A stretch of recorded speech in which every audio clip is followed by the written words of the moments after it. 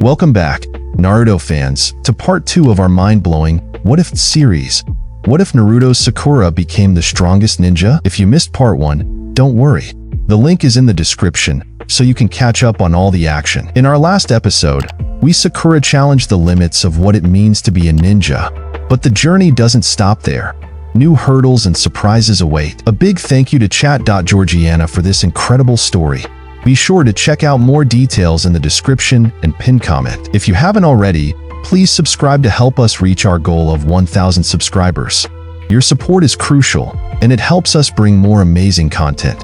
Don't forget to like the video and share your thoughts in the comments. Let's dive back in and continue exploring Sakura's epic transformation. An entire day had passed since Naruto was in Tsunade's office to get his medical checkup done. Last time he was there, Sakura was quick to scold him over one thing. As he remembered that, he panicked, imagining Sakura's wrath that would bestow down upon him when she would find out that he kind of forgot to do that one job he had. He was supposed to go to Hinata's place and make sure that everything was set for Niji's 1-week burial ceremony, to see if she needed help with anything else. Ever since Niji had died, all the generation of Konoha 11 had come together closer than before. Niji's death had affected Hinata more than she would have probably initially expected. A gentle heart at the core has been shaken in the aftermath of war more than she could have guessed. Her and Lee alike. That's why the Konoha 11 were being supportive of both of them as best as they could, and the tasks usually divided between Sakura taking care of Lee's side, while Naruto of Hinata's one. Only that, this time Naruto ended up forgetting. Not with malicious intent though. After all, this was Naruto we were talking about. It was just that, as he was heading to his home to change in order to go for Hinata's place, he got sidetracked. The whole burial ceremony only made him recall his old master, Jiraiya. So, he ended up rerouting a bit, or at least he thought it would be for just a bit. Once at his former master's improvised grave, Naruto lost track of time and himself. He ended up telling his masters all the stories he could. How, after his death, he got so mad at the world. How he had met his dad because he had let all that rage and hatred compel him. He had given in to the fox only to defeat what he had found out later to be his former master's initial student, Nagato. Only that in the end, he chose not to give in to the hatred until the end, thanks to his dad and his own writings, from where his name came from. He told him about the promise they made to one another. He also told Jiraiya about how Tsunade had fallen into a coma and the mess that followed after with Danzo taking over, the 5 Kage Summit and Sasuke, and how he finally understood Sasuke better. Speaking of Sasuke, he ended up telling his master the whole story behind his best friend's revenge. It reminded Naruto about his old talk with his master about hatred, how Sasuke's past was a part of that history of hatred they so often discussed about. As he was telling his master that story, his heart felt heavy. He wasn't even allowed to talk about that yet, for the whole alliance and Konoha's status within it could be shaken. Naruto clenched his fist at that and asked his master for advice. He didn't know what to do in that case. He wasn't feeling the greatest with the fact that he had to keep this under closed doors. Where was the justice in all of that? Anyway, that thought only spiraled him into another train of thoughts regarding him and his desire to be Hokage, his lifelong dream. Yeah, he wished it very much. But the politics that came with it? Naruto felt his blood boiling whenever he thought about the implications. And here he was standing in front of his master's grave, pondering. That's why you didn't want to become Hokage when they asked you to, right, pervy sage? Naruto asked, jokingly. He laughed for a moment as he talked alone at his master's grave, but soon after, his vision started to blur. Water filled his eyes and heartache clenched his chest. He missed his master so much. Why all these precious people to him had to be gone? Why all the people that could somehow ease the burdens he was carrying on his shoulders were not there, next to him, in person? There were small moments like these that made Naruto want to just let it go for a while. To stop being the strong, stoic, smiling, pain-hiding soul he always was. He sometimes wished to be the young teen that met his father filled with frustration, to vent that frustration and have his father back him up, to be the normal human being that sometimes gets engulfed by darkness and despair, and can find solace in his mother's embrace that cradles his soul. Just sometimes. Not more, not less. He sighed, closed his eyes and drew breath once again, then opened them and looked to the sky, as if to look for the ones he was wishing to have close. Then he wiped out his tears and took a deep breath one more time. He asked Jiraiya to forgive him for getting sentimental there for a minute. It was hard because, well, with everything that had happened and the war that had passed, a lot of things changed. Some of his comrades even died, something that he never would have wanted to see. But ultimately, those are the realities of a war. He learned it the hard way. If only his master would have been there to somehow prepare him for what was about to come. But he wasn't, because he was taken too soon from him. And that was the reason he was here. Naruto's look came down from the sky once again back to his master's grave. I wonder, how did you manage to go through all that hardship on your own? When he asked that, Naruto's tone was soft as a feather and light as wind itself. The tears from earlier unloaded his soul for a moment. There could have been so many things you could have taught me, he said. Sure, he had the others such as Iruka, Tsunade, Kakashi, Sakura, and his teammates. But for a reason, none of them hit home the way Jiraiya's presence had done it. And the biggest one would be like how to deal with the loss of bonds I've made, and eventually lost, he said. He recalled what he had told himself in the war when Neji had been killed in front of him. How he would just endure and carry Neji's memory inside his heart.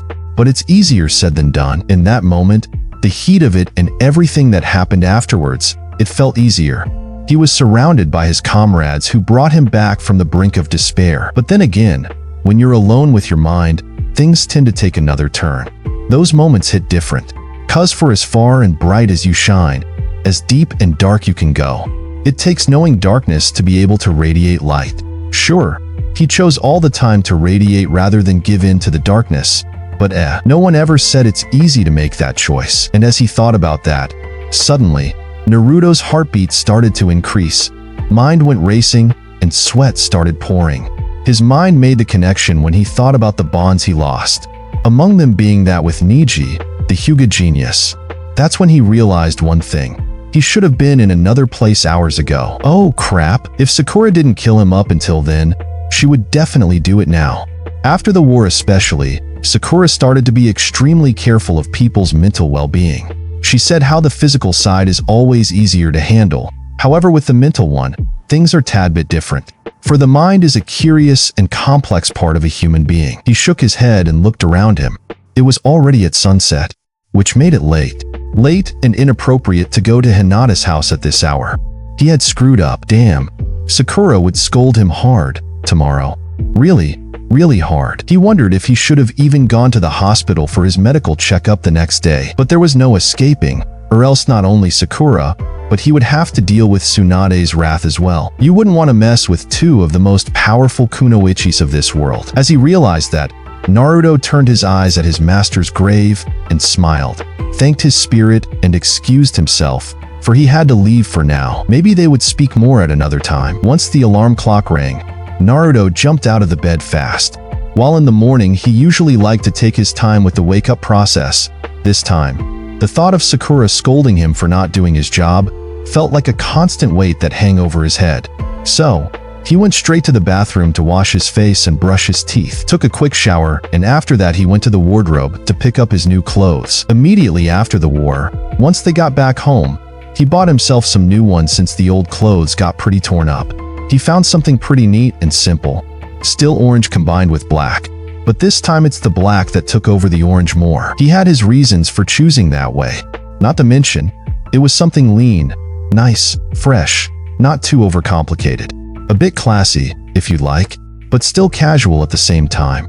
Like his usual self. Black pants with black jacket, but none were missing the orange side of it. The pants had stripes along the sides, while the jacket along his neck collar, following the zipper down the line and going along the collar of his waist. That's where the orange was. Simple and neat. On the left arm, there was another orange patch, a round one that held the Uzumaki symbol in pride, now more than ever. Underneath, he wore a simple orange shirt, but you wouldn't see it since he wore the zipper of his jacket closed. As soon as he was done dressing up, Naruto put his shoes on as well and headed towards the door. Of course, putting on his attire and his shoes did take a bit more than usual since half of his right hand was missing, but that didn't stop him. It was a new day, and Naruto Uzumaki wasn't going to let that detail spoil it for him. Not to mention it was the day when he was supposed to go and try his new prosthetic hand. So, sun was shining and so did hope.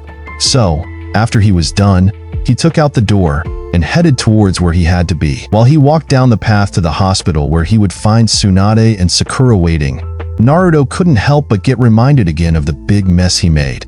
His mind made sure of it. Sakura is so going to scold me, he thought as he walked towards his destination. Today, I definitely must not miss going to Hinata, he said, clenching his only remaining fist. As his train of thought led him to Hinata, his eyes got a little sad.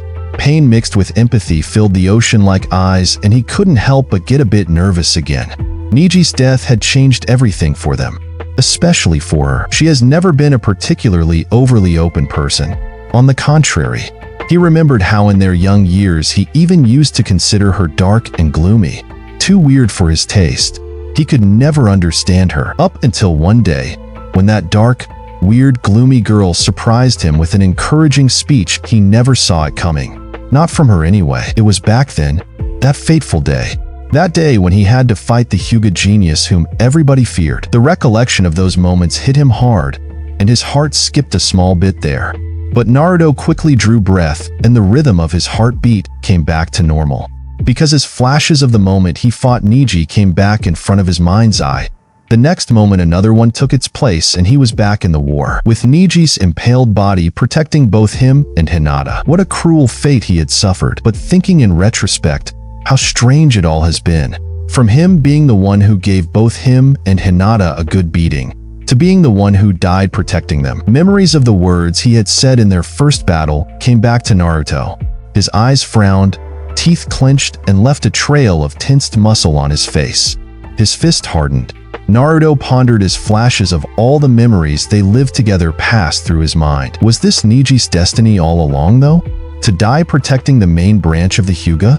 Was he always right about destiny? He asked himself that as confusion started filling his being. The Hyuga matters have always been complex, and it wasn't necessarily his place to interfere. Although he confidently told Niji that when he be Hokage, he'll change those ways. He still strongly felt that, but they seemed a bit too much sometimes. He wasn't exactly sure of how things changed within their politics since the day they fought. He just saw Niji and Hinata together a lot more since then, that's all. When thinking about it, Niji after all died at the hands of his destiny. But he lectured him so much back few years ago, how one should not care about trivial things such as those. Or so he considered them back then, because what do you know? In the meantime, he found out that he was always destined to fight Sasuke, the same way his predecessors fought, so on and so forth. So, it made Naruto wonder, what truly is destiny? Is it indeed like Niji said, that you're given one when you're born and everything is predestined for you? Every choice you make? Every action you take? But then where is the free will in all of this? Were all the things he lived in his life a path that has been predetermined for him? So he was in fact supposed to be this great person? Him wanting to be Hokage was also predestined? It was never truly his wish? But then what of the hard work he put into his path? Was all of that rendered invalid right now? All his lonely nights crying himself to sleep, his moments when no one wanted to bond with him, the days he trained over and over again, close to exhaustion, his parents' death, his master's one and all the others. What was his destiny to be an orphan? To endure loneliness just because someone in the high heavens thinks that's something a child should live? If this is what means to be branded with a destiny from birth, then maybe Niji was right all along. And no wonder he wanted to disobey his destiny. Sure, Hinata had to fall victim to it too, and that was something truly sad. But if you think about it, they both were victims. Victims of a destiny, trapped in a cage deprived of choice, like Niji had said. Naruto mumbled, "TSCH." His eyes frowned again. This realization didn't sit too well with him. The recollection of all those memories sure hit hard. Not to mention, how was he supposed to console Hinata now? What could he even say? It was destined to happen that way, so you shouldn't feel bad about it? That's so stupid, Naruto thought. In the war, when he sensed her getting down on herself, it was easy. All he had to do was remind her of her strength. It's something he remembered himself, how she jumped in front of pain to protect him in that fastidious moment. Sure, not something he would have wanted if you'd ask him, but she did it anyway. Thinking about it now, he couldn't blame her. Not that he ever did, but still, Back then he wished she wouldn't have done that. He wondered desperately if she understood his plea of everyone not interfering, but she didn't. She just jumped into it head in. She did it, and that was that. He wasn't going to judge her, because if he were to think about it, he would have probably done the same.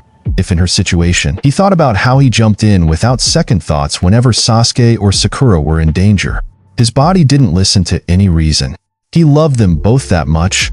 It burned through his very being not to do anything in his power to protect them. That's when Naruto's mind made a connection. "Wait a minute," she said back then that. Naruto said, as the realization started hitting him hard. When he first heard the words from her, he thought that she meant loving him in the way they all loved each other. Like friends, comrades, which, not to lie, it made him appreciate her even more. That period of time was a moment where all of them bonded together in a special way. It was probably due to the imminent threat that pain was. It made them work with one another and connect in deeper ways than before. The community feel they all shared was strong, as they all worked together towards preparing for the threat that was pain. So, he just thought that the love she declared was in that sense. But now, with the new connections that his mind made, Naruto froze for a bit. He stopped from the walk, stood there for a moment, eyes wide opened in disbelief and jaw dropping in astonishment. Naruto wondered, did she mean love-like? His eyes started closing slowly as sadness took over them. That kind of love? A particular memory took over his mind. That of watching Sakura go ahead as he and Sai remained behind and ended up talking about his own sentiments towards her. The only moment when he ever brought up the feelings he harbored for his spring-haired teammate. Ever since he realized the great love Sakura had for Sasuke, he carried the weight of his own feelings within himself, hidden behind shadows of his sunny smiles and aches of his beating heart. Sure, he wore his heart of his sleeve, as Sai had pointed out. At least, so he said, if someone as emotionless as him could see it. But for some reason, the only person that he would have wanted to didn't see it. Then, there was everything else that happened between them. Sakura had confessed to him, but it was clear that she never stopped loving Sasuke. Not to mention, if those things were to be ever true, he didn't want her love for him to be at the expense of the one she had for Sasuke. Absolutely not. Also, given their last discussion, well, love, just as complicated as destiny, he thought. This brought him back to Hinata. Oh my, Hinata. He was loving him that way. Naruto got flustered with confusion. His blood started boiling, cheeks got rosy, and he suddenly felt really heavy in the middle of his chest. So he opened his jacket. It was as if he had a big weight inside there, and suddenly there was not enough air to breathe. What should I do new? He wondered, as he started gesturing. He wasn't particularly good at these things. Oblivious is what his master had called him once or twice. Not to mention, in the context of the whole destiny thing, because his mind was making a lot of connections today, he couldn't help but wonder, as he recollected himself and continued his road towards the hospital. Was she destined to love me like that? He asked. Then he brought his palm on his chin and looked upwards to the sky. His blue eyes connecting to it betrayed a slight thread of sadness again, as he let his hand fall next to his body. Does that mean that Sakura-chan has always been destined to love Sasuke and I never stood a chance? He left his hand fall next to his body and continued walking, pondering about these things. As he moved forward, when the realization of his questions dropped, Naruto's steps became heavier and the rhythm of his walking became slower and slower. Multiple thoughts and connections between them started gathering inside his mind. Okay, maybe Sakura has always been destined to love Sasuke. He can accept that. After all, he never wished anything but the best for two of the most important people in his life. He had accepted that and gave them both the space to deal with their own issues. Also, of course, as he told Sai back then, he couldn't confess because he couldn't keep his promise to Sakura. And while in time he partially did manage to fulfill it, Sasuke wasn't truly home. He left again. Only that this time all of them from Team 7 were in better conditions than initially. But still, Sasuke wasn't here, and no matter what, he considered it wouldn't have been fair of him to confess his feelings to Sakura. Not to mention, seeing the scene from the day before between Sakura and Sasuke, Naruto knew that that was something that surely made Sakura happy. He remembered it from the times he told her she had a charming forehead. Like a flower, her eyes opened wide and light sparked inside of them. He guessed from back then that it was an important feature for Sakura. He would have kissed it right then and there, if he only had the chance. But he didn't, and so many other things had happened ever since then. Life has brought him where he was now. Between the realization that the one he had been pinning over his entire life might have always been destined to love someone else, and instead another person might have been destined to love him. Memories carried him back to the day she confessed, once again, because oh my, it was a confession. A confession. It was never an enforcing statement from one comrade to another, but a confession. What was he supposed to do with that information now? How was he supposed to act towards Hinata now? Moreover, he couldn't help but dwell between these two aspects, choice or destiny. If she was always supposed to be in love with him, is it truly him that she loves, or the idea of him? How is he supposed to relate to that? Also, was him loving Sakura always destined as well? Another funny play from the heavens to poke jokes at him? This wasn't funny. Everything felt so chaotic inside his head. Naruto Uzumaki's brain was suddenly beginning to make all these crazy connections between different threads of thoughts that were born upon previous realizations. It felt a bit too much. Thinking this much, it was never his strong suit. He rather preferred simpler things. In this very moment, he would have preferred to be rather that dense person he used to be. It seemed easier than having to fight the right answer to all the questions inside your head. But then thinking about Hinata, he realized how she must have felt the same way he felt when it came to Sakura loving Sasuke.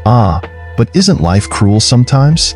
He couldn't help but contemplate on that idea. His look warmed as he thought that even if all this was true and Hinata only loved him because she was destined to, it wasn't easy.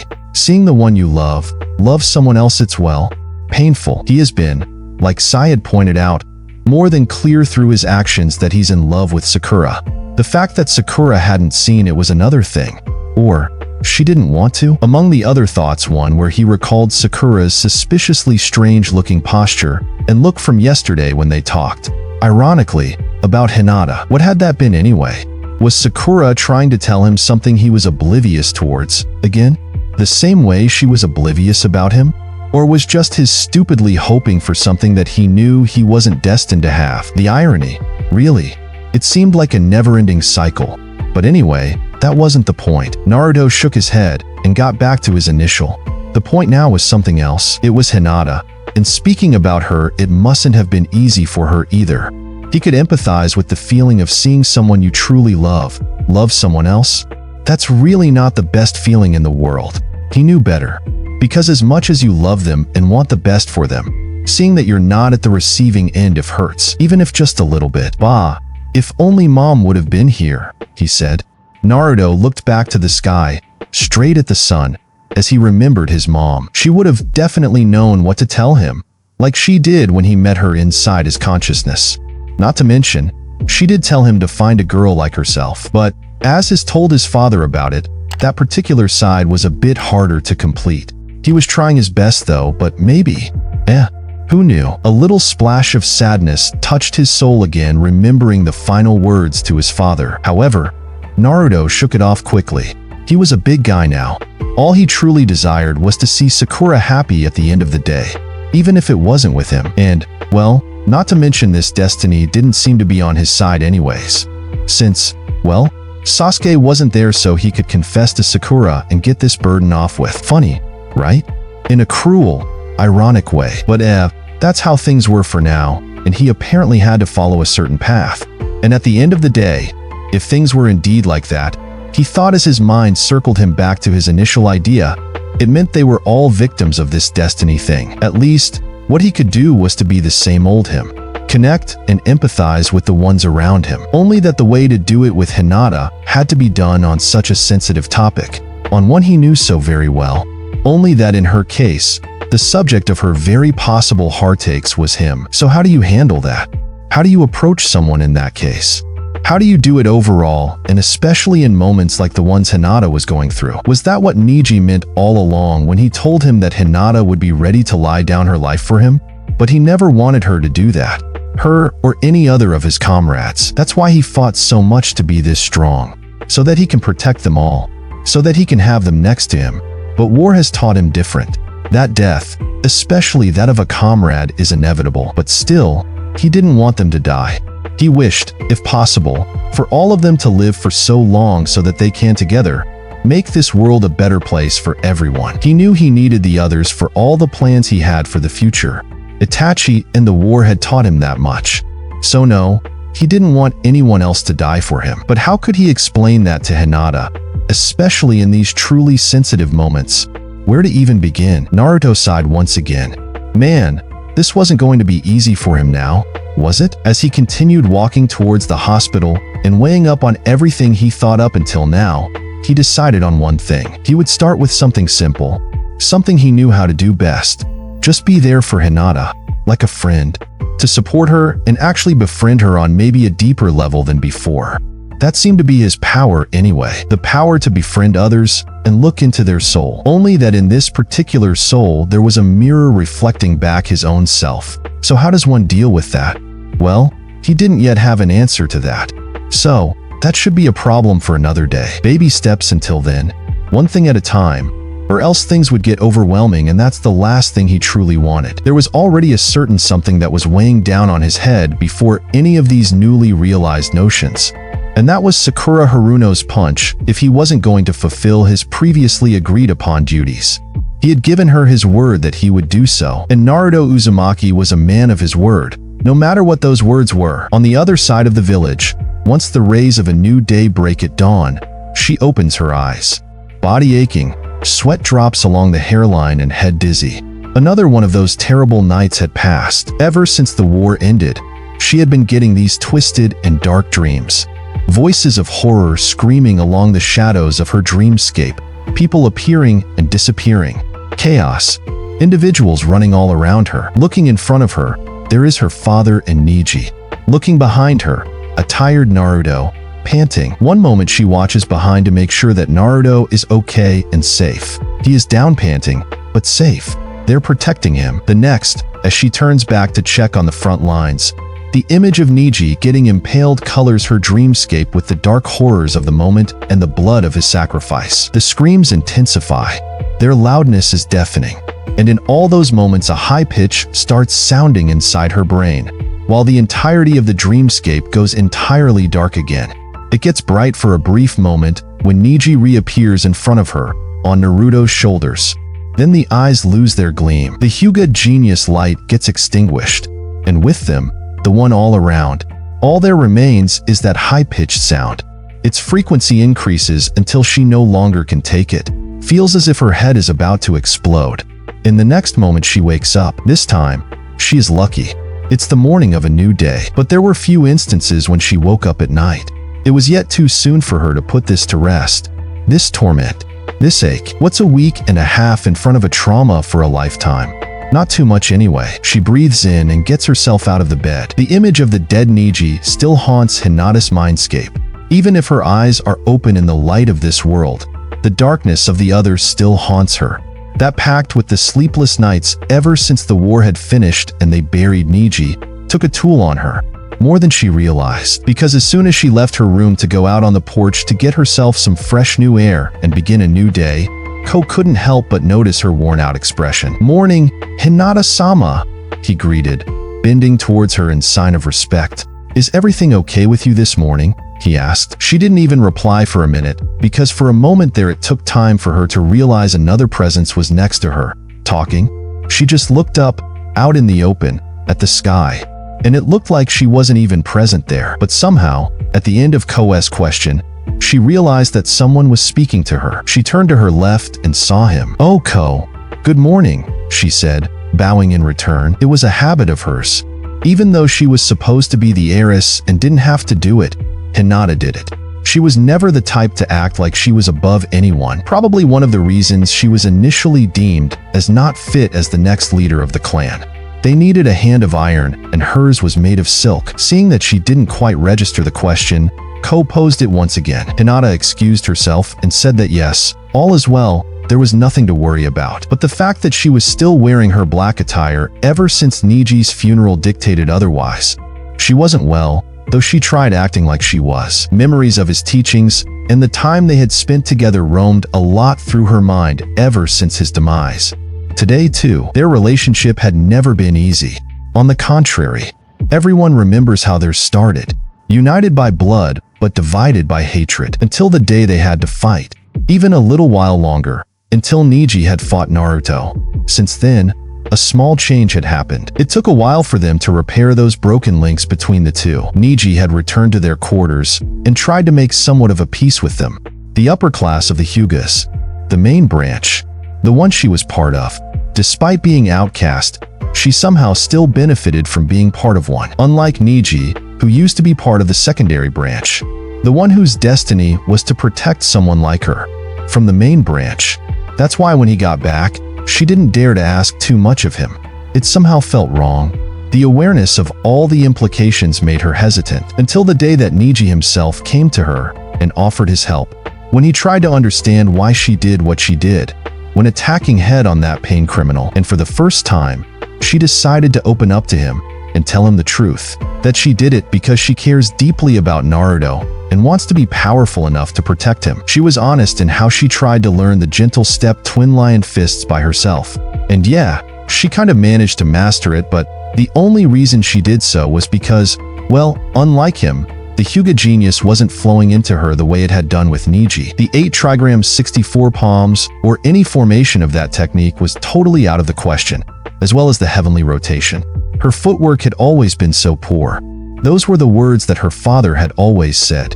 They resounded in her head at every step she took. You could very well say they were her personal trauma. The same way Neji's always been made to serve them after what had happened between their fathers. His own trauma. Yet, there he was, in front her, ready to offer her his help despite everything that happened between them. How far did his kindness truly went? She remembered wondering back then. That's why, now that she was in front of the porch looking at the sky and seeing those birds fly freely, being remembered of all those good deeds Neji did for her and all the things he helped her accomplish, Hinata couldn't help but wonder one thing. Did they truly offer in exchange the same courtesy to him? The same kindness? Or were they just content with getting back to the comfort of their old ways? Sure, Neji was received back to the Hyuga compound, and they did say that starting thereon, he will be treated like a second branch person no more. But did they truly do that? At the end of the day, he died to protect them. He died fulfilling the duty of a second branch member. So how did they truly change? Or was it all a mirage? Going through that world of dreams, for some reason made her question all those things from reality now. And she was so much immersed in those thoughts that she didn't even hear her own father greeting her until he had to raise a bit his tone to make himself heard. The sound of his voice traveled inside her head, making her realize how spaced out she was. The thrill down her spine from that realization pulled her back to reality. "Father," she said. "Yes, Hinata. It's me." Hayashi replied. "Are you okay? Are you having bad dreams again?" he asked. "No, it's okay," Hinata said, as her eyes moved to the other side of her father's posture. She didn't want to worry him, nor was she in the mood to talk too much. Hayashi could see she was lying. He felt an impulse to make her tell the truth, but he quickly inhibited it. It was still too soon, maybe. Still a week and a half since everything had happened. He tried to change the subject to something else. "Aren't you going to change your clothes into something more?" he said, realizing that he has no word for comparison. He wasn't good with these things. What word would have been proper now? Ugh, to hell with this, it wasn't easy. Luckily Ko was there, behind them, and helped Hayashi out. "We got you a nice new costume, Hinata-sama. Me and Hanabi-sama went to the market the other day and also visited our personal tailor and had some new attires done. I'm sure she'll be thrilled to show it to you." I'm sure that's the case. "Thank you, Ko," Hinata said, bowing. Hayashi started walking in front of them, heading towards the kitchen. "Come, let us all have breakfast," he said. "I'm afraid I'm not hungry," Hinata said to her father. Hayashi stopped and turned. "You will come to the kitchen and you will eat. I've been patient with you until now to let you mourn his death. We all do. But deteriorating your health like that isn't going to help anyone," he said, with a sharp tone. His voice commanded the entirety of the landscape. Hinata looked at him. She frowned. Hayashi did too. For a while they stood there and watched each other intensely. He was trying to be understanding. He really was. It was enough to deal with the fact that Neji was dead. Having her falling ill wasn't what he wished for. It ate him alive that his nephew had to die in that wretched war. He had wanted to truly bring change to their clan ever since his brother's death. and he wanted his son to be the symbol of that change. Yet, in the end he failed. Ever since that fateful night he was taken from them, Hayashi thought about how much he wished it would have been him instead of Niji. But it didn't.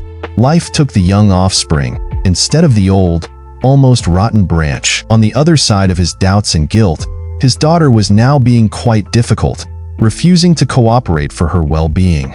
And above everything else, she wasn't the little kid that one could command. She was a young lady in full bloom, one that had just went through a war as well, but glooming into this state wasn't something beneficial to one's mental nor physical health. He knew this all too very well.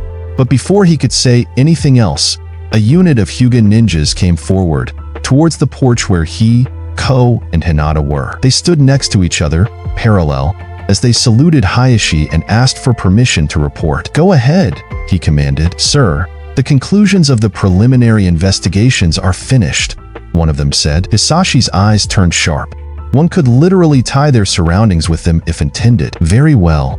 Please half of you head to our council chambers, and the other half call the elders. Tell them it's urgent," he said. He then went down the stairs, not before commanding Ko to take care of Hinata and make sure she's going to eat. Afterwards, he headed directly to the council chambers, as serious matters had to be discussed. "Understood," Ko replied. He turned towards Hinata. "Hinata-sama, please," he pleaded, not only with his tone of voice, but eyes as well. But Hinata was not really having it today. She sensed something was out of the ordinary.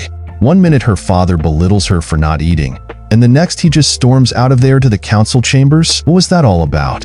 It surely must be something extremely important. "Ko, what was that just now?" she asked. For the first time in a week and so, her interest got piqued. She couldn't put her finger on it, but somehow, in some way, she could tell something was off. If you were to ask her, it couldn't have been more obvious. What was it so important that her father didn't even think about twice?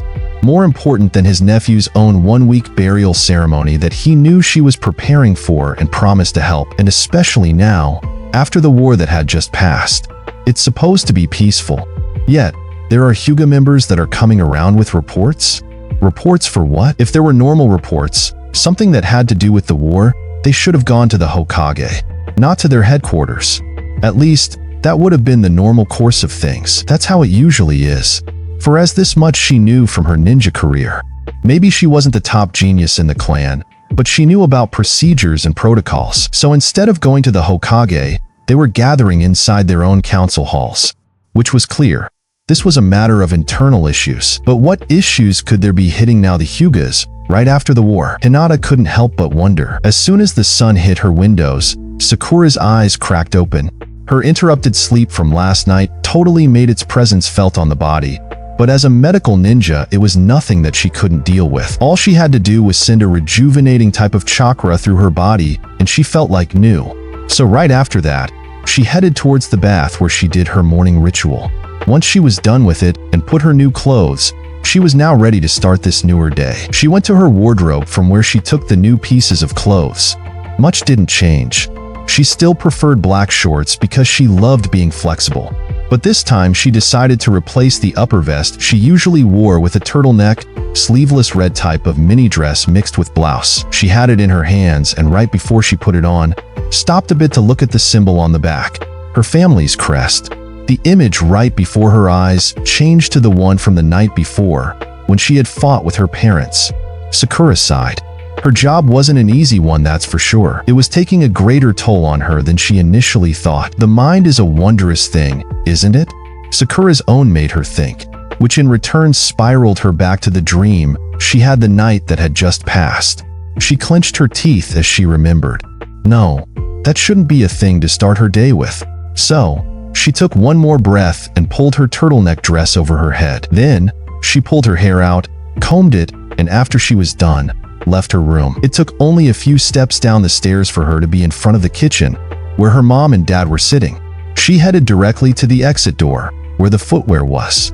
Sakura wanted to put her boots as fast as possible, when her mother's voice followed her from the kitchen. "Come and eat your breakfast, Sakura. It's all served." "I'm sorry, Mom, I can't. I have to be at the hospital really quick. Today we're attaching Naruto's prosthetic hand, so I must be there early for the preliminary investigations, and I'm already late." Sakura responded back to her mother. As she looked back to where the second boot from the pair was, when she was done putting it on and ready to go, Sakura sensed a presence behind her. She turned around and faced her mother. "Here," Mabuki said. "I thought you might say that, so I packed you both breakfast and lunch." As much as Sakura was a difficult child, well, she was her child nevertheless, so it's not like she would stop caring for her now, just because of fight. Especially after what Kizashi had told her the other night. There was a lot of information to take in and a lot of variables to calculate. But her daughter did have to deal with Kaguya-Otsutsuki, so surely that must have been a great toll on her. Besides the whole war in itself, all that was necessary for them was to hear the name and feel shivers down their spine, and their souls freezing. Having to actually fight her, too, in the war that had just passed?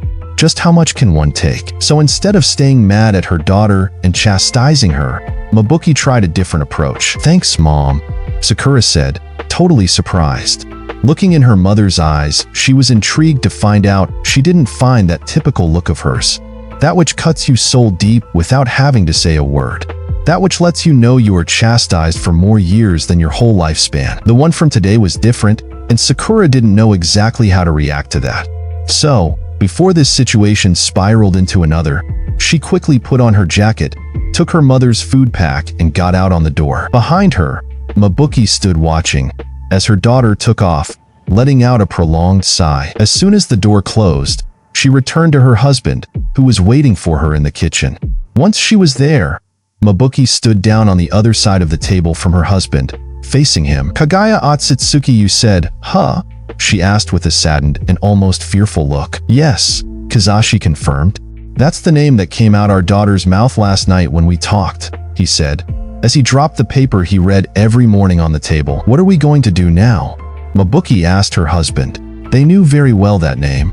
It was the legacy they were left behind with, despite trying to avoid the ninja world as best as they could. "Well, from what Sakura said, she was sealed again and there's nothing to worry about," Kizashi replied.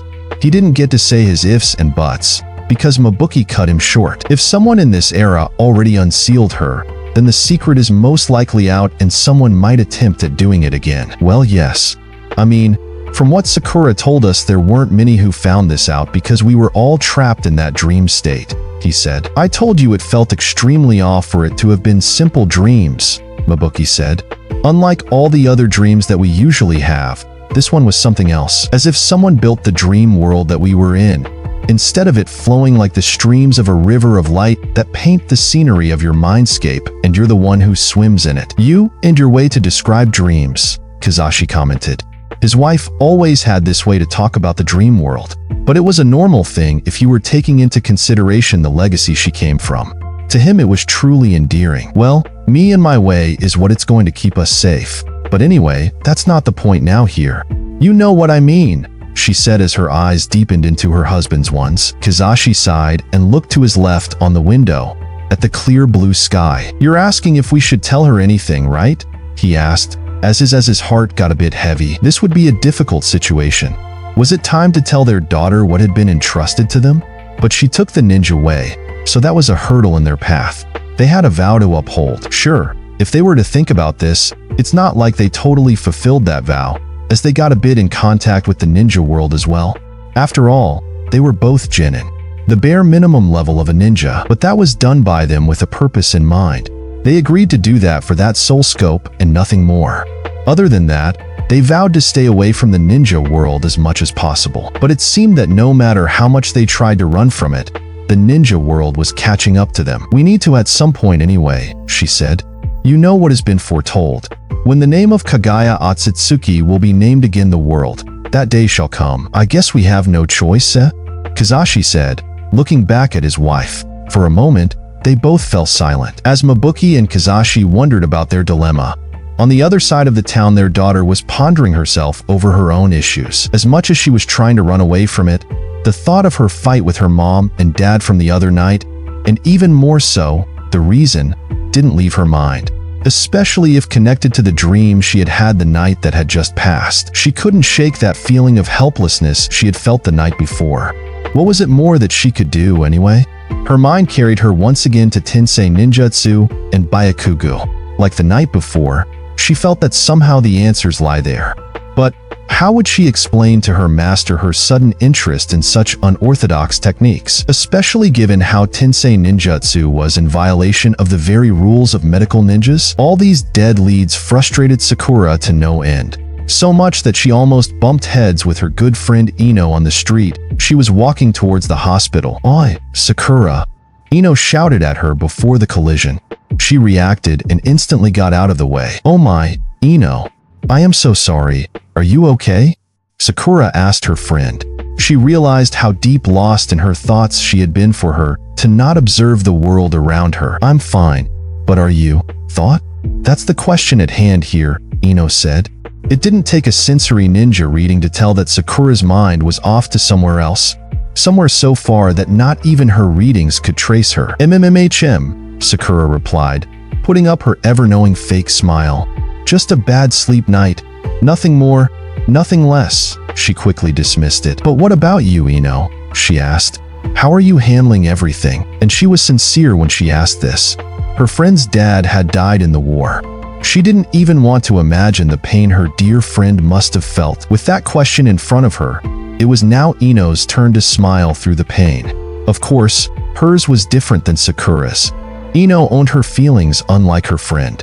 Sakura was harder to crack, though. You had to let her come to you rather than come at her, and try to force things out. Well, unless you were Tsunade. She was a different story altogether. Ino sighed before answering her friend as she gathered her thoughts. How is she? Well, not great, not terrible, if she were to think about it. I'm trying my best to go through all of this. I can't say I'm doing wonderful, but I know for a fact that Shikamaru is worse than me. So I'm trying to be strong for him, Ino said. The burden that fell on his genius mind in the war wasn't an easy one. Having to be the witness of your father's death, but not having the time to even mourn over that. Well, the grief hit differently. Especially after the whole story with Asuma. Maybe it's easier for me due to my clan's abilities. I know how the mind works, and thanks to our medical ninjutsu classes, I can help alleviate a bit of the pain, but for Shikamaru it's different, she added. Not to mention, that dream world we were all trapped under. She smiled for a short while, in a bittersweet way. Sure, it didn't hit her that hard after she woke up because her father's death helped her get the needed closure, but still, for a moment in time there, everything was perfect. Yeah, I don't know how that is, but from what I'm hearing from the medical reports, there are a lot of people that were left with mental scars, Sakura said. I don't know from personal experience since, but from what others told me and I read in the reports, it seemed to be the perfect world. I can't imagine how it feels to live that perfect world and then have it stripped from you. Well, I guess that if you're not reconciled with certain parts of you, yes, it can have that effect on you, Ino said, thinking about her father's words before he died. Yeah, I guess, Sakura said as her look fell on the ground. I guess you can count yourself lucky, because looking at you right now, you seem to have some things you aren't reconciled with. Forehead? Ino teased her, in order to try and ease whatever thoughts she was having. Oh, no, Sakura said, trying to excuse herself. But could she really hide that well in front of her best friend? For some reason, her mind took her back to that daunting dream from last night. Sakura, it's me you're talking to. So before I call you out to your face, you better pick yourself up and tell me on the road to the hospital, where it seems we're both going this morning, what's really been bugging you, okay? She said as she took her friend by the elbow and dragged her along. Ino, wait. Sakura tried to protest as she was being dragged by her friend, but Ino was having none of it today. So, she kept dragging Sakura along her as she required some answers. Okay, I'll let you go to the council hall if you promise me you're going to put on that new attire we bought for you, she said to her sister. Clear tone, with no reminiscence of joke or deceit in it. Hanabi-sama co-protested when he heard the younger Hyuga sisters' proposition. They were supposed to do something else, and this had just escalated to totally different levels than what Hayashi had ordered them to. Is that a promise, Hanabi? Hinata ignored the servant's plea, looking her sister straight in the eye. Hanabi replied with a question that was really simple and straight to the fact. She asked her sister if she had ever lied to her. And looking back to the history between the two, Hanabi was right. She never lied her sister. On the contrary, between the two of them, she was seen as the more reliant one anyway. Fine, let's go then, Hinata said. while in the background Ko was protesting against their agreement. But on the other side, it did get Hinata out of her state, so this wasn't exactly a bad thing either. However, it was very well known that when Hayashi calls for a council meeting, there's a reason and a secrecy to it. Back to Hinata's room, she waited patiently until Hanabi returned with the attire. It didn't take long for her sister to come back. "Okay, here it is, put it on," the younger one said, as she waved at her sister to get up from the bed. Hinata complied to it and put on the suit. Then Hanabi pulled her to the mirror. "What do you think? I thought you needed something that takes you out of your comfort zone. You always hide in those clothes of yours. So, I thought it's time for a change," she said as Hinata looked in the mirror, her eyes scanning the whole attire from top to bottom. "I hope you like the little detail I put there," the younger Hyuga said, referring to the placement of the metal band. "I think it's fitting you best now, since you can proudly stand as a ninja that fought in the Great War." Hinata didn't know what to think. She was somewhat amazed and nicely impressed at the same time. A feeling of warmth suddenly started to build itself from her stomach up to her heart. She and Hanabi always had a somewhat colder dynamic in their nature, not because they necessarily wanted it so, but since she was outcast by her father for not being able to uphold the clan's duties, all that fell on Hanabi. And for better or for worse, Hanabi tried to raise up to those duties, but to do so left very little room for the relationship between her and her sister. However, things slowly started to change within the clan after Niji's death. In such a short while he managed to bring them closer, or at least the two of them. Sure, Hanabi had her issues with everything that had happened within the clan, but she was as much aware as her sister, and possibly even more than her, that it wasn't their fault. Neither hers or Hinata's.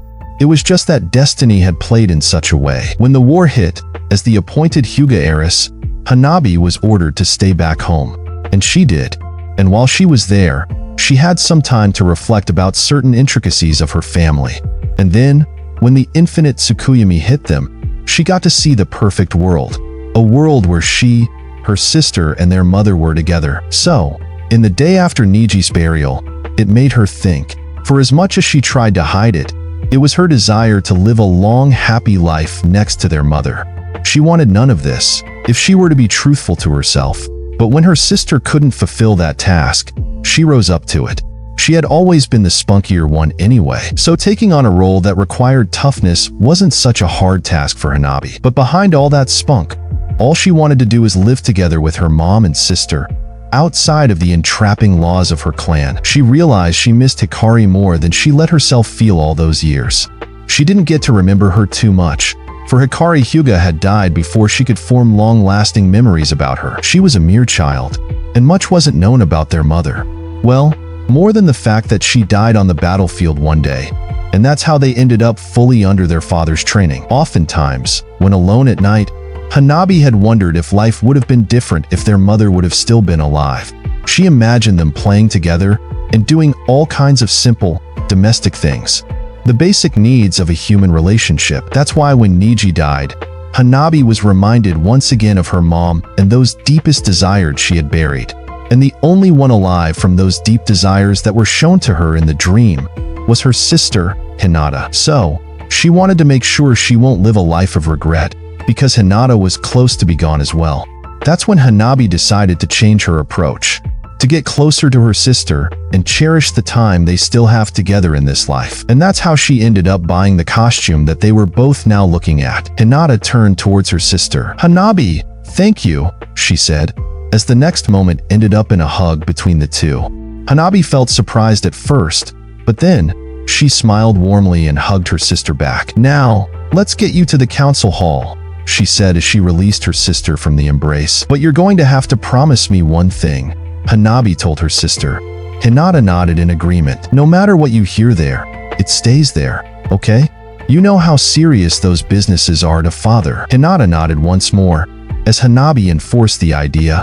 Then, they headed towards the council hall within the compound. As soon as they were there, Hanabi opened the door, followed by Hinata.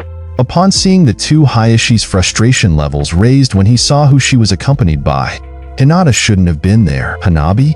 Yes, she was the next heiress in line, and she had all the right to be there as all the matters concerning the clan. She had to know it. But Hinata? Yes, She was allowed to get back to the Hyuga compound, but other private, internal affairs? Hinata didn't have clearance for them. Still, please proceed with the debates, he said as he headed towards their two daughters. Once he got near to them both, he discreetly asked both what were they doing there. I have all the right to be here, father, and Hinata is here because, well, frankly, she deserves to be there as much as any of the others. After all, she's your daughter, too, and she served with you in the war as well, didn't she? Hanabi replied on a polite tone, but her words cut deep with the truth. Being hit with such a blunt force left Hayashi speechless for a moment. Hanabi was right. Hinata did serve in the war, and they had fought alongside each other. Maybe it was time to release even more of those tight rules they had, but this would only bring problems with the High Council. Father, Hinata interfered on a gentle tone. Me and Hanabi agreed with one thing. No matter what I hear here, stays here. Hayashi sighed. Fine, you're allowed to stay, but please keep a low profile. We're discussing a very precious matter right now, he said. And I need all your understanding, he added, with so much conviction in his tone. Hinata and Hanabi both nodded in agreement and took their spot among the other participants to the meeting. Everyone, please take your seats, an elder man pleaded, next to which Hayashi got seated. He then continued to speak. As you all know, we called you here because we have worrying news. Independent reports conducted by our fellow clan members have shown us a disturbing fact. We have a wielder of Byakugan eyes outside of the clan. The old man began to speak. People's faces betrayed shock despite trying to maintain their composure. But how so would probably be the question on everyone's minds, since the only time the Byakugan was in danger of being stolen was back years ago, when Niji's father had to be sacrificed in order to preserve its secrets. As it was confirmed to us, there was a person in the war that had just passed, in the personal guard of the Mist Country that possessed a Byakugan. Someone in the crowd asked where that person currently was, but since the war had ended not such a long time ago, reports of casualties were still being updated, and it took time until the news got to all the state members of the Alliance. He is presumed dead, because his last known location was at the Central Intelligence HQ, along with Yamanaka Inoki and Shikaka Nara, he confirmed. As we all know, that was obliterated by the Biju Ball from the Ten Tails. However, we cannot be certain as his name wasn't yet found on the victims list. As the old man talked, Hayashi couldn't get a certain idea out of his mind. He replayed all the events in his head, all the battles he was part of, and the fights. In none of them a Byakugan was lost. None of them, minus that one time. Don't tell me that. Hayashi's mind started wandering, as tension raised inside his veins at the realization. It couldn't be, but the medical reports from back then said that given the injuries and the way of death, there wouldn't be a possibility for the eyes to be removed. So yeah, it wouldn't be any way for that Byakugan to be that one. As he was dwelling on those thoughts, Hayashi found himself being brought back to reality by his older daughter's loud protesting voice. There's absolutely no way for you to do that, Hinata yelled, as she got seated from her chair. The old man's look frowned, and his cold look fixated her. Hayashi, what is she doing here? The man asked unflinched. Hinata, stand down right now, Hayashi commanded. In the back, Hanabi tried to pull her sleeve to stop her, but Hinata refused. You want to keep that horrendous practice, although you were talking the other day about stopping it as a sign of respect towards Niji's sacrifice? She yelled. It was unbelievable what she was witnessing. She had thought that after this war that had just passed, and the small steps they did as a collective over the years, getting rid of the curse seal was something that was finally going to bring them all even closer. Sure, after Niji was accepted again within the Hyuga compound, things didn't change overnight. But they did small steps that were meant to show good faith from both parts. Niji was allowed to train with the other members of the clan. He was so good that he ended up training them. With time, his council was welcomed whenever they had to go to different meetings. Niji got to grow as a great diplomat within the clan. It was for that precise reason that he was outside of Konoha when Pain had attacked, because Hayashi had decided to take him in a mission where diplomacy was mostly needed. Slowly, he and Hinata got closer so that when the war called them, they decided to fight side by side. As over time Hinata grew to feel very comfortable with him. But if it was one thing that Hinata despised the most, a thing she often kept inside her due to being afraid to speak up, was what had happened to him. The fact that he had to bear the symbol of his suffering on his forehead for his entire life. That's why when she heard now that the council decided to cancel the decision to not use the main family's curse seal technique, she snapped. She wasn't sure herself where that power came from, but she just erupted. All their lives, the members of the Hyuga second branch have to live with that curse on their shoulders. We don't even let them spread their wings for first time they get them, because as soon as they have it, we cage them within the confines of these stupid rules you've all made. Did you for a second put yourselves in their place? No, you didn't. Because you had the luck to be born just 1 second sooner than them. As if that's how the value of a life is decided. Hayashi was in shock, as frustration took over him due to his daughter's disobedience. He had tried to be a better father to her. When she was not deemed as the heiress, instead of caging her too, he decided to send her away so she wouldn't have to suffer the reprisals of not being able to raise to the task. In his own way, without any help, support, or a warm word from his better half, he tried to shield her as best as he could. That was the promise he made to Hikari when they married. That was the sole condition she had in order to accept. She was from the main branch too, but being closely related to people from the secondary one, she witnessed a lot of suffering because of the ways of the clan. So, when they had to marry, she said yes with one condition: that her children wouldn't have to go through that no matter what, and that they would fight together to make that happen if it ever came to it. Only that she was taken from him too soon and was left to raise the two alone. He did the best he could and knew. That's why when he managed to bring her back into the compound, he was happy. But of course, certain protocol had to be accepted. You don't change millennial-old traditions in one spring, which was why now her rebellion was a shock and frustration to him. Hinata, sit down, Hayashi said. No, I'm not, she replied. Hayashi felt his blood starting to boil. She wasn't going to make this easy, right?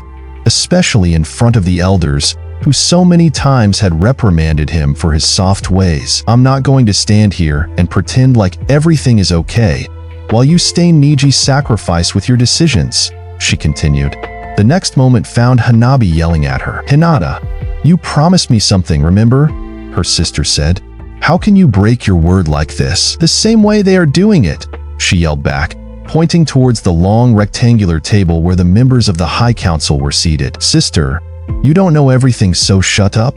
Hanabi yelled back. I don't even want to know, because no matter what it is, it's an excuse to put innocent people under great distress, under the excuse of some greater good or whatever, she said, as she took some steps back to head towards the exit. I don't even know why I thought for a second that there must be something good that can happen here, Hinata said, while her tears filled with eyes.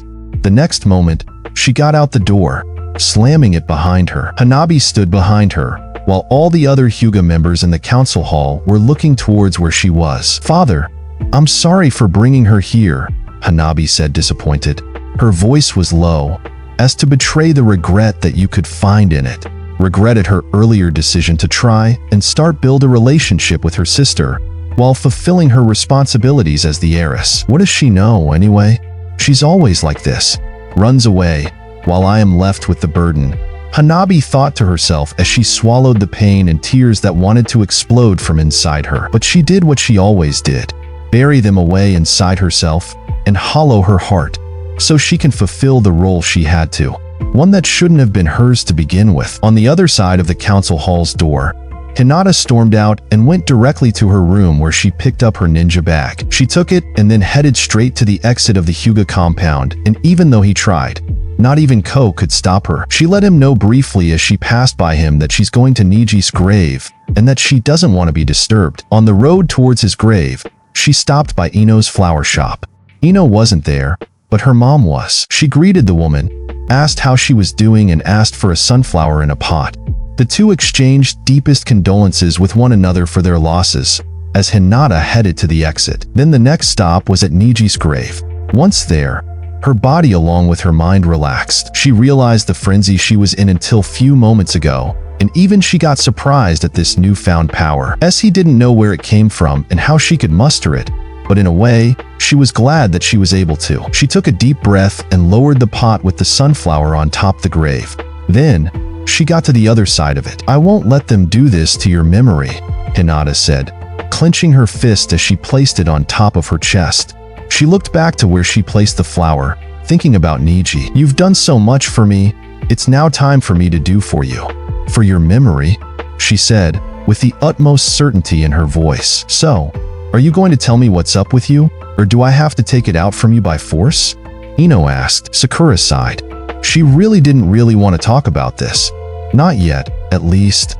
The whole dream from the previous night has been translated into such a whirlwind of emotions that she didn't even know where to start if she were to talk about it. Can we better not? Sakura asked. She looked straight into her blonde friend's eyes. Her look, pleading for secrecy, at least for a while. But Ino wasn't having it. She had to know, needed to talk, and it was obvious to her. Carrying that load on her shoulders wasn't going to help her in any way. What are you doing here anyway? She asked the blonde, curious. So early in the morning also, Sakura said. Ino shrugged. The Hokage called me for some reason. Apparently, it's something related to my father, she said. But don't ask me about anything more, as Kakashi didn't tell me a word extra, Ino added. Heh, curious, Sakura said. But enough about you. Forehead. Trying to derail the subject, Ino said. She looked towards her friend with eyes that pierced. She knew what Sakura was trying to do, and it wasn't cutting it. Spill it out, she said. Let me know what's happening on that big brain of yours, Ino said, while she came closer, stopped Sakura for a while, and poked her forehead, like they used to do when they were little and Sakura was yet a bud, fearing to bloom. By the way, I forgot to tell you, with this whole war stuff, but speaking about the war, I just wanted to say that you bloomed into a flower more beautiful than the cosmos. Forehead, Ino told her dear friend, as she recalled their childhood years. She looked at her warmly and smiled. Realizing that by force she won't make Sakura talk in any way, Ino decided to change the approach.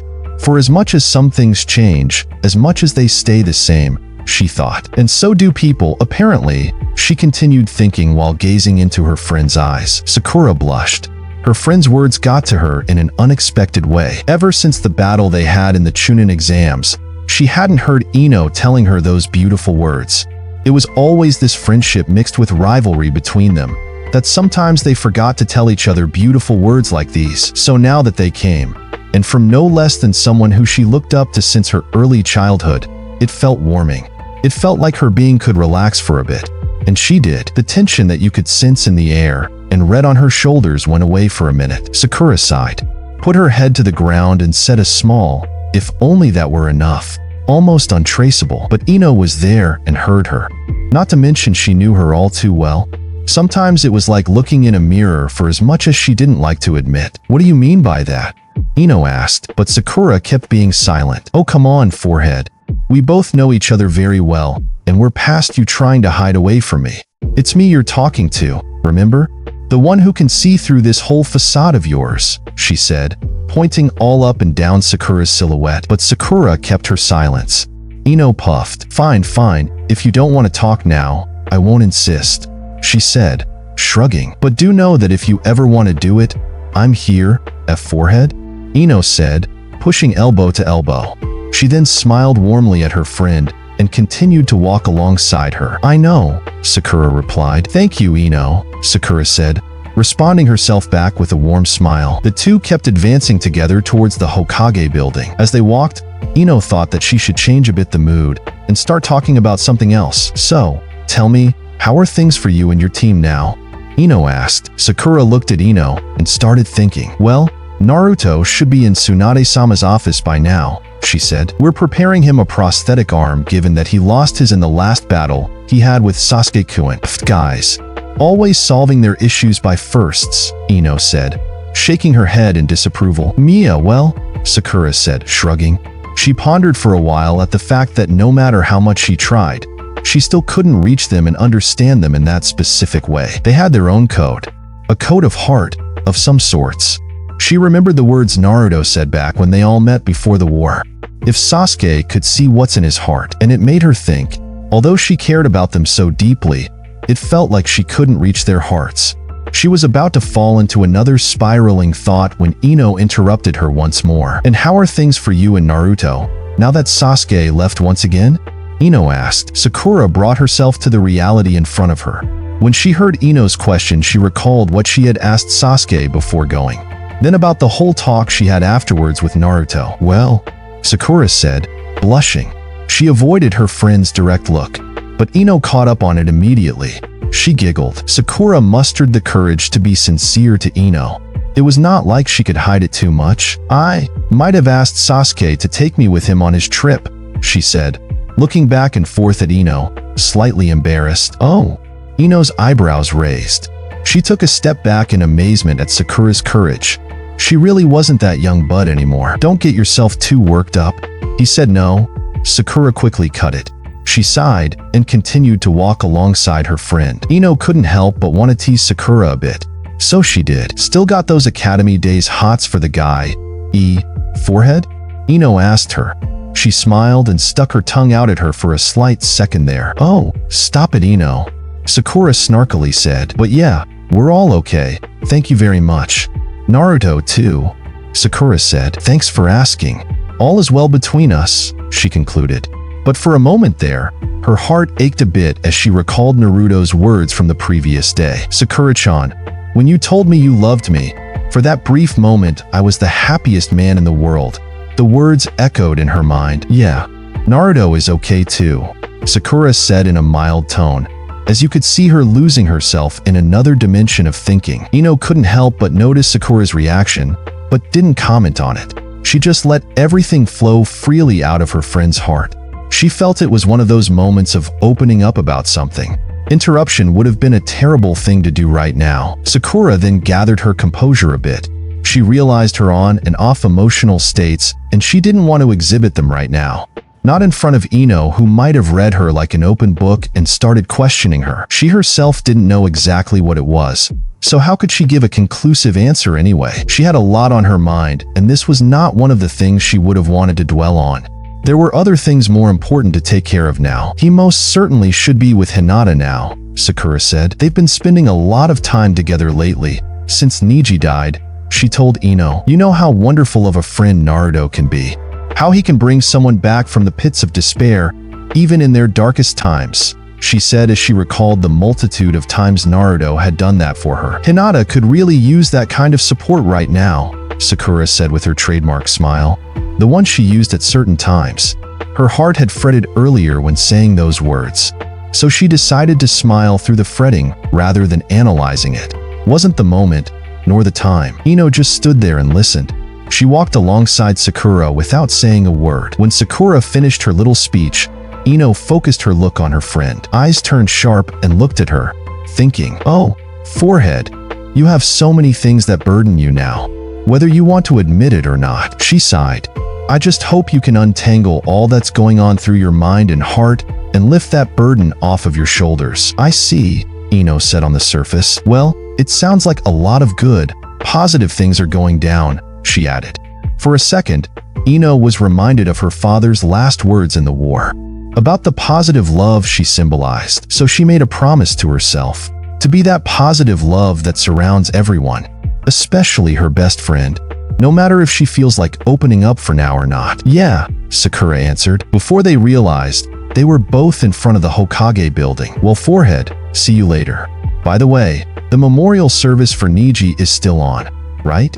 Ino asked. Sakura nodded. Okay, just wanted to make sure because I know we talked about doing this ourselves, outside the family one, and I want to make sure I split myself properly between the one for Mai and Shikamaru's father and Niji's one, Ino said. Yeah, I'm having Naruto help Hinata with the last preparations necessary, while I'm gathering everyone for the ceremony along with Lee, Sakura said. Okay, see you then. Ino greeted Sakura. She then went towards the Hokage's office, while Sakura headed down to the medical offices within the building. Before leaving the place, Hinata looked once more towards Niji's grave. With a new resolve to not lay to waste his sacrifice, she left the place. On her way back home, she couldn't help but think about her younger sister's words. You don't know everything, were the words that popped into her head continuously. What was that she didn't know? And more importantly, what was so important that it needed to instill that old treacherous practice? She walked some more time lost in those thoughts as she pondered about them. Sure, she knew very well that she wasn't fit to be the Hyuga leader. Her father had made that very clear a long time ago. By those rules, she wasn't allowed access to many of the clan's affairs. And truth be told, seeing how things ran inside the clan, she didn't even want it. But still, What was so important that the caged seal had to be brought back to practice when they had made a big fuss about it at Niji's funeral, announcing to everyone in the clan at the private ceremony that such practice will be no more? Something was up, and even she knew it. But what could she do? Lost in those thoughts, Hinata didn't even notice when she bumped into Naruto right outside the road that led to the Hyuga compound. "Oh, Hinata," Naruto said. "I'm sorry, I didn't even notice you there for a second," he excused himself. "And Naruto-kun," Hinata said, blushing, taking a step back. "What are you doing here so early in the morning?" she asked, completely caught off guard to meet him in such a place. "Well, he started mumbling, slightly nervous. I was supposed to be somewhere else right now, but before that I wanted to make sure everything was okay with you. Sakura-chan asked me to assist you with everything that was necessary for preparation for Niji's memorial service," he said, slightly tense. It was a slightly uncomfortable situation, the one he was in at the present moment. He should have been at the hospital by now, but he put in balance two things: the promise he had made to Sakura about helping Hinata and the fact that he should have been at the hospital. He figured the Hinata promise should be fulfilled because he would get some good old smacking from Sakura, especially since he was one day late. The other one, he can always take it upon himself, in his airy head that sometimes lets himself get carried away. It was after all the reason he was in this very mess to begin with. He should have been at Hinata's place. But then the talk with his former master had carried him away that he forgot. So he figured at least he can make it up today by being at Hinata's place and see how he can help, and then take the blame for the hospital appointment fully on himself and his surprising ways. Putting them in balance, one was easier to take on than the other. Hinata put her hand to her chest and smiled. "Sakura-san is always so thoughtful," she said. Naruto nodded and grinned hard without even realizing when he agreed to that. "You are right on that one," he said, as he put his hand behind his back. She scanned Naruto from top to bottom and back up.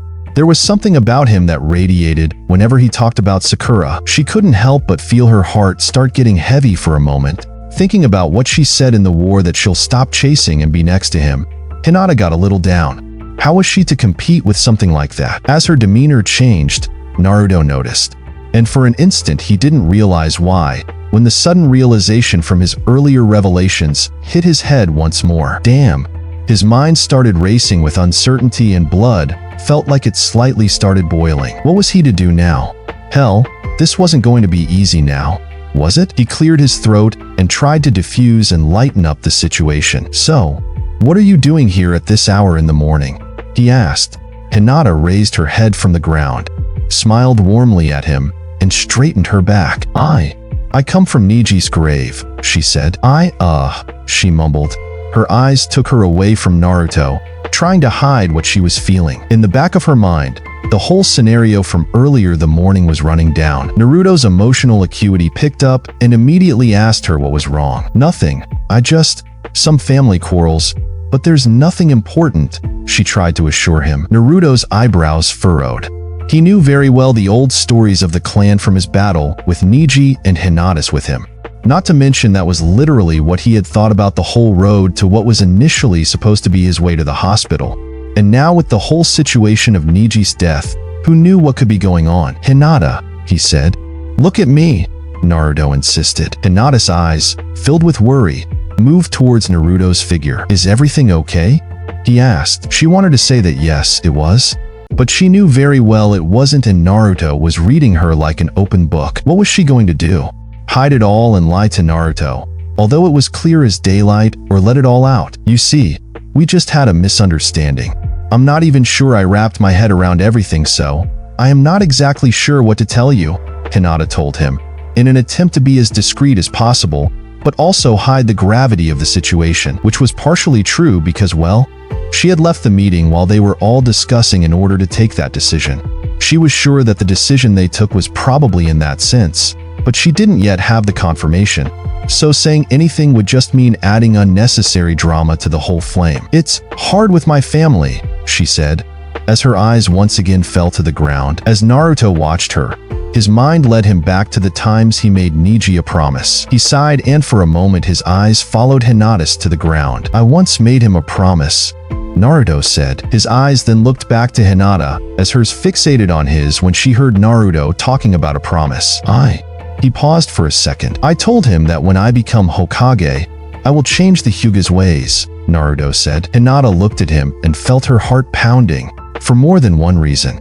She brought her hand to her chest, as if she tried to cover away her beating heart. But, he said, as his breath became heavier and heavier, I wasn't even capable of saving him from his destiny, Naruto said, saddened. She picked on what Naruto was saying with all of this.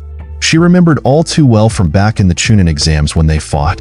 She knew very well what Neji had thought back then, and thinking about it, that's how his life ended up finishing, with him dying for her. Her heart started aching at the realization, and she took a step back. Naruto took notice of this himself, as his racing mind took him back to the realization of his morning thoughts. A dead silence placed itself between the two of them. Oh dear, what was he supposed to do now? The dead silence between them had to be broken. But we made him a promise, didn't we? Naruto then said, as he lowered his head a bit to grab her attention. He smiled warmly, then brought his right clenched fist next to his heart. That we will keep him inside here and continue to move forward, Naruto said. Right, Hinata? He asked, smiling candidly at her. He was aware of the strangely vague situation he was in given everything that had happened. But, as he previously concluded, all he could do, at least for the moment, was to be a good friend to Hinata. So he started walking that road. Hinata nodded in agreement at him, visibly embarrassed. She very much enjoyed Naruto's encouragement, so that only made her get back to her more cheery self. Imagim, you're right, Hinata said. I too will do my best to keep Brother Neji's memory alive and cherish it to the best of my abilities, she added, clenching her fist harder. Next to her chest, she was reminded of her own promise that she made at Neji's grave. And although she faltered there for a second and she and Naruto started talking about the less pleasant realities, as soon as his encouragement followed, Hinata's resolve strengthened. So, let me know, is there anything I can help you with, Hinata? Naruto asked.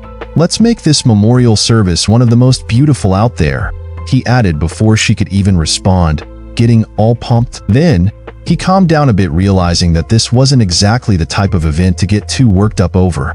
He apologized to Hinata as he strengthened his back and just stood there, calmly, awaiting her instructions. Well, there's still one more thing that needs to be taken care of, she said, but I need to go back home and get some money to buy them. Naruto then interfered. Then what are we waiting for? Let's go, he said. But what about where you had to be, Naruto-kun? Hinata asked, visibly worried. Didn't you say you had something to take care of? Naruto laughed nervously. An image of Sakura's fist and worked up face appeared in his mind. She's so going to scold me for not getting on time, he thought. But she would even more if she finds out I didn't help Hinata out. So, I gotta pick my poison. Yeah, I should have been somewhere else indeed. But it can wait. No worries, he said. No, it couldn't, and he knew it. But what else was he going to do? Hinata wasn't convinced enough, but she appreciated the fact that Naruto wanted to accompany her, so she didn't insist too much on the matter. They both headed towards the Hyuga compound, walking alongside each other, as a slight tension danced around the air. On the other side of the town, a young man dressed all in black knocked at the door in front of him. Ever since his precious comrade had been taken from him, he had replaced the vibrant green with the gloomy black. He found no pleasure in having to live like that in this world. What good does it do when the man you looked up to your whole life was now a vegetable in a wheelchair, while your closest friend was 2 feet beneath the ground? And although this is what he felt most of the time, he could not try to at least take care of his former master. Yes, Lee, enter. The voice on the other side of the door said. Guy had known it was Lee's turn to come visit him. Between him and Tintin, they were taking turns on who visits their master and make sure that everything is taken care of. Good morning, Guy-sensei, the young man said. His voice was lacking its usual vitality though. Good morning, Lee, Guy answered back, as he watched his student taking a seat next to his bed. How are you today, sensei? He asked, watching him longly. Well, nothing much changed for me, Guy said, unfazed. Same old, same old.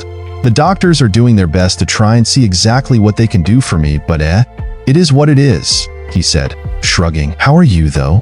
Guy asked his student. He knew him very well. The boy always tried to be stoic and keep his head held high, and most of the time, he managed. But this was war, and war had taken a toll on all of them in one way or another. I'm fine, Lee replied dryly. You could hear absolutely no inflection in his voice to tell you if he feels one way or the other. It was like he was dead on the inside, which wasn't exactly far from the truth anyway. Guy looked at his former student with sensible eyes. He felt so bad that he couldn't do more for now. He guessed that trying to be all cheery and dandy wasn't going to cut it this time. These were times for mourning. And it was yet too soon for Niji's memory to get cold and fade black from their memories. In the war, when you're in the heat of the moment, things don't get to settle in too much. Your mind stays occupied with battling the enemy and surviving, basically. But after all has been said and done and you get back, where you are alone with yourself and your mind, that's when things get harder to bear. He knew it very well from his rival, Kakashi. He hadn't been the same after the whole fiasco with his former teammate, Obito. Not even talking about afterwards, when he found himself killing his other teammate, Rin. He had tried to be there for him as best as he could after falling into his deep state depression. He never thought he would get out of it, and for a long period of time, he didn't.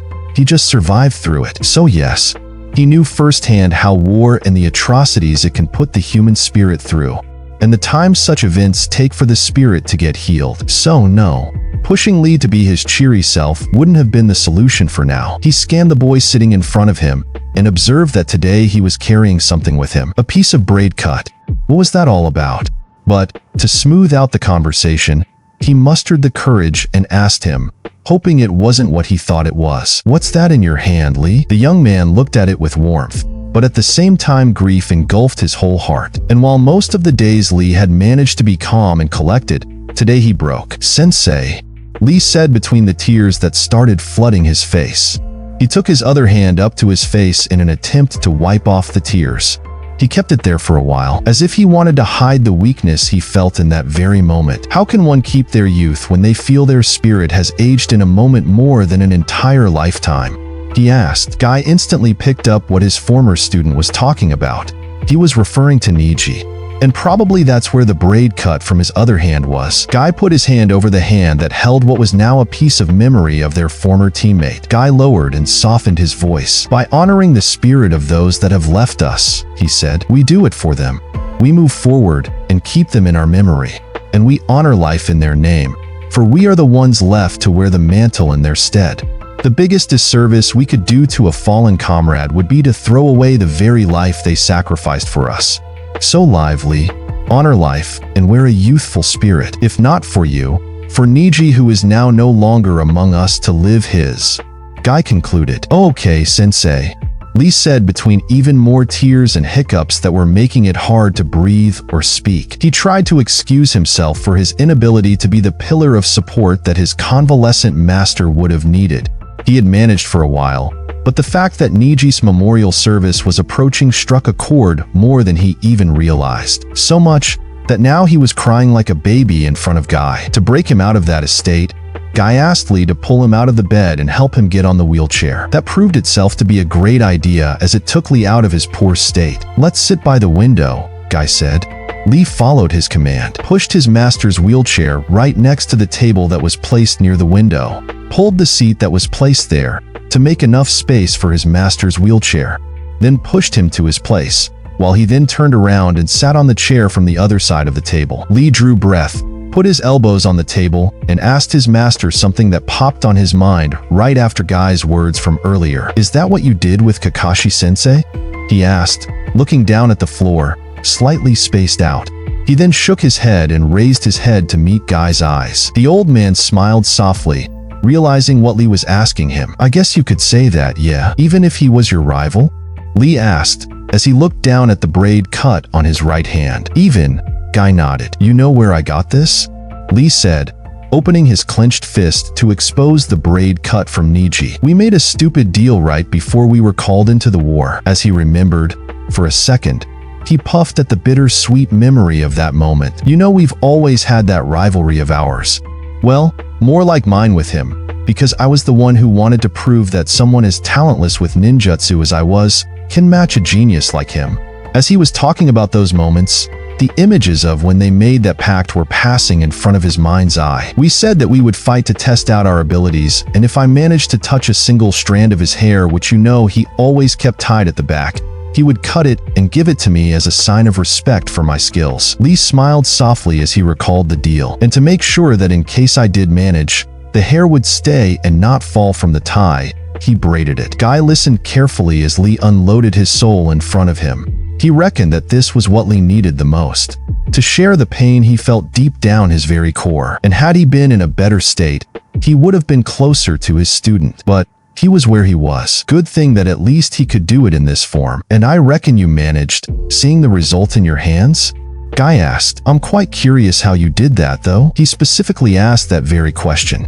This way, rather than thinking Neji was no longer there with them, he would be immersed in the times they have lived together. Well, I had to open 4 gates to match his speed and surprise him at the last minute with a spin in the opposite direction he expected me to come from, to even be close to touching a hair strand of his, Lee said, smiling. To remember those times, it felt for a moment like his spirit was getting warmer. He started to understand Guy's words from earlier.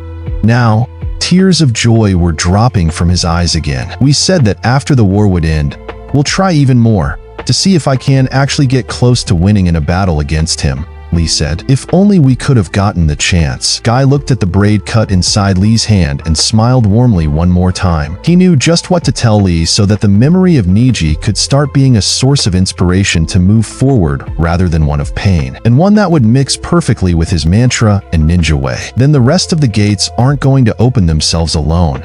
You won't know if you would have been able to win in a battle against Neji, or at least stand as his equal unless you've mastered them all, he said. So then, take this moment between you two as a token of celebration of Neji's memory by becoming your best version. If it's something you owe him, it's that, Guy said, clenching his fist. As he said that, his spirit became refreshed and filled with hope, a sensation that he managed to send to Lee, too. Now the young man in front of him brimmed with a hope and a refreshed sense of purpose that you couldn't find earlier. It lit up his spirit again. Guy-sensei, Lee murmured at the realization. Watching his master, he finally and fully grasped his words. His immediate body response was to clench harder the fist that carried the braid cut, his last connection to Neji. Then, he nodded in agreement. That was what he was going to do. Live and honor Neji's life. And the way he would do that would be to become the best version of himself. As soon as they got to the Hyuga compound, Hinata invited Naruto inside.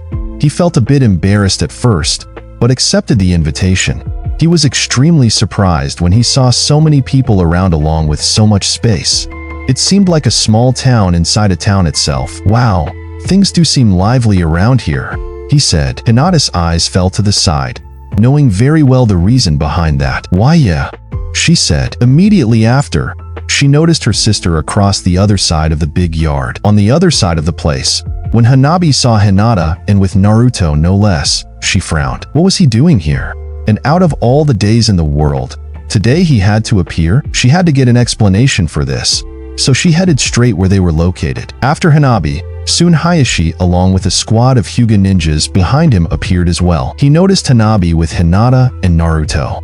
What was the boy doing there anyway? For a second, a flash of his fight with Neji from a few years ago flashed in front of his eyes. He closed his eyes in pain. He realized the implications of everything that he was about to do. But given the newly acquired info, thinking about this would bring nothing good. So, he opened his eyes and moved forward. He noticed that something was off, which was pretty odd because he remembered something else from the war interactions. They had been so supportive of him, all together. This dry attitude was something that he, frankly put, didn't expect. Sure, he wasn't going to expect them to greet him with a red carpet, but still, what was happening? Was something going on, or was just all in his mind? Why were they looking like their old selves now? The man hadn't even noticed when he bowed in respect. He just vanished right after talking to, what it seemed, Hanabi only. Naruto-kun, if you'll excuse us for a second, please. In the meantime, make yourself comfortable on the porch. You'll be served immediately with a cup of tea, to your liking. Please inform Ko of your preference, Hanabi said, pulling her sister to the side, but not before signaling Ko to deal with Naruto. Then the two sisters took a few steps back, to be as away as possible from Naruto. What is he doing here? Hanabi whispered. He's here to help me, Hinata replied, visibly disturbed. retracting her elbow from her sister's grip. "We are to go together to prepare the last things that are needed for Niji's memorial service," she replied. "Oh, you mean the one outside our families?" Hanabi asked. Hinata replied instantly that that's exactly the one, and that she'd very much be at that ceremony than the one the family prepared. "Doing that ceremony only proves how fake everything is, given what you all want to do to Niji's memory," Hinata said, half shaking. She felt her heart beating fast and muscles quite tense. She gripped her right arm with her left hand in an attempt to control her body's response. It wasn't like her to be that upfront. On the contrary, she used to be the shy one, backing down. But ever since the horrors of the war and Niji's death, and now all the things she witnessed, it was like something inside of her felt the need to break out, break free, and express itself. Against all those injustices, against all those ridiculous rules she had to live under, all that pain and trauma both her and Niji had to go through under the rules of a clan, consumed by those ridiculous rules. All those things that she had been keeping buried deep inside her bones for too long. Her mind might have toned them down, but her body remembered. Her muscles, her bones, and her heart. All those were burned through her very being. She had been silent for far too long. All that accumulated baggage, all those restrictions that she had to live under, her fears, her insecurities, her being told he's not good enough, all those were close to exploding. And that's why her body was shaking up right now, because it felt the need to release all that nervous tension accumulated over the years. You can only carry some burdens up to a point. She closed her eyes and drew a big gulp of air, so as to calm herself. The shaking reduced, but on the other hand, Hanabi being caught in the middle of all this felt even more pressure. She clenched her fist. "You don't even know what all this is about. You speak only from what you see on the surface, and you think you know everything," Hanabi said, through her teeth. She was clenching them hard, trying to contain the flaming rage that she felt was building inside, because she too felt fury. She always felt like a free spirit and would have loved to do something else. But no, she couldn't. She couldn't because she had to become everything that her older sister wasn't. She had to carry every responsibility that her older sister couldn't. Every rule, every responsibility that comes with that rule, every burden that comes with having to take a decision. So instead of running free like a child, she carried all that. And in a way, it wasn't that bad. Her fighting spirit matched the position of a leader. But what irritated Hanabi the most was this talk of Hinata's. Without knowing all the details, things weren't easy. That decision was one of the worst decisions they had to make, because yes, given what they had initially proposed to do, now going back on that word meant defiance. It looked like staining the very memory of the person who sacrificed for all of them. But there was a really strong reason behind it, and it wasn't something that could easily be told to anyone and everyone freely. It was a heavy burden that all of them, as Hyugas, had to carry. Some didn't even understand why. Some like Niji, for example. And it wasn't their fault. Absolutely not. But it was a necessary method. That's what had been agreed upon for eons by the predecessors of their clan, because had such a power like the one Byakugan truly was capable of having been awakened to its true potential, it could have meant you could very well turn the world upside down. But that was something only her as a clan leader knew. Given that she had to take those responsibilities as a clan leader, she was informed of it, all of it, but she was sworn to secrecy. So how could she explain to Hinata all this? She couldn't, not like this. Although, personally, Hanabi felt like Hinata should know certain things if this family was ever to be repaired in its entirety. But things were hard. What should I do?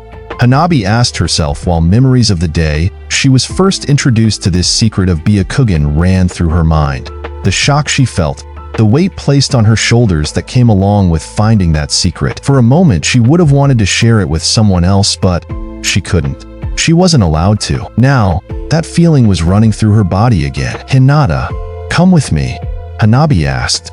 "I need to talk about something very serious with you right now." Hinata's eyes widened. For as much as she felt the tension between them, she also felt the sincerity of her sister's words. She truly felt like it was a moment that she couldn't miss. She shouldn't. That's what her mind and heart dictated. She sighed. "Wait here. I first need to go to Naruto-kun and deal with our initial agreement," Hinata told her sister. Few steps across the yard, and she found herself where Naruto was standing there, waiting. "Naruto-kun, I need to cancel our initial agreement for the moment," she said. "There's this urgent matter that I forgot about that I need to take care of with my sister. Would you excuse me for the moment and meet me sometime later today?" she asked, bowing in the traditional respectful way. Naruto's eyes widened. "Oh, of course, no problem," he said, rising from the porch. He put the tea to the side. "I was supposed to be somewhere else, like I said, so I can take care of that for now, and we can meet later on, sure. Just let me know when." Hinata smiled candidly. "Of course. Somewhere around noon? Would that be okay?" she asked. "Sure thing," Naruto said with a big grin on his face. "Let's convene at the same point we met today. Would that be okay for you?" "Absolutely. See you then," Naruto said. He then made himself disappear. But as he was heading towards the exit age of the Hyuga compound, he couldn't help but look back at the two sisters that were reuniting as he was leaving. Something felt fishy. Extremely. It wasn't his job to stick his nose into their business in a way, but he couldn't shake the feeling. However, he set that feeling to the side and headed towards the hospital. Full speed ahead, Tsunade and Sakura were surely waiting for him, ready with a lecture. And a punch or two, probably. He could already see a bump or two growing on the place that he would get smacked. As soon as he got to the hospital, Naruto headed directly to Tsunade's office. He was ready to repent because he knew what he had made. As soon as he found himself in front of the cabinet's door, he gulped, while a slight tremble already started walking underneath his muscles. He was so gonna get it. But oh well, he was owning his decision. He knocked and waited for a response. "Come in," the voice from the other side of the room shouted. Naruto put his hand on the door handle and opened it, slowly sliding his head on the door. "You're late," Tsunade said, while she browsed through the multitude of dossiers and papers on her desk, looking at different information. Naruto was preparing to say his prayers and excuses when Tsunade's voice continued talking. "You're lucky the prosthetic hand is still not ready yet. While you two are compatible by the looks of it, I still need to find a way to stabilize the process itself," she said, waving her hands in the air, as to release a little bit of the tension that had accumulated inside her body. "Oh, thank goodness," Naruto said, relieved. Tsunade raised a brow as she looked him directly in the eyes, although her head position didn't move for a second. "I'm sorry," he quickly excused himself, realizing what he had done. "Yeah, I guess you're lucky and you escaped for now. From what it seems, molding something out of my grandfather's cells isn't as easy as it seems at face value. But I reckon we should be ready in a day or two. I'll let Sakura announce to you when you should get back for a reschedule," Tsunade said. Speaking of Sakura, he couldn't help but notice that she wasn't there. "Oh, where is Sakura-chan?" Naruto asked. It seemed odd to him that she wasn't present. Usually, she and Tsunade were almost inseparable all day long. "Well, since you didn't show up on time, she went to occupy her time with something else. She's now visiting Guy to check up on his condition." Now that she spoke about this, Tsunade's mind clicked. She remembered a little detail from her earlier discussion with Sakura, the one regarding Naruto's curious ability that helped keep Guy alive.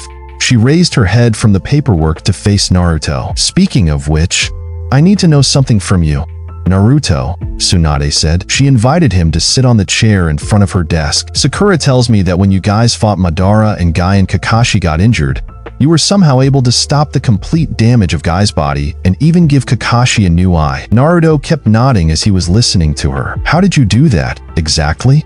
she asked. Tsunade was indeed very intrigued by what had Sakura told her because it sounded like a certain technique, but for someone to be able to actually perform it, now that was something close to the realm of impossibilities. "Well, like I told Sakura-chan," he started fidgeting. He wasn't good at explaining these things. Naruto rolled his eyes up and down as he searched through every corner of his mind in the effort to remember exactly how, or better said, explain it. That wasn't his forte. "Well, it's like I took a piece of Kakashi-sensei and I copied it in my mind and infused that piece with the chakra and tada," Naruto said at the end, with his hands in the air. "But how did you know how to do that?" Tsunade asked. "Well, it's not that I knew it. It's you. How do I tell you?" He scratched his head again, as his mind tried to put into words the innate feeling from back then that he felt. "It just came like I knew that already in me after the Super Gramps 6 Paths gave me that Yang seal thing. The one who helped me seal Kaguya along with Sasuke. I had Yang, while Sasuke had In. After he gave me that power, it felt like I could do anything," Naruto said. looking once again towards his right arm. He then put his left hand over the remaining half of his other arm. Well, that seal was then gone, and in the battle with Sasuke, since I lost my hand, now it doesn't feel like that anymore. But yeah, that's what I can tell you. Tsunade joined her hands and brought them close to her chin, then rested her face there for a moment. This sounds like that technique, she thought. Could it be that that respective seal is what made it possible for him to attain that respective power? Tsunade wondered about all those things as she looked towards Naruto. And how are you feeling now, physically? Sunda asked.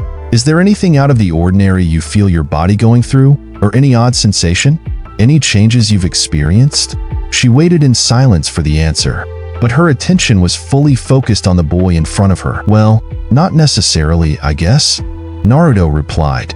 He shrugged, tried to think if there was anything of the sort. I mean, after that whole thing with Super Gramps, yeah, both me and Sasuke remained with something.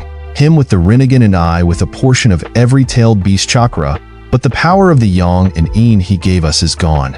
My body does seem super strong, but that particular power, well, it disappeared once we were able to seal Kaguya. But the body, yeah, the body seems slightly stronger because it's like I don't feel fatigued as I presume I should at all after this war. Naruto scratched his head. That's the only body change that I can tell you about, I guess, Naruto said. He shrugged afterwards because he couldn't think about anything else that he could tell Tsunade. So, you'd assume that the particular technique that you used on Guy and Kakashi were due to that Yang seal? Tsunade asked. Naruto nodded. I tried applying the same thing on myself after I and Sasuke fought to see if I would be able to rebuild my arm the same way I did for Kakashi's sensei, but he looked to the side. Slightly pissed at his inability, he pouted. I couldn't do anything of the sorts, as you can see, he said, shrugging one more time. I see, Tsunade replied. She put her hands down and pushed her chair a bit to the side. Leaning in it, her right hand stood on the desk, her fingers tapping one by one in unison as she disseminated what Naruto had told her. So basically, if what you're saying is correct, it would seem like you and Sasuke Uchiha went through a mutation of some sort, if you want to call it that. Naruto scratched his head once more and looked with confusion towards Tsunade. A change in your body, if you may, she replied immediately. You did remain with certain enhancements, if you want to call it like that, but neither you nor Sasuke Uchiha possessed the power that sourced that very enhancement. Interesting, she said. I guess? I'm not sure what you mean, Naruto said, scratching his head once more. Let me explain it to you in simpler terms. Let's take as an example your ninja salary, okay? So basically, with every mission you perform you get a sum of money, right? Naruto nodded in agreement. He was following up until now. All was clear, at least. He continued following Tsunade in interest. A large sum of money can make you very resourceful, right? Thanks to the money that makes you resourceful, you can now use them to buy a lot of things. Getting the knack of it, Naruto nodded. In your case, this translates into the tailed beast chakra that you have inside you, or Sasuke's Rinnegan. You guys can make use of those resources that enhance your body. However, Tsunade said, as she brought her chair closer to her desk once again. She then raised a finger to capture Naruto's attention. You don't have access anymore to the primary source that offered you all those resources you got. Let's say like the bank, which is the source of the money you receive your ninja salary from. The source of those enhancements.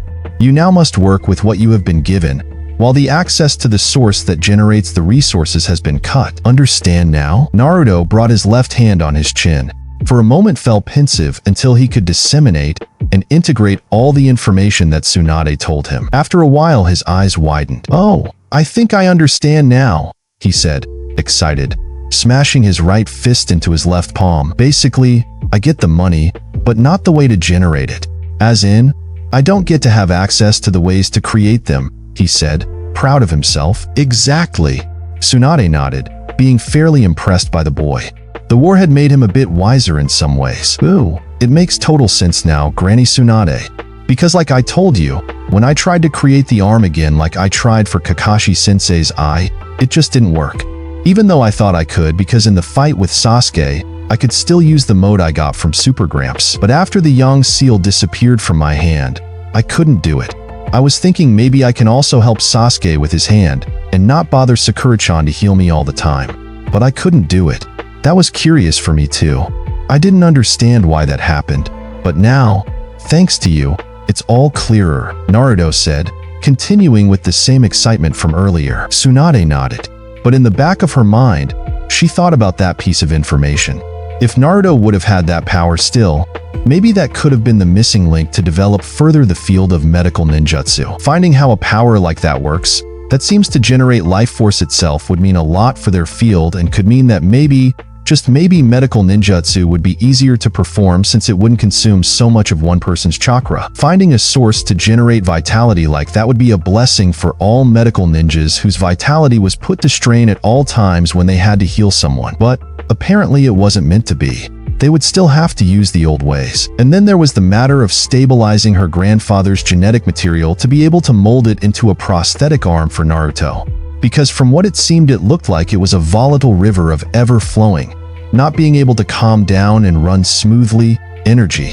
It seemed like it was like a continuous river of life bursting. But then Madara was able to, and those white Zetsus looked like a stable form, so there was definitely a way.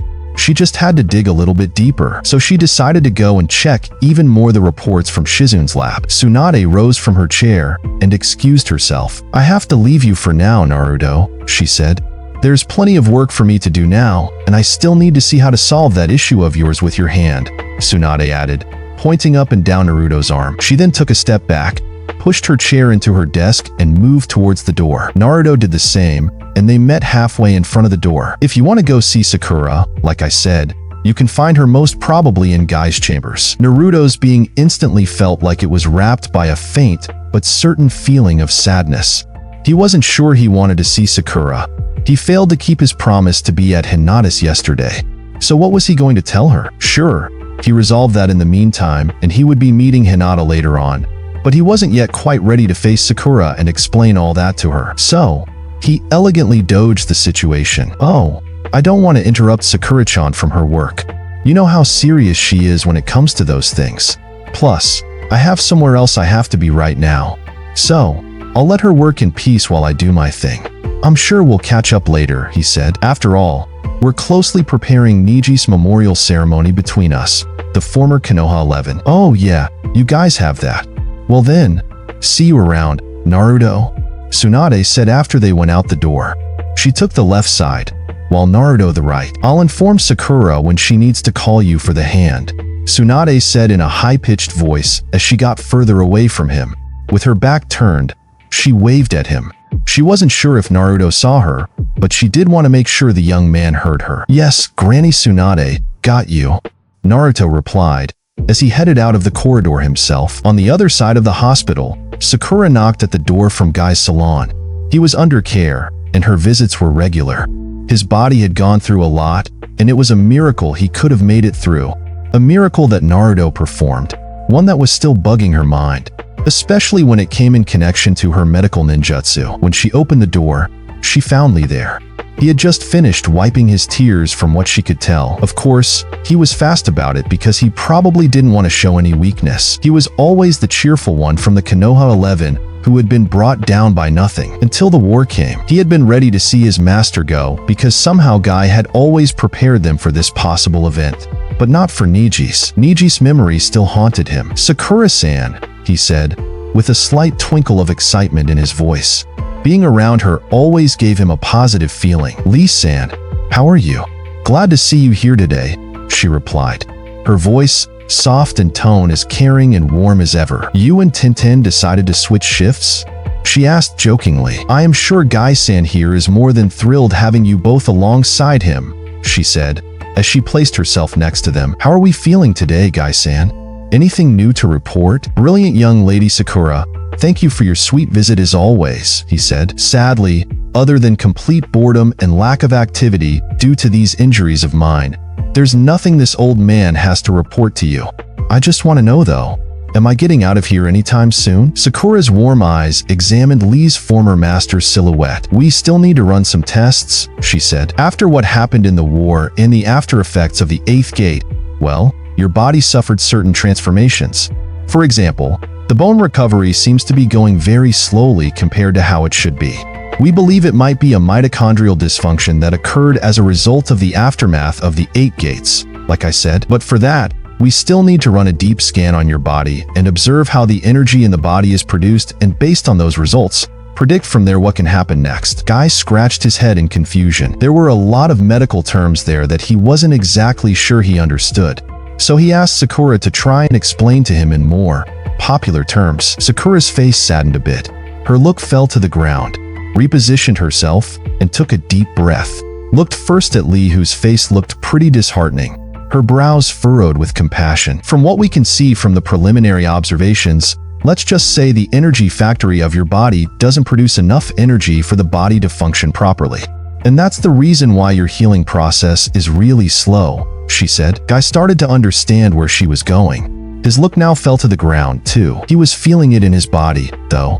He didn't feel as lively as he once used to. So, it was maybe as Sakura said, but what could this mean for him in the future? He couldn't help but ask her. This can lead to various other conditions such as muscular dystrophy. These conditions are usually rare and are generally genetically inherited, though. So maybe there's nothing to worry about, she said, smiling, trying to defuse the situation. Like I said, we still have to do more research and more in-depth to see exactly the whole picture. Then and only then will we be able to tell you exactly what is what, she said, finishing her explanation as her look moved from Guy to Lee. When he got into her visual field, Sakura couldn't help but notice Lee clenching in his fist a braid cut, as he told Guy that he's absolutely certain that Sakura and Tsunade will find a way to heal him. After all, they had done the same for Lee himself back when Tsunade returned to Konoha. Sakura smiled, fondly remembering those times. Ever since Tsunade had come to Konoha, indeed a lot of things had happened.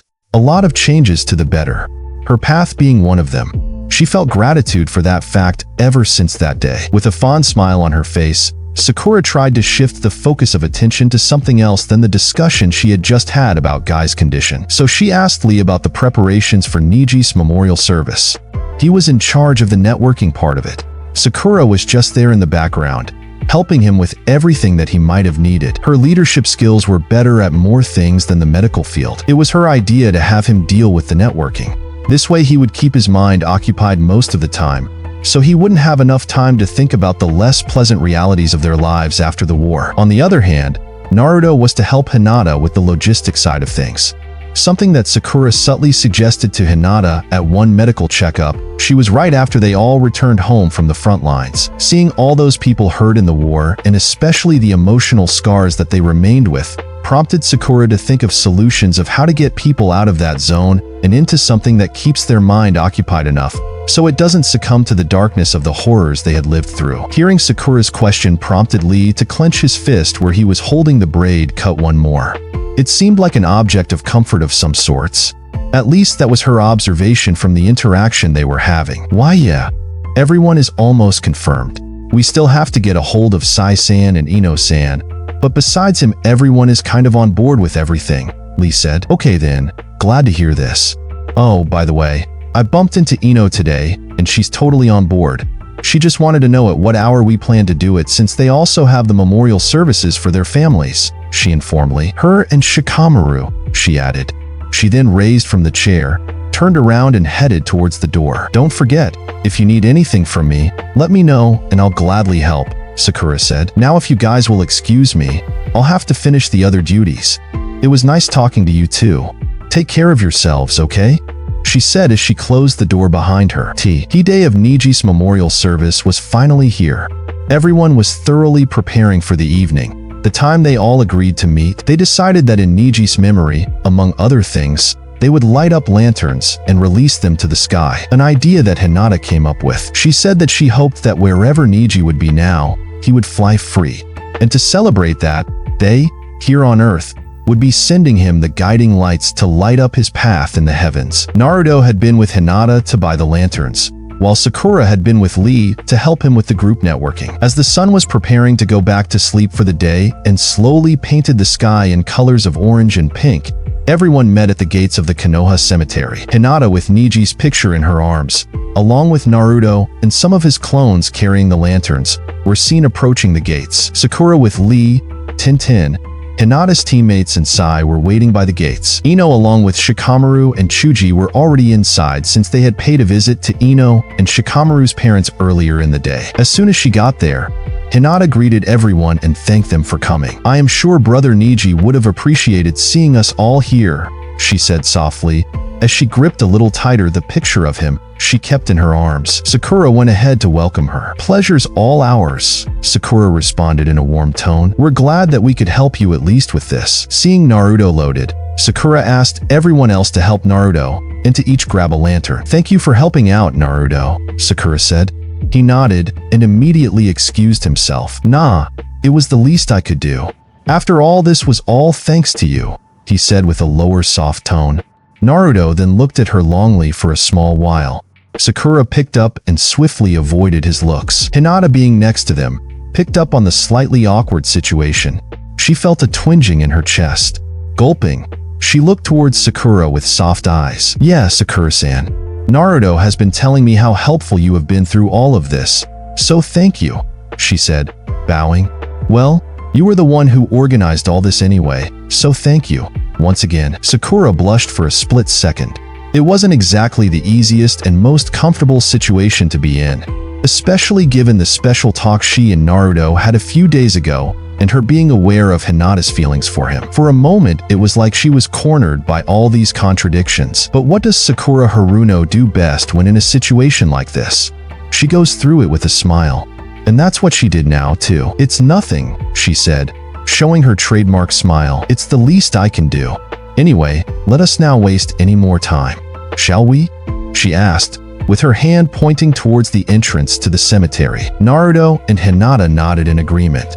They moved along, together with Tenten and Lee and Hinata's teammates, while Sakura remained behind with Sai. "You're as gentle as ever, Sakura-san," Sai commented. She cut him short. "Not now, Sai," Sakura said, brows furrowed in tension. She watched Naruto and Hinata along with the others moving in front of him. "Naruto, hope you weren't a klutz and were really of help to Hinata properly through all of this," she heard Kiba saying. "Kiba-kun," Hinata said, trying to diffuse his eccentric personality. "I can assure you that Naruto-kun has been nothing but helpful. No need to worry." "Well, I sure hope so, because if he wants to become a Hokage one day, he surely must know how to serve and help people properly. So, just wanted to make sure he does that properly," Kiba said. It was his way of being at odds with Naruto for the Hokage seat, something that no matter how much time had passed, he was still holding on to it. "Kiba, there's no need for you to get that worked up," Shino interfered. "Furthermore, had anything been wrong, I am sure Sakura would have set Naruto straight by now," he added. Naruto started to laugh nervously and put his hand behind his back as Hinata looked at him, smiling. "Yeah, haha, I guess you could say that." Seeing all that, Sakura smiled warmly. Next to her, Sai didn't say anything, but he did pick on the slight change of atmosphere. "I'm sure he appreciates everything you do for him and for all the others, you know? You truly have a gentle heart." "Do I, though? Because it seems to me sometimes that no matter how hard I try, I always fall short," Sakura said, remembering the Land of Iron events. "At least I managed to pull this out okay," she said. "Well, sure, you might make mistakes sometimes, yeah, but you're human, aren't we all? Remember the mistakes I made when I first joined Team 7? Sakura smiled for a split second. "If you guys would have judged me as harshly as you judge yourself, I probably wouldn't even be part of this team," Sai said. He was subtly trying to make Sakura realize some things. Sure, he wasn't the best in the past at picking up situations or deciphering emotions. But being part of Team 7, he had learned a thing or two about all of these things. And one of them was witnessing how much pressure Sakura Haruno puts on herself. Much more than she would let people see. That much he had learned before the war, in the Land of Iron. For her loved ones, Sakura was capable of carrying burdens enough to last not one lifetime, but 3. And not just for one person, but multiple at once. He had been wrong about her in his initial assessment from back then. "I am sorry, by the way," he said. Sakura looked confused at him. "What for?" she asked. "For making you feel guilty about that promise between you and Naruto, and being so harsh to you about it," he said. "Oh, it's just that. When I saw him that way, I felt this raging fire inside my stomach, and seeing him bottling it up all on his own."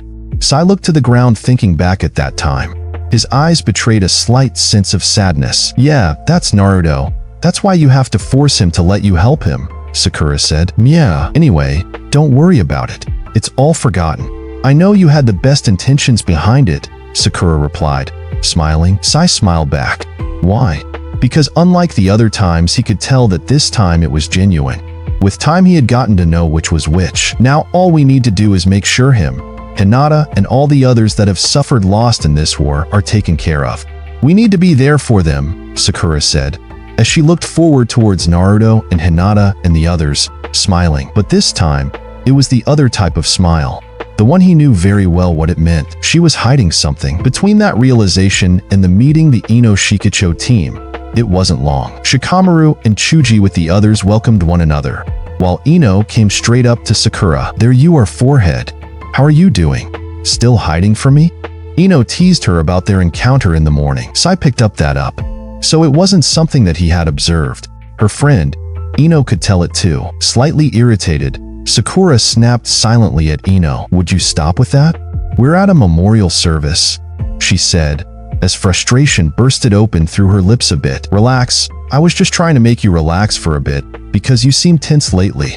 Very tense, Sakura. This time Ino spoke seriously.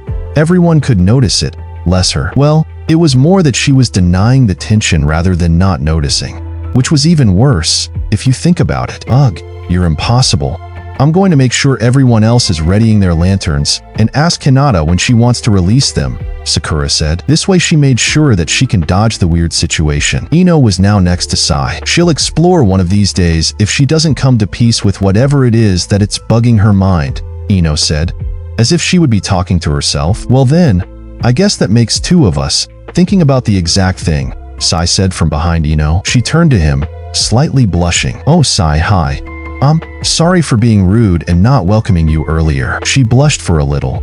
She and Sai had a good start, but he was still kind of the oddball that she knew nothing about. However, it was clear as day that he could pick some of the same things about Sakura as her. Then as they both stood in front of each other, they looked towards where Sakura was. Yeah, I guess it does, doesn't it?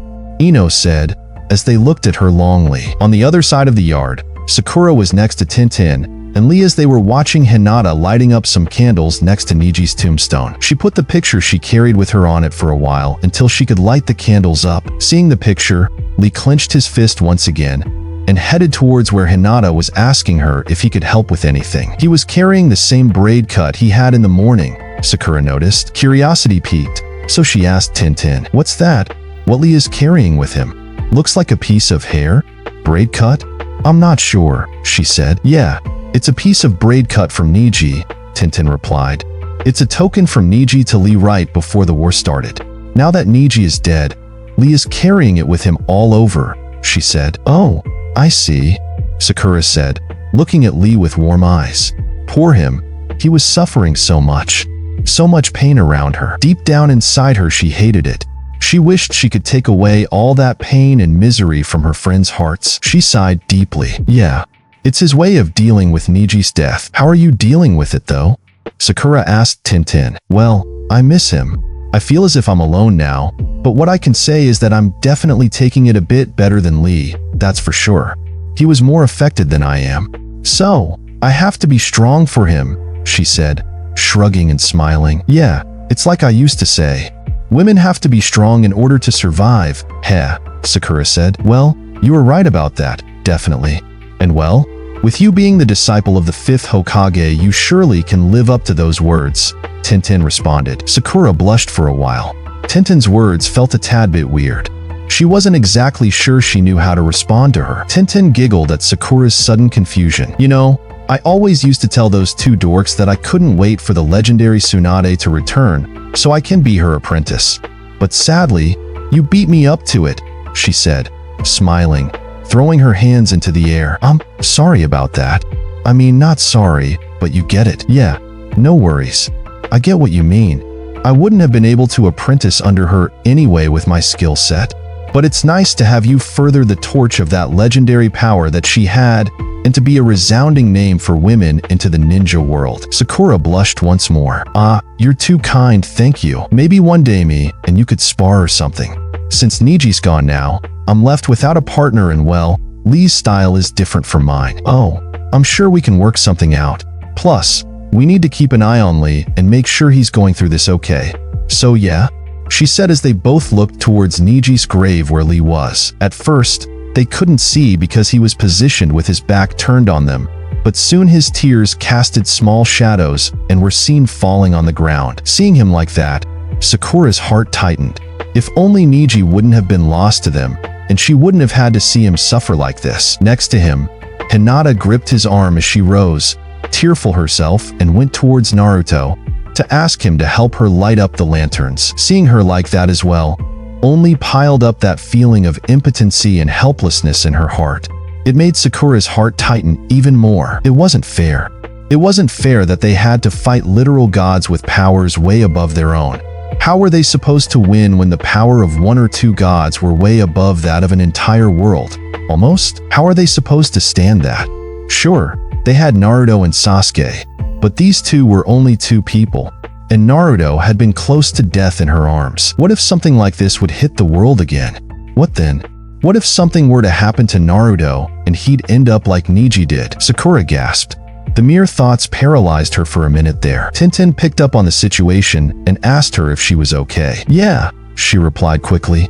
It's just nothing. A mere moment of needing a bit more air. That's all. The situation is heavy here. She had to find a solution. She had to do something with her medical ninjutsu. Something to bring the dead back to life if needed be, because to hell if she were to give up and stand still. Her master was right. She had to find a solution. Her father was right. These gods haven't met Sakura Haruno after a fight with her mother. With a newfound resolve, Sakura clenched her fist. She won't give up. No matter how hard the path ahead of her looks, she'll fall down 7 times while trying.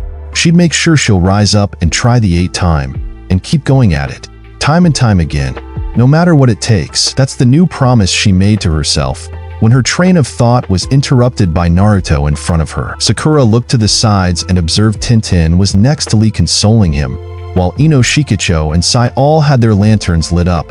Hinata was helping her team light up theirs. You need to light up yours too, Sakura-chan, Naruto said, looking straight into her eyes. Maya, sure, Sakura nodded. Thank you, Naruto, she said as Naruto made her just carry it while he lit it up for her. Let's leave it to the side for a bit, before we release it as we join the others. Hinata wants to say a few words before that. Of course, after you, she said. No, after you, Naruto responded. They both walked up to all the others.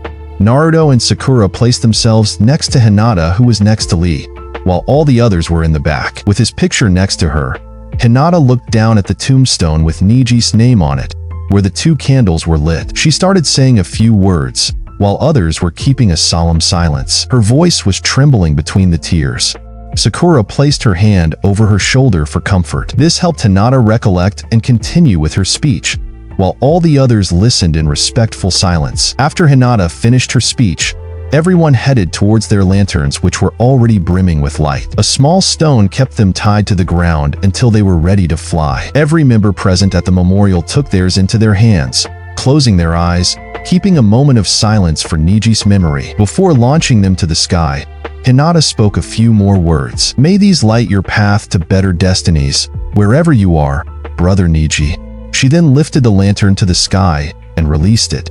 After her, Naruto, Sakura, Kiba, and Shino, along with Lee, Tintin, and Ino Shikacho team released theirs. Soon after, when all the lanterns were up in the sky, Lee went to Hinata to pay his respect for Niji's memory once again. They both thanked each other for the work of bringing everyone together. At the end, both agreeing that Sakura's help had been an undeniable factor in all of this. Ino, Shikamaru, and Chuji came to where Hinata was to excuse themselves, for they planned to head home immediately. Their day had been pretty full already, and each had important things to take care of the next day. Before leaving, Hinata, Ino, and Shikamaru exchanged a few words of encouragement for each other, as they were the ones who suffered the most losses in the war that had just passed. If you ever need someone to just talk and hang around, you can always come to me, Ino said.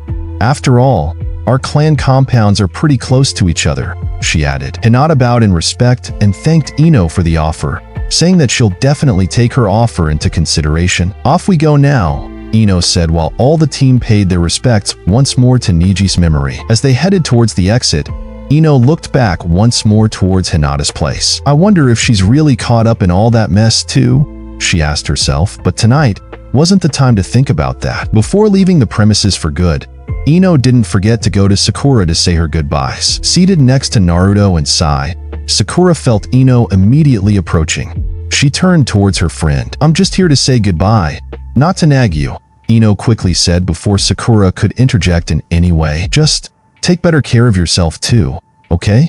she said. Looking then towards her teammates, Ino added, "You two boys should keep an eye on her for me, okay?" she said, tilting her head towards Sakura. "Ino," Sakura said immediately, in a slightly irritated tone. She was a big girl who could handle herself, didn't need anyone else to take care of her, at least in her opinion. "Well, off I go.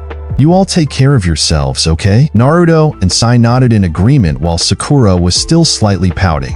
But then she just let it go, as she realized that at the end of the day, all that Ino wanted was for her to be well. And looking in perspective, she would have done the exact same thing. After Ino left towards her teammates, Team 7 waved at Shikamaru and Chuji as well, who were waiting for Ino somewhere further away. Naruto looked longingly at Shikamaru, who seemed to be a bit out of his usual ways. He was never too sociable anyway, but for the past few days he had been quite closed off. He figured all the war losses took a toll on him after all, so he didn't want to push in anyway. They would have time to catch up any of these other days. The trio was soon approached by Lee and Tintin, who were preparing to head off too. "Once again, thank you for everything, Sakura-san," Lee said, bowing his head in respect. Sakura's eyes warmed with compassion towards her comrade. "There's no need to thank me, Lee-san.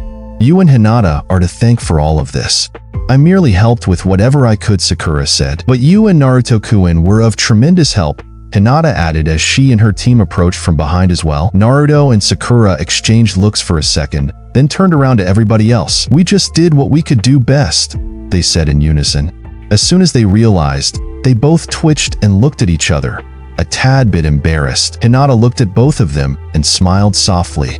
Inside her head, she couldn't help but notice the connection between the two. If only she could have the same guts as Sakura did. Thinking back to the promise she made to Naruto before the war, looking at the scene in front of her, it all seemed to pale in comparison. She looked once more to the sky, as if searching for Niji's reassurance.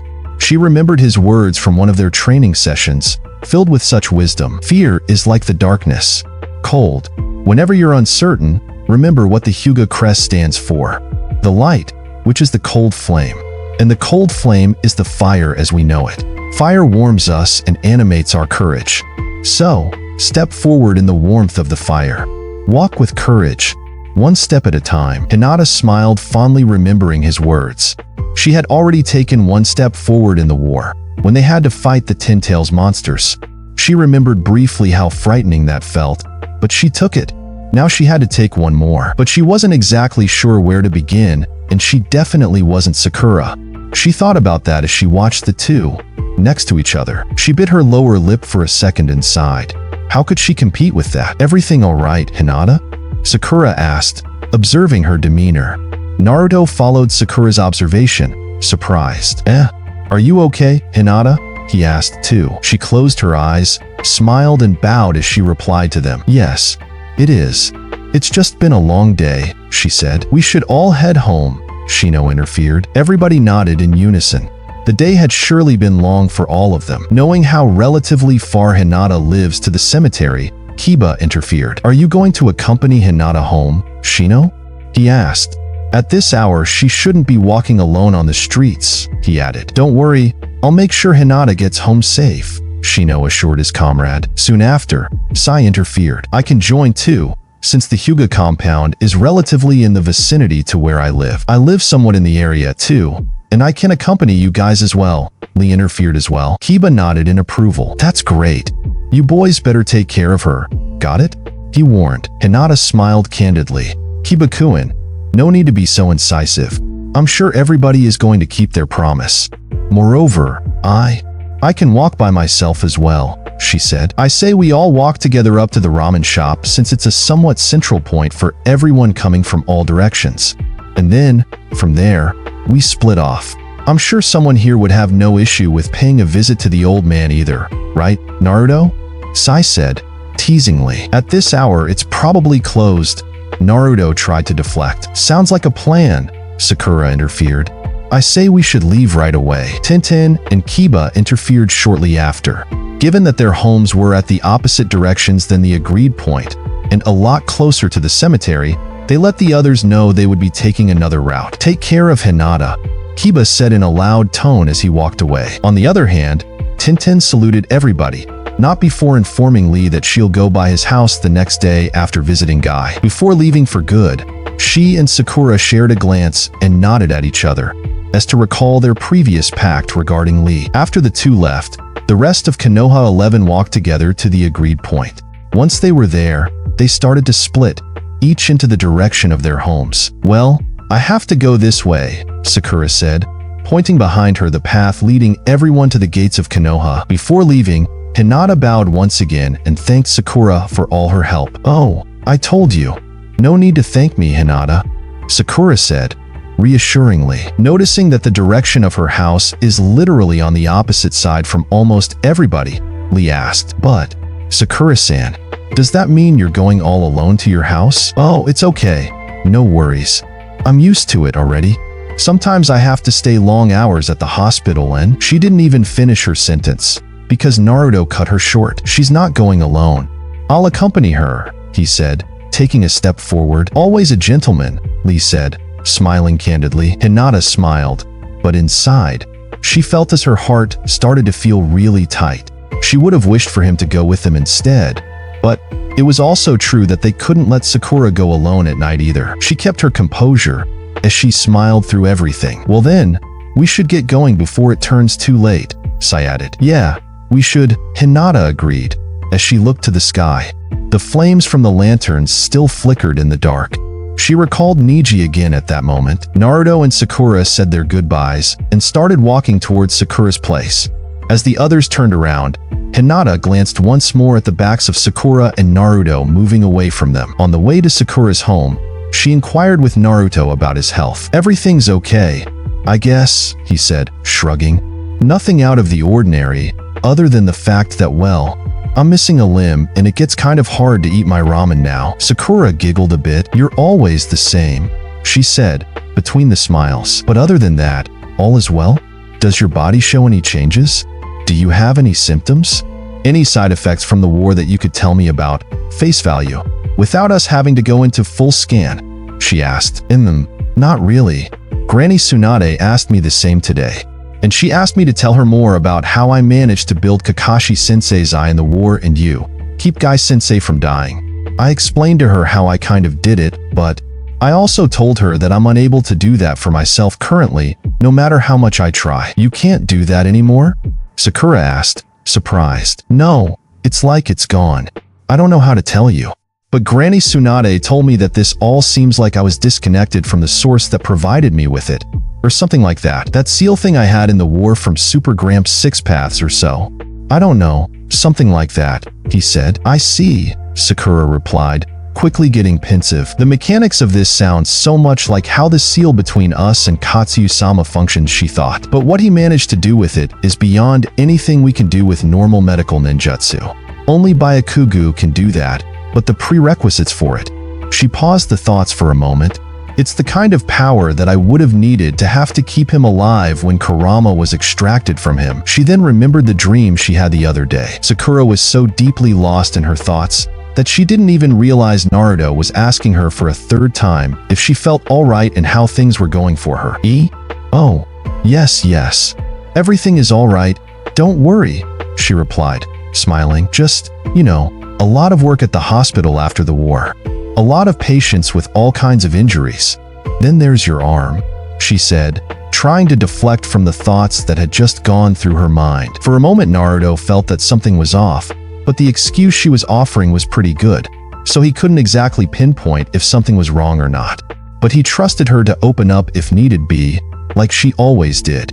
Pushing her wouldn't help, and he wouldn't start doing that just now, after so many years of doing the exact opposite. "We also hope that we could somehow maybe get help from you in this whole limb situation. That maybe, somehow, you would be able to do it again, or that we can work it out from Hashirama Dano's cells. But well, as you know, we're where we are," she said. Naruto's tone lowered, along with his eyes which fell to the ground. "Yeah, I know what you mean." Sakura looked at him, slightly worried. But then, He soon changed his demeanor and brought back his well-known signature smile. "But I have all the faith in the world that if someone is going to solve this up, it is you and Granny Tsunade," he said, confidently. That only made Sakura smile warmly, but behind that smile the tension started gripping her muscles and building up inside her like a water dam that is close to exploding. The images from the nightmares she had with him dying on her lap, while her medical ninjutsu wouldn't work, kept haunting her. But she didn't let Naruto see that. So she swallowed all that tension back inside herself and kept her cool. Lucky for her, they were already close to her home when this happened. So, all she had to do was keep it cool for a little while longer. "We're already here," Naruto noticed, looking at the building where Sakura's apartment was. "Thank you for walking me home, Naruto," she said, smiling. "Yeah, no worries. See you around," he said, slightly blabbering. He wasn't exactly sure why. Maybe because the realization of where they stood was getting blurrier and blurrier. With Sasuke technically back, he didn't feel like he wanted to interfere. Not to mention, he couldn't help but ponder over those questions his mind asked a few days ago about destinies and feelings and choices, all in the context of their relationship. Well, it got weirder and weirder. But anyway, now wasn't really the time to think about that. One thing at a time. "See you at the hospital," she said, smiling. "Uh-huh," he said, nodding. Then they said their goodbyes while Naruto headed towards the Uzumaki quarters, and Sakura went up to her place. As soon as she entered the house, Sakura announced she's home to the light being on in the other room. After taking off her sandals, she went to see which of her parents was the one still up.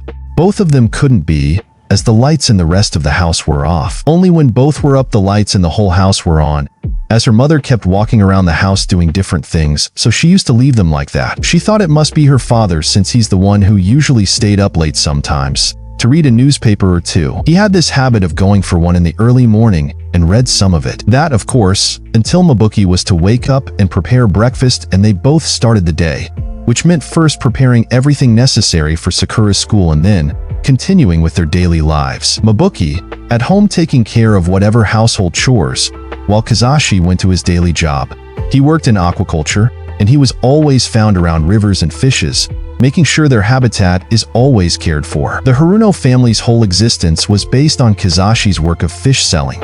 It wasn't much, but it was an honest job. After that honest job, he always used to come back home, help Mabuki with some of the house chores if there were any that needed to be taken care of. Then, after Sakura was back from school and they had taken care of anything regarding her and anything else that was to do for that day, he would sit down, calmly, and continue to read the other part of the newspaper he hadn't managed to read in the morning. His mind always had to stay occupied with something. Otherwise, he would crack jokes all the time or talk continuously for hours about heaven knows what. Anything.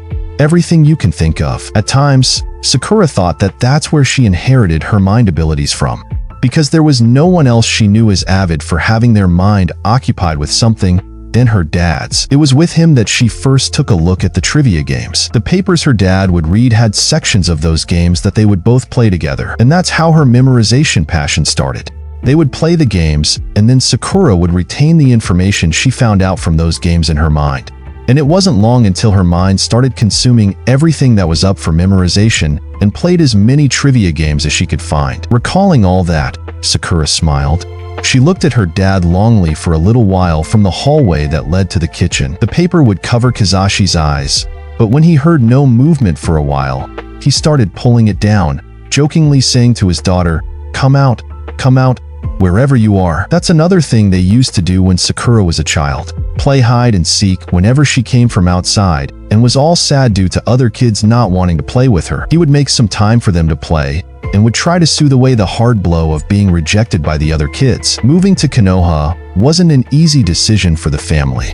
Sure, for them, the adults, it wasn't that big of a deal, but for Sakura as a kid it was, and you could see it from the stories she used to tell her parents about whenever she went outside to play. Being from a non-famous clan like the inhabitants of Konoha was what probably made the other kids reject her, and the rejection from wanting to belong hurt the most. That's why, whenever he could, he did what he could best: offer his bud all the love it needed to grow.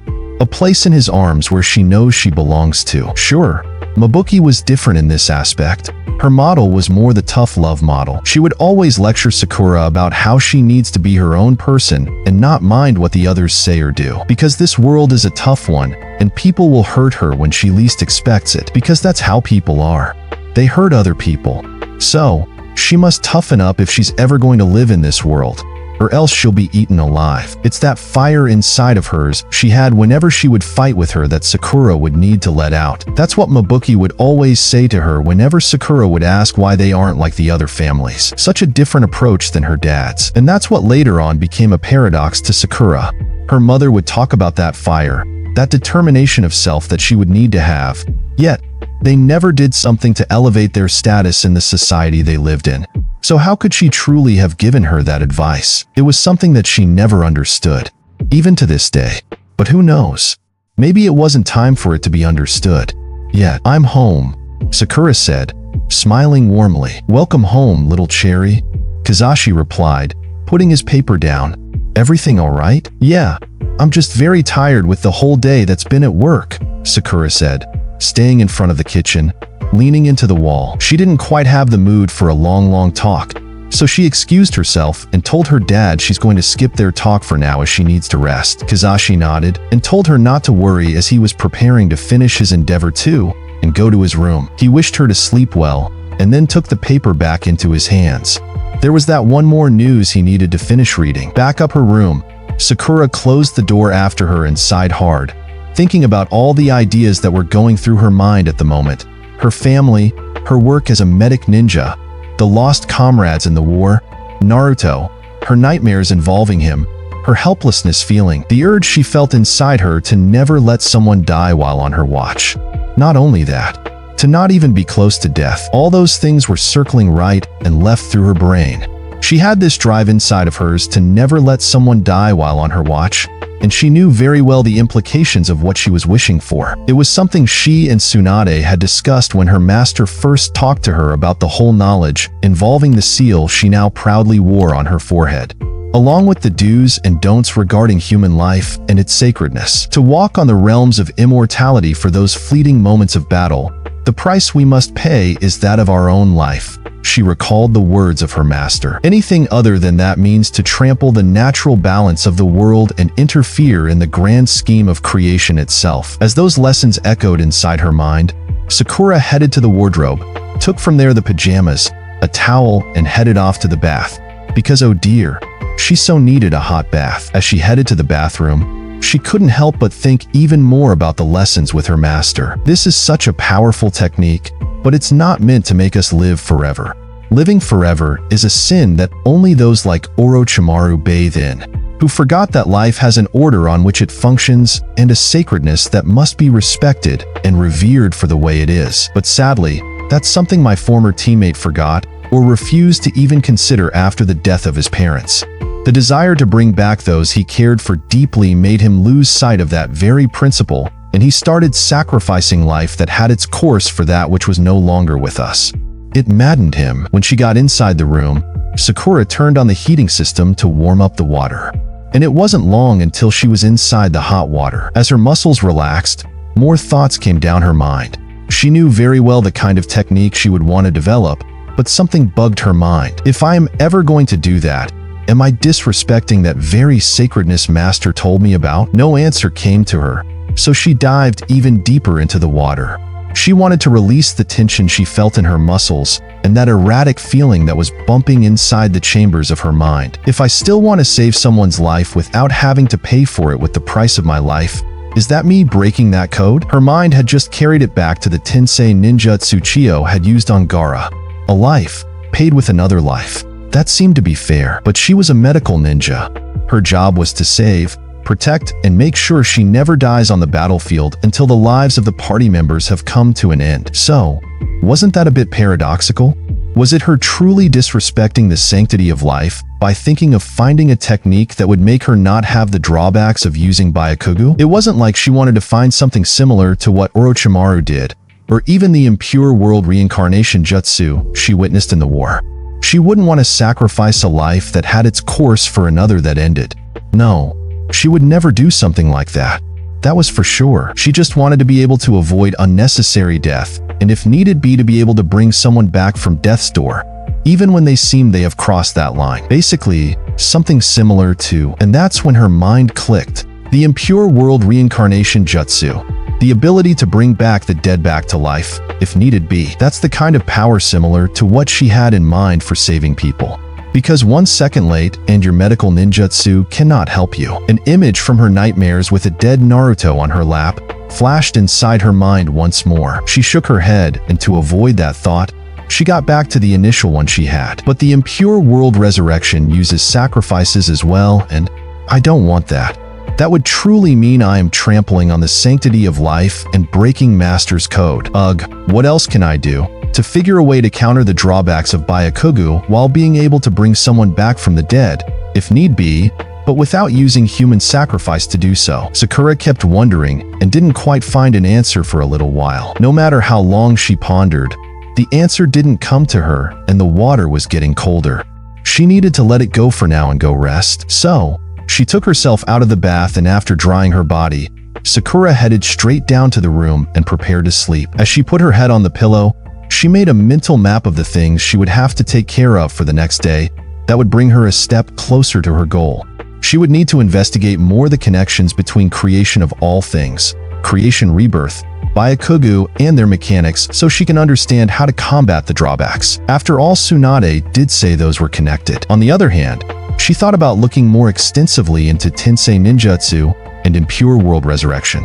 She felt as if it was definitely some information there that would definitely help her. The fact that their mechanics involve bringing back the soul of a departed one, there must surely be something in their mechanics that would be of help to her. The only remaining thing that puzzled her mind was one thing and one thing only. How would she practice such a technique since it required someone to be dead in the first place? How can she practice the resurrection part of it? That was a heavy question with no answer.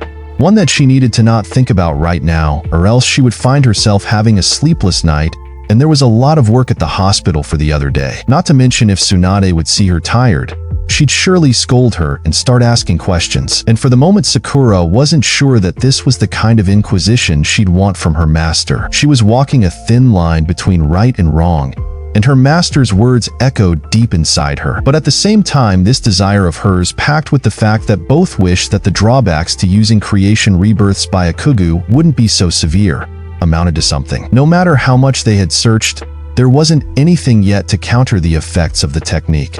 Their discussion a few days ago in Tsunade's office reminded Sakura that, at least, in terms of advancing Byakugan, they were on the same page. Plus, hadn't her master said that the reason she started looking into recovery ninjutsu was because she lost dear people? At least in that respect, she was still walking down the path of her master. The thin line was the bringing people back from the dead part. That made Sakura close to walking on Orochimaru's footsteps, and that was something she didn't want to do. The amount of suffering and horror he had brought to the ones close to her, and all the other people he experimented on, under the name of scientific ninjutsu advancement, was horrendous. If something was sure, it was that she did not want to be remotely close to that. But how else do you even study a technique like that? How else can you practice, make observations, develop, and whatnot? The number one gap is that you need a subject, a dead one. And usually, dead people brought to life required live ones being sacrificed. So that was a no. A big no-no. Okay, that was enough. She had to go to sleep the way she aimed to, because this was the second time her mind slipped into the multitude of questions, and that all-nighter she told herself she wanted to avoid was getting closer and closer. So, she drew one last breath and then closed her eyes. She would sleep, one way or the other. The sun's rays entered her window as the break of a new day was already here. Being haunted by so many thoughts and unanswered questions the previous night, Sakura woke up feeling quite tired, but there was no room for complaints, so she quickly got out of bed. This morning wasn't going to be one of those mornings where she stays and eats breakfast with her family. She had to be really early in Tsunade's office to continue working on Naruto's prosthetic arm, plus all the other work after the war. There were still all the wounded soldiers that needed to be registered in the archives of Konoha's reports, and so many of them had yet to be registered. Then, there's the aspect of monitoring their estate and all that an event such as the aftermath of a great war entailed. After she dressed herself, Sakura sprinted right to the door where she quickly started to put her shoes on. "Sakura, your breakfast," Mabuki shouted from the kitchen. "I don't have time this morning, Mom," she said, as she was finishing putting on her second shoe. In the blink of an eye, Mabuki was already behind her with 2 packs of food. Sakura turned her back and flinched at the sight of her mother. "Didn't know you were there. So fast." Holding the packs of food high up in the air, Mabuki smirked. "I am the best and fastest cook you'll ever know. I already told you that, but you'll never believe me. Anyway, I thought you might not eat breakfast at home this morning since your father told me you got back late last night. So, here, I prepared the breakfast," she said as putting her right hand a bit higher than her left one. "And here it's the lunch," she added, switching movements of her hands. Sakura looked at her mom longingly for a moment. She felt conflicted. Why would someone as her not want more in this life? Why was she so content with just that? In the world they lived in, it almost felt like a prerequisite to be a ninja. Yet, her mom and dad were just content with being part of a family with nothing special about them. In a village full of elites, so many times she felt like they were cutting off her wings with their way of being. But then again, in terms of caring for her this way, they never faltered. If only they would have wanted a little bit more from life. Maybe now they could have helped her in dealing with all these turbulences she was going through in her career and personal life. But there was no time to think about those things now. She had to be somewhere. Not to mention that pondering too much about these things wouldn't help anyway. It's not like her parents would somehow magically turn into ninjas with a great knowledge in the field that she needs help with. Sakura smiled slightly as she reconciled with those contradictory feelings relating to her parents. She looked at her mother from bottom up as she rose off after finishing putting both her shoes on. "Thanks, Mom," Sakura said. "I got to go now," she added, grabbing the packs of food. Then she shouted a salute back at her father who was in the kitchen. "See you both for dinner," was the last thing she said after slamming the door behind her. Then, she quickly ran towards the hospital, where she and her master had a lot of work to do for the day. Not to mention, there were certain things that Sakura desperately needed to get intel on. Once she arrived, Sakura went straight for Tsunade's office to announce to her master that she's there. As soon as she was in front of the office, she knocked on the door. The voice from the other side of the wall invited her in. "Good morning, master. Just wanted to let you know I have arrived," Sakura said, as she opened the door. Tsunade raised her eyes from the paperwork that was standing on her desk and looked in her direction. She saw Sakura holding 2 bags of food. "You haven't eaten your breakfast yet?" she asked. Sakura looked down to her packs of food. Not why dash. She was about to say when Tsunade cut her short. "Go eat first and then report here. We have a lot of paperwork to fill out today, and we have to go over the situation with Naruto's prosthetic hand." "Understood," Sakura said as she took herself out of the room. Then, she went to eat her breakfast so that she could quickly return to her duty. Before that, she made a mental note of the things she wanted to get to, without raising any suspicion in Tsunade's mind about what she wanted to do. It was a good cover that they already had that previous discussion a few days back, as she could put it all on that if needed be. The feeling, though, was totally weird. In a way, she felt like she was betraying Tsunade. And she didn't feel okay because after all, Tsunade was the very foundation she stood on. The person who helped her become what she always desired the most. It didn't feel like she would only betray her master, but her own self. However, on the other side, the strong desire to push the boundaries of medical ninjutsu, so she can never feel so powerless and helpless as she did when Naruto was about to die in front of her, was a fire that burned inside of her even brighter than the sun. Not to mention, having her think about it, in a way it's pretty close to what her master, Tsunade, did. Her desires stemmed from the same place. The things they wanted were similar, in a way. She remembered another one of their discussions from when Tsunade first told her about the seal and the ninja art she was about to get acquainted with. How the reason she didn't fall to Orochimaru's ploys back before she returned to Konoha to be a Hokage was because, in essence, she and her former teammate were approaching the same thing, just in different ways. Both her and Orochimaru have sought immortality. The only difference was the intention behind it, why they sought it, which made Sakura go even deeper into her thinking process as she connected the dots of that initial story when Tsunade first told her about the technique with the one that she learned recently. Orochimaru wanted to do it for personal gains and selfish desires, while her master did it because she wanted to be able to keep the ones she cared for deeply closer to her for a longer while. She wanted to be able to have the power to protect them, which in essence was the same thing, reasoning and intention as her master. The only difference was that the way Sakura wanted to develop this was at an incredibly close border to what Orochimaru was doing. She was walking a dangerously thin line between the right and wrong principles of which one would want to develop such a technique, as her master had told her so many times. Yes, no matter how much she thought about it again, the conclusion she got to was the same way as the one she did last night. Nothing had changed. She was still in the same position. Her food was almost ready. She drew a long breath, started packing her things, and cleaned the table after she finished eating. After that, she took a very small moment to regain control of her composure and thoughts, and then went straight to Tsunade's office. "Come in," Tsunade said, as she heard the knock again. This time she didn't even raise her head from all the files and just invited Sakura to come in and take a seat. "Today, we have to take these reports with the new enlisted patients we have and treatments we are applying to the Hokage's office," she informed Sakura. "As you can see, our work after the war is yet not completely over," Tsunade said. "I know," Sakura said, slightly saddened, remembering all the people she had to check up. If they didn't have issues with their bodies, they had issues with their mind. This for some reason made her think about Naruto and Sasuke. Her mind always wandered her back to the academy days when they were fighting each other. She understood now, being a lot older, how affected they were by their condition and the toll it took on their mind and spirit. She wondered how many children were in that same situation as they were.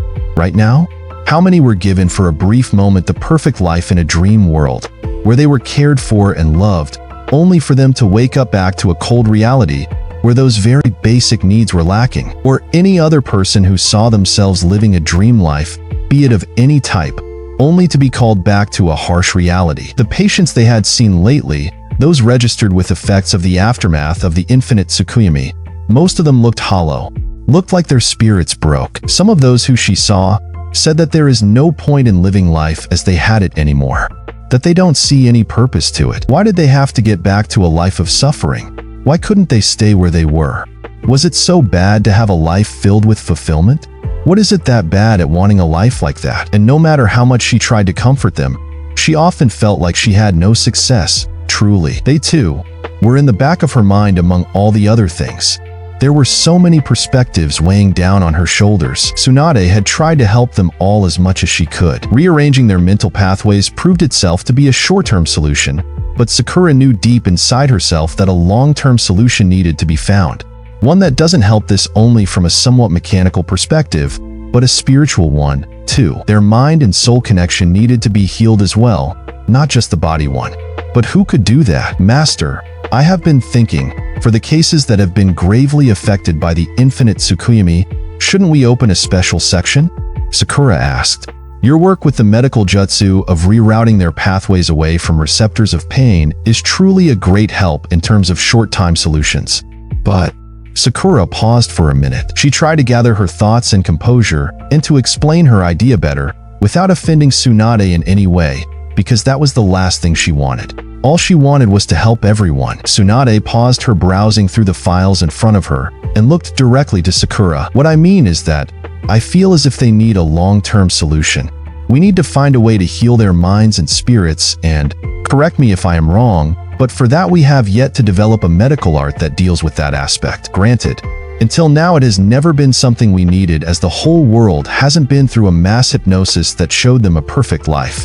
But now, with all due respect, given that this has happened, I think such a measurement is highly necessary," Sakura said, ending her plea while she bowed her head in respect. Tsunade somewhat smirked proudly. She followed Sakura closely and saw how delicately she brought the whole issue to the forefront. "You should express these kinds of points of view with more passion and determination, you know?" Sakura said, confused. "Trying to tiptoe around me from the fear of not offending me isn't the way to go about this. I'm your master, yes? But you know, as they say, students are always meant to surpass their masters, which means we are bound to get old and our ways to get redundant." Sakura tried to excuse herself and assure Tsunade that that's not what that meant, But the woman knew her better than that. You think that when I came up with the idea of a system of medical ninjas, I tiptoed around the third and his advisors out of fear to not hurt their feelings and rub them the wrong way? Ha, you poor child. You have yet to learn some things about how these things work. If you want to do something in this life, you have to fight for it with all you've got. Break through some egos if need be. I'd say prepare from now if you truly want to do something like that. She soon ended her efforts of trying to make it look like she wasn't. Because yes, that was the issue. The fear back on the head of her mind was that her master would understand this the wrong way. She knows me so well, Sakura thought. How can I ever keep something away from her? Like that? I have to be more assertive, otherwise I'll start raising suspicions. You are right, master. I'm sorry for not being fully open from the very get-go. But yes, that's what I truly think. Now, I'm not sure how to go about this, but I feel that it's something that needs to be done, Sakura said. Well, first of all, you have to prepare a report where you present the project with scope, estimated costs, and all those other necessary details. Then take it to Kakashi and see what he says. If he can allocate funds from the budget or not. Think it well, think it through very well. Think mostly about the costs and human resources. Who should fill what positions and with what qualifications? Take into consideration the type of necessary training they would need and write it all down. Write down the whole plan, up to the smallest detail. Tsunade advised Sakura. She couldn't help but feel so proud of what she was hearing though. The young flower in front of her had grown so much. From that frail little girl that walked into her office all those years back. Back then, she was like an unpolished rock. But she knew the pressure it takes to make a diamond. And she applied it from the very get-go, no questions asked. And no matter how hard things were, Sakura endured them. Hours in training, unslept nights where she accumulated all that knowledge, then the practical applications of her training. Everything. She had done it all with sweat and sometimes tears that she so often tried to hide. But she did it all without complaining once. And under all that pressure, that little diamond shone the most in the battlefield. And she resisted so much better to its conditions and aftermath compared to how she had done it when she first met the horrors of war. On one hand, Tsunade felt that Sakura had long surpassed her in certain ways. To be an elite caliber medical ninja, in the vision Tsunade had, one would need to possess a strong spirit that never wavers and it's always hyper-focused on the job it has to do. A blend of the compassion, delicacy, and reverence for the life of a human being, but the excellence and the precision of a cutting-edge machinery. Everything refined to the highest perfection. Because yes, in Tsunade's book perfection existed, and you had to attain it if you were to be the kind of medic ninja she envisioned. And Sakura Haruno, the frail girl turned titanium, became the very embodiment of that ideal. Not only that, but she was even surpassing that ideal, now, in front of her very eyes. But on the other hand, she still had to learn how to be more assertive, especially when it comes to authority figures. Because if she were to truly start building this new project, she'd meet a lot of aversion from authority figures. Sure, the times weren't as they once were, but still, administrative work was never easy. Understood, master. I'll start on that report right away. I believe I'll do it in parallel with our work because it gives me the opportunity to study, live the experience firsthand so I can truly embody and explain best why such measures are necessary, Sakura said. Tsunade then handed her the reports she had to take to the Hokage's office, and while reaching to grab them, Sakura asked Tsunade how things were going with Hashirama's remains. Well, as you know, the energy is very volatile and hard to stabilize. So we're still at that. I am still trying to find a way to stabilize it so we can attach it to Naruto's arm. As you know, the tests conducted showed that they would be a match. But before I can attach it, I need to stabilize it first, or else Naruto Uzumaki will be left limbless. That idiot, Tsunade commented. Yeah, Sakura agreed. From what I understood from him last night, you talked to him about the power I witnessed him having in the war, she added. Yes, indeed. But from what it seems, he doesn't possess that particular skill anymore ever since that specific seal off his hand disappeared, Tsunade said. I'm very much assuming that it has a connection to creation of all things, if I am being honest with you. From what he described to me, the mechanics of that jutsu are highly similar to creation of all things where I drew most of my medical ninjutsu from, she added as she kept pondering. Sakura listened carefully to her master. In a way, The mechanical principle sounds highly similar to that of healing, resuscitation, regeneration. It's the jutsu we used on the late Neji Hyuga when we used his hair as a medium to reconstruct his damaged body tissues. The only thing is that Naruto's one was without a medium. But then shouldn't healing, resuscitation, regeneration work on Naruto too? Sakura asked, confused. Well, the problem with that jutsu is that in essence it's highly similar to creation rebirth in the sense that it reconstructs the damaged parts, but there's a trick to it. It only works with smaller areas and organs.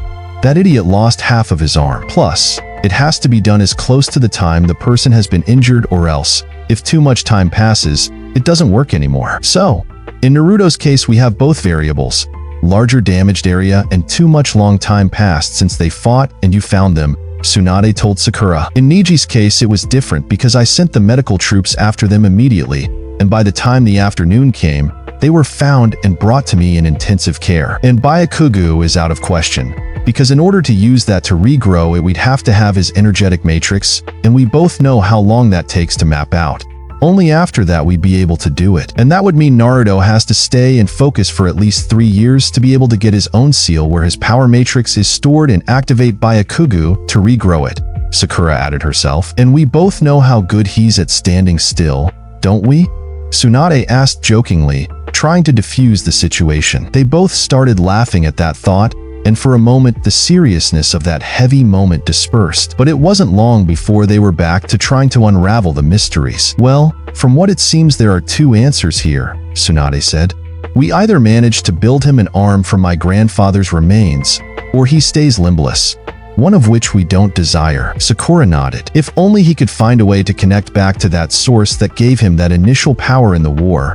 Maybe that way the limb reconstruction would be easier, Sakura said. I wonder what exactly it's the trick with that power, since in essence it works with energy itself. Why couldn't Naruto do it? Well, that's a question that needs extensive research, the same way studying my grandfather's cell does. At least we know that one works since Madara used it for so many years. And so did Danzo, as we managed to find out from that girl, Karen, whom Kakashi brought to the village, the one we held incarcerated for interrogation. Yeah, I remember that, Sakura said, slightly nervous. Remembering those times were still somewhat of a traumatic experience for her. She had felt all kinds of feelings back that time: anger, frustration, impotence, shock, fear, abandonment, jealousy. All those piled up at the same time. She had to heal the girl, a girl, just like her, that Sasuke had just injured to death. She remembers even now how she felt her heart starting to race as the shock fell and began to seize her very being at the sight of seeing Sasuke doing that. It was hard to forget such an experience indeed, but she shook it off and quickly got back to the reality she was currently in. And that's when her mind got a moment of radiance and connected the dots. Master! Sakura burst out. Maybe what we need to do is find a way to stabilize Hashirama-sama's cells and combine it with the healing resuscitation regeneration technique.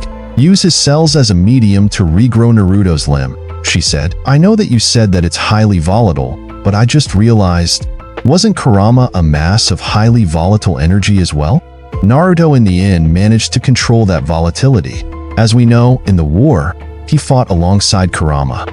He somehow managed to get access to the source of Kurama's very power and use it as a weapon. I'm sure that he'll find a way to be able to control Hashirama-sama's cells as well, Sakura said, in complete excitement. As she told her master that, she felt her heart being filled with complete enthusiasm. She realized at the same time, in parallel with her ever-working double mind, that she had found the missing link in her searches from last night as well. The only variable missing in her plan then was the human sacrifice she didn't want to have to make. But now, all she had to do was closely study Hashirama's cells and use them as a medium for what she had in mind. The fire she felt burning inside herself felt like it's consuming her old being only to rebirth a new one like a phoenix. She felt like she finally found the key to what looked to be an impossible lock. Now, all she had to do was put in motion the very plan that her mind mapped out the minute that door opened and the light of the realization hit her. Sakura, you're absolutely right, Tsunade said too, in amazement. As expected from my dear pupil, she added. With that realization in mind, there was no time to lose. They had to start working on it right away. Now go. go to Kakashi and give him these reports and then come back so we can start putting all that in motion. In the meantime, I'll tell Shizune to make all the necessary preparations." Sakura nodded, got up from the seat, and took the dossiers containing the reports. She saluted her master and then went straight to the door. Then, she headed to the hospital's exit with the destination set, Kakashi's Hokage office. On the road, she had one thing in mind. Who could be the subject of this experiment of hers? The trial of attaining a power beyond the medical ninjutsu one, which failed her in her nightmares where Naruto stood cold in her arms. A power that allowed her to bring back life from death's plane if needed be. As she continued heading towards Kakashi's office and thought about possible people she could try it with, a single one came to mind. One whose return she was certain would make everyone's lives a little happier. Seeing the heaviness of their suffering brought her a great deal of pain. So, in the delight of her realization that she found a way to possibly be able to do what she wanted, she thought of that one person, a person whom many considered that he shouldn't have been dead, that there was a long path of life in front of them to walk down to, that it was cut too short, too soon. Another one that she wasn't in time to save, Nijis, the Hyuga genius. As soon as Sasuke left his hideout, Orochimaru turned back to his rather peculiar guest. On the way to his chambers, Orochimaru began untying the bandage around his palm, which hid the puzzling symbol residing on his body. But as soon as the last swaddle was removed, Orochimaru's eyes looked in amazement at the center of his palm. The symbol was now gone. What is the meaning of this? He thought. It had just been there just a moment ago. Puzzled, he rushed to his room to get more answers. As soon as he arrived in the front of his chambers, he opened the door and immediately started interrogating his guest. "The mark on my hand that you put there earlier disappeared." "Why?" Orochimaru said, fixated on his guest. Fukunona smiled slightly. "Do not worry, for your lifespan is no longer in danger. The thought of questioning mere existence is thing of the past now. Have I not told you already that no longer should your lifespan concern you?" Orochimaru's expression quickly turned into a distorted one. "That still doesn't answer my question. Why did the symbol disappear? Furthermore, you said we are linked. I'd like more details on how exactly that is." As curious as ever," Fukunona said. "Well, your riddles didn't offer me much of a chance now, did they? So now that the linking has been completed and you have me at your mercy, why don't you tell me what exactly this linking you speak of entails? I did my part, after all. Now it's your turn," Orochimaru said, moving to the side of the door. "We've got all the time in the world now, don't we? As per your own words," he continued, slithering his eyes towards his guest. "Not to mention, you seem to know a lot about me, about us all, for some reason," he said, raising his hands into the air. Fukunona smirked, aware that the snake didn't like the position he was in. Someone with more knowledge than himself, but he was right. It was time for Fukunona to complete his part of the deal, so he decided to start unraveling the mystery. His voice turned dark, his stare colder than death itself, as if those white piercing eyes weren't ominous enough already. "We have been watching you for millennia." "We?" Orochimaru thought. Who was this we he was talking about? Who really were these gods or whatever they were? And millennia? As twisted as everything sounded, his own cold blood couldn't help but start boiling from realizing that. A life longer than humanly possible. This person was being truthful, in a way at least. He really was making it possible for his, what seemed to be, long-forgotten goal to be attainable. A life so long that it would allow him to truly uncover the world's deepest secrets. Uncover the condition all life must await, death, and how to defeat it.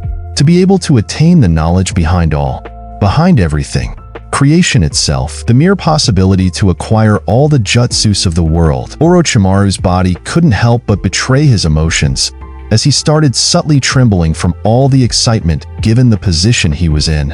The magnitude of what everything could generate was grand for him, no matter how much he tried to keep it all under control. From the muscles in his body to the essence of his being, even his signature smirk betrayed him. It was too much excitement to contain, even for someone like him. Fukunona couldn't help but help to observe. After all, for him, Orochimaru was pretty much an open book. As open as someone like him can be. He knew very well why this solution might work after all his failed attempts. There was a reason he asked the Otsutsuki God King to let him try to work things in this exact way. Ask away. I can already see through the veil of who you truly are. The curiosity, the mystery, all this data that you seem to be missing, Fukunona said. He knew very well who he was dealing with, so being self-assured and one step ahead of someone like Orochimaru was imperative. Well then, where do I begin? Orochimaru asked. First, you come with this symbol that has now disappeared from my hand, he said, looking down at his palm. A symbol that it's the spitting image of one I've seen before. Then here you come talking like you own the place, he said as he pointed at Fukunona. And now I find out that there's a lot more of you, he said, finishing his sentence as he sat down the chair next to his door. The only other Otsutsuki he knew about was a presence that had made itself known in the recently concluded war. It felt as though it crawled under his skin. And here he was standing in front of another one. He intertwined his fingers as he let his elbows rest on the chair's armrests and fixated his snake eyes on his guest. Why don't you tell me why you're truly here? Orochimaru said. Fukunona's face betrayed a conceited smile, too. Well then, where do we begin? I know, time and its lines, in your case, can be truly a damning thing. You see, time is like a river. And for a mere mortal like you who knows that a river flows only in one direction, it can be confusing. But to the best of my abilities, I will try to explain it to you as clearly as possible, Fukunona said as he looked around the room. Such small chambers, such mere mortal like you who knows that a river flows only in one direction, it can be confusing. But to the best of my abilities, I will try to explain it to you as clearly as possible, Fukunona said as he looked around the room. Such small chambers, such crude taste, humans were truly such a lower, benighted form of existence. Such a difference from the old times. In some ways, they had progressed, but in others, they regressed. Curious creatures, they were, for someone like Fukunona. But he had no time to ponder over humans' way of life, for his objective was far more important. However, Orochimaru, as intuitive as ever, invited his guest to sit down too. The chair behind the cabinet to your right. Have a seat. I feel like this is going to be a long story, he said. Before Fukunona had even sat down, Orochimaru was already leading the discussion. You can start by telling me more about this who you spoke of, he said. Who are you? He asked, with his eyes fully fixated on Fukunona. Well then, we are known throughout time as the Otsutsuki gods. Or, at least that's how you Earthlings knew us, throughout your short existential history. Earthlings? What do you mean by that? Where exactly do you come from to refer to us as such? Orochimaru asked again. You seem to know enough about us already. The moment I entered your chambers, you were quick to note that you are but a mere mortal among gods. So, tell me, how much do you know about us? Not much, Orochimaru said. I only, let's say, encountered one of your kind in the last war, which most certainly you seem to know about since you flaunt the fact that you have been watching us, he added, with a slight tone of conceit in his voice. Orochimaru knew who he was up against and his position, but it wasn't like him to just let himself be treated as a lesser form of existence, even if by some technicalities, he was. Plus, he hadn't been one to be kept in check. Surely, he wouldn't start doing it now. His plan was simple. Find out as much as possible about this man's plan and see what this connection of his entailed. Kaguya, I presume? Fukunona asked. Orochimaru nodded in agreement. Ah, yes, our beloved Kaguya. How we all miss her, he said, while he briefly looked to the ground. Well, then why didn't you take her back with you when you had the chance? Orochimaru asked, referring to Kaguya's appearance in the war. Or, well, at least before she was sealed again. From what I've heard. You see, there is a power greater than that of the gods, Fukunona said. Kaguya knew when we transcended to the place from we currently reside. Hearing that, Orochimaru was even more puzzled, but equally intrigued. So, they are currently residing somewhere, but that wasn't their initial home? Orochimaru thought. He had to find out more. What do you mean by transcended? Transcended from where to, well, where? What do you mean by that? Where do you all originally come from? He asked. Then, thinking about his next question, he couldn't help but let out what seemed to be a short laugh. How are gods born, if you don't mind me asking? Orochimaru said. Well, how we came into existence before your eyes is none of your concern. Really, that's too much profitless data, Fukunona said. But truthfully, he was lying. Because yes, they were now gods, leagues above human existence. But behind that very existence stood a secret that could threaten the very status they found themselves in. He wasn't stupid enough to give such information to someone like Orochimaru, but at the same time, the power he was searching for, the one Kaguya herself sought, was indeed greater than that even possessed by them as gods, and he truly needed these lesser beings' help. So fragmenting the information was the safest option while wrapping it all up in the promise of what he can offer Orochimaru. The gamble was always the attachment of the snake in front of him, his attachment to his ambitions. That always seemed to be his downfall. It shouldn't be any different now. However, to respond to your question, we currently reside in another plane of existence. One you humans call heaven, he said. Orochimaru raised his eyebrow. So, such a place exists? What an interesting piece of information. So then, why are you here on Earth? What could this plane have to offer to you? He couldn't help but ask. Well, you see, there's something or somewhere that even we as gods cannot go to. He paused. We cannot access it.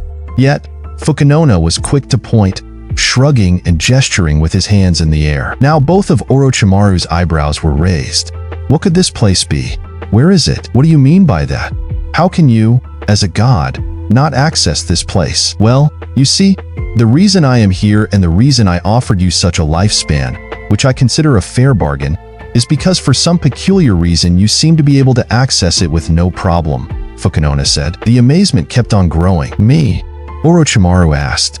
Now that was a surprise, but also an advantage from what it seemed, a detail that he surely was going to keep in mind. Yes, you, Fukunona said. Orochimaru's confusion kept on going. How's that even possible? I wasn't the one who sent Kaguya back from where she came though. I'm not talking about what you saw in the war. That was another thing on its own, his guest said. Orochimaru was confused. How could this be different? Things were getting twisted even for him, but his curiosity was peaking to new heights nevertheless. What you saw in the war wasn't even Kaguya herself. Well, the true Kaguya, for a lack of a better word, Fukunona said. Then who was that? Or what was that? And where is the true Kaguya you speak of? What you saw in the war was nothing more than a manifestation of Kaguya's will. But a manifestation of someone's will is not the same as the person's real self, Fukunona said. Then, where is the true Kaguya? The snake asked. The true Kaguya, her true essence, is trapped inside that jutsu you performed before joining the war, Fukunona said. And there it was, the climax of Orochimaru's amazement. The Kaguya that everyone had fought in the war wasn't even the real one. But then, who was the one sealed in the war? And how many Kaguyas were out there?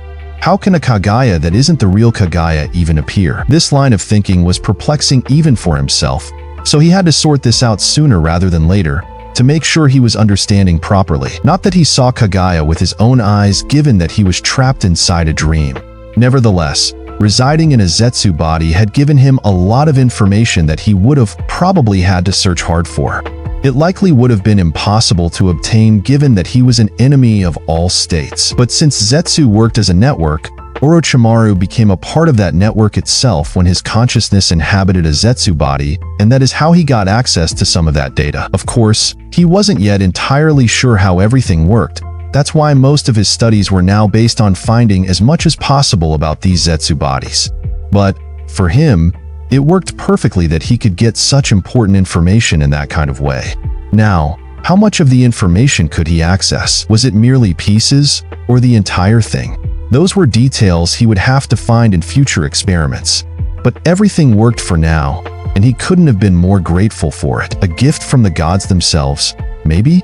Who knew? But he didn't question it. What appeared before your eyes in the war was nothing more than a mere shell built from amassing the chakra from each of the pieces that were once the Ten Tails. That is a result of Kaguya becoming one with the power itself back in the days of old. However, the true essence of Kaguya lies somewhere else. You see, there is no one who understands this better than you, Fukunona said. Orochimaru turned his face to the side, signaling confusion. He wasn't exactly sure what his guest meant. He had a hunch. But you know very well that flesh is nothing more than a mere passing of time. One's true essence lies in their soul, in their consciousness. The true self, the soul carries that self into existence, and to experience life in this form, it wraps everything into flesh. But no matter how strong that flesh is, time eventually catches up. The flesh is nothing more than a vessel, and vessels break and can be molded over and over again as long as you have the right material to do so. In our case, the Tintail's chakra. However, what is inside that vessel is the true self. Upon hearing these words, Orochimaru smiled in agreement.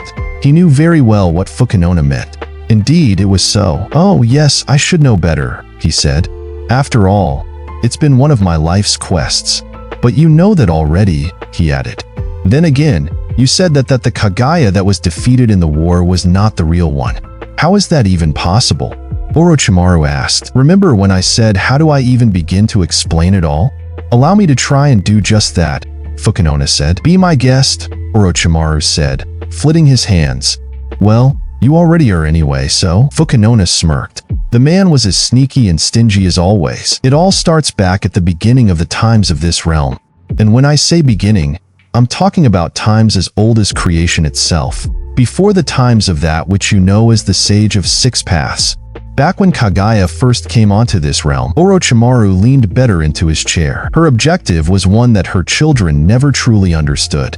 Or, well, better said, weren't really interested in understanding, for they were too influenced by the Earthlings on this plane. After all, they were the ones who taught Hagoromo and Himura how to seal their own mother, Fukunona said, as he began his story. If there were something these Earthlings were good at, it was sealing techniques. "Heh, that sounds eerily similar to a certain clan," Orochimaru said, as he interjected into his guest's story. "Ah, yes, they might be one of the two most important factions of the clan known as Nyurai in those times of old," Fukunona said. Orochimaru showed his surprise.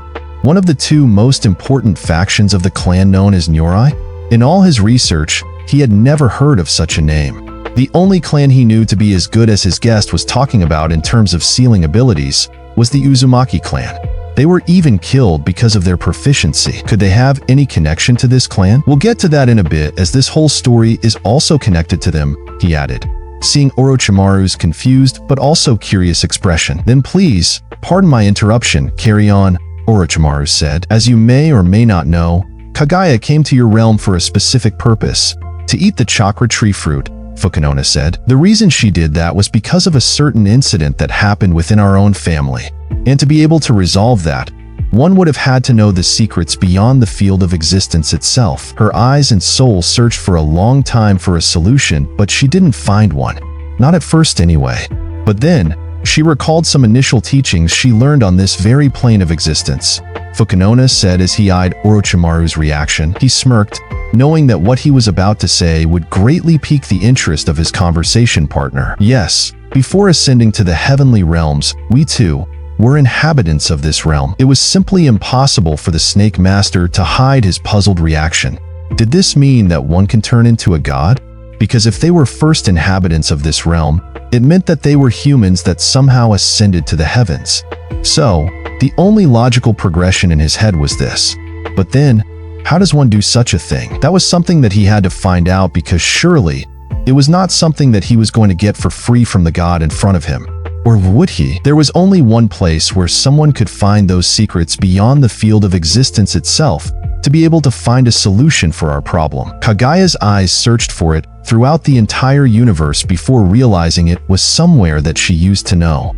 A place that holds power so immense, one could surpass the gods themselves, Fukunona said. "I'm assuming that where the god tree resided," Orochimaru said. "That's how you know it, yes? But its original name wasn't the god tree," Fukunona said, getting up from the chair. "Then what was it?" Orochimaru asked. Fukunona started walking, phasing out and going through the chair he had just stood on. Once he was near the end of the chamber, he massed in again. Facing the wall, he turned back to Orochimaru. "The Tree of Creation. It was your realm's most revered existence," Fukunona said. "Tree of Creation?" Orochimaru asked, amazed at the name. "Yes, that's how the people of the land referred to it, back in the eons that were known as the Golden Time of Creation." Golden Times of Creation? What do you mean by that? You mean to tell me there's a history to humanity before what we know as the Warring States era? A history before all this bloodshed that's ingrained in people's collective minds? "I'm afraid so," Fukunona said, going back to his chair. "This place is rather small to me. Your chambers are quite well crowded for my liking. Don't you have another place, more befitting for my taste? Well then, I guess we could get out of this room and go to the place I use as a dining room, Orochimaru said. It has a lot more space than this one. Perfect, let us go. I shall continue the story as we head there. They both got out of the room and headed to the dining area. So, you were talking about the golden times of creation and the tree of creation? Orochimaru said, to continue the dialogue. Why were you after it? He asked. Well, you see, that was a tree like no other. One which you could access only in a certain forest, because the power one could obtain with it was so great that it could rival that of the gods. Dare I say, even surpass the gods in some cases, Fukunona said. It was after all the power which helped us ascend to a new form of existence. It is thanks to that power that I was able to extend your lifespan, he added, nodding in the direction of Orochimaru's palm. Orochimaru looked once again at it, remembering the symbol from earlier. So you mean, the symbol in my palm is connected to the god tree somehow? Or well, the tree of creation? Orochimaru asked. Yes and no.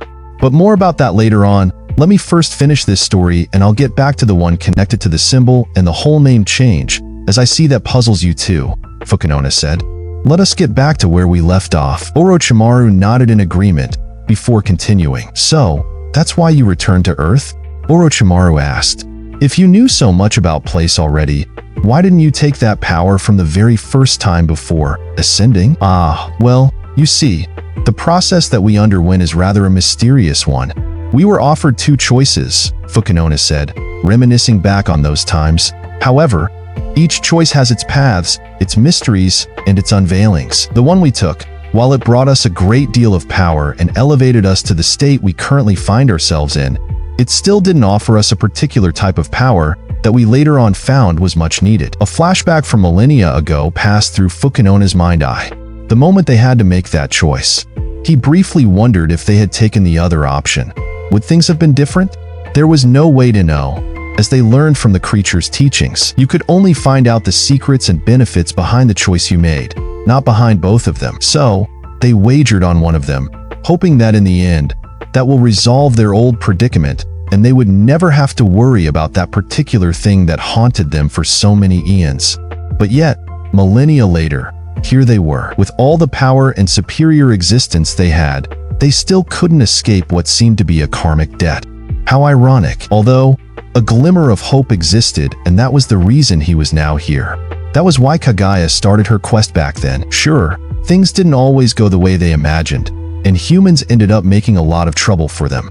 More than they initially expected. For as much as they ran away from their interdependence with the humans, and somehow managed to escape it in a sense, this connection still didn't fade away completely, as they were forced to return to the very existence they sought to transcend from. So then, the answers you were seeking were on Earth after all?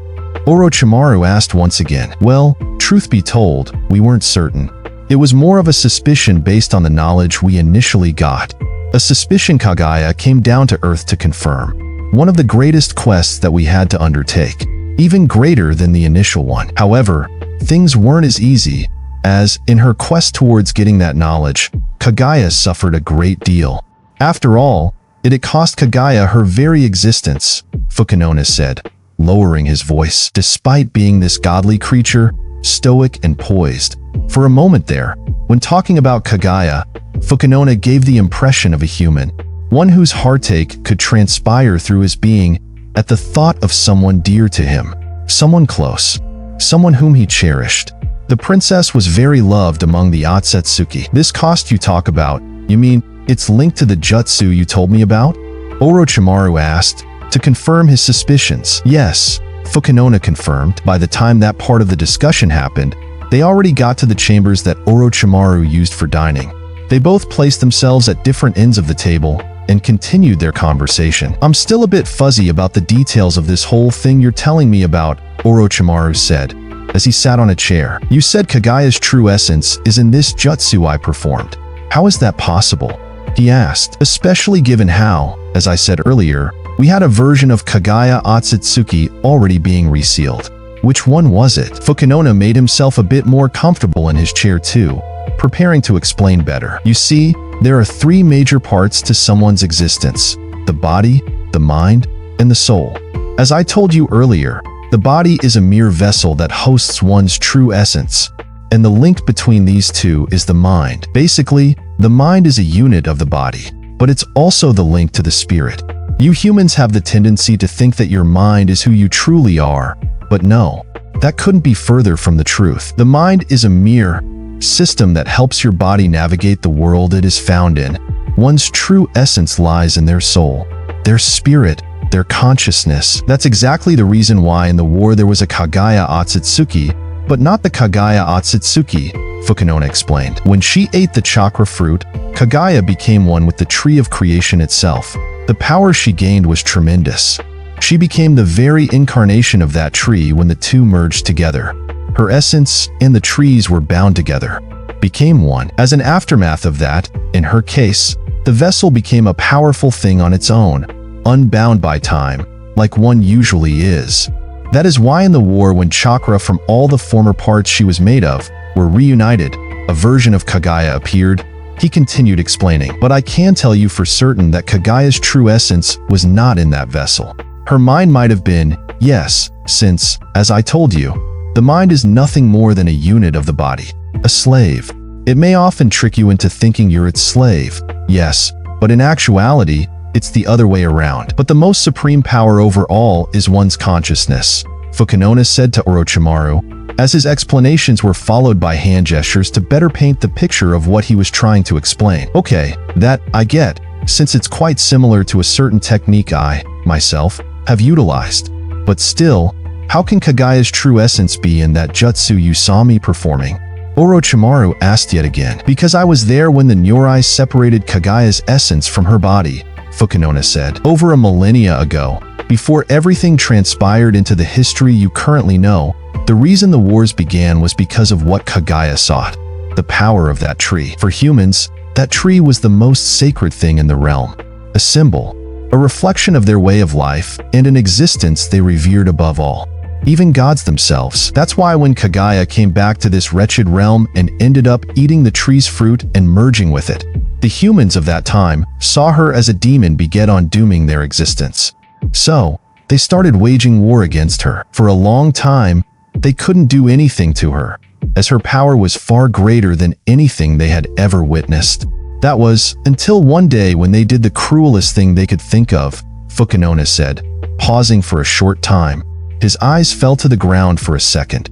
Then, they got back up and met Orochimaru's once. They ripped her into pieces and sealed them away, separately, as a punishment for her actions. While listening to his guest, Orochimaru's mind couldn't help but return to that one moment in time he too underwent a similarly tragic moment. But the only ones with such capable powers were the Uzumaki clan. However, his guest mentioned another name, Nyurai. Who were they? Predecessors?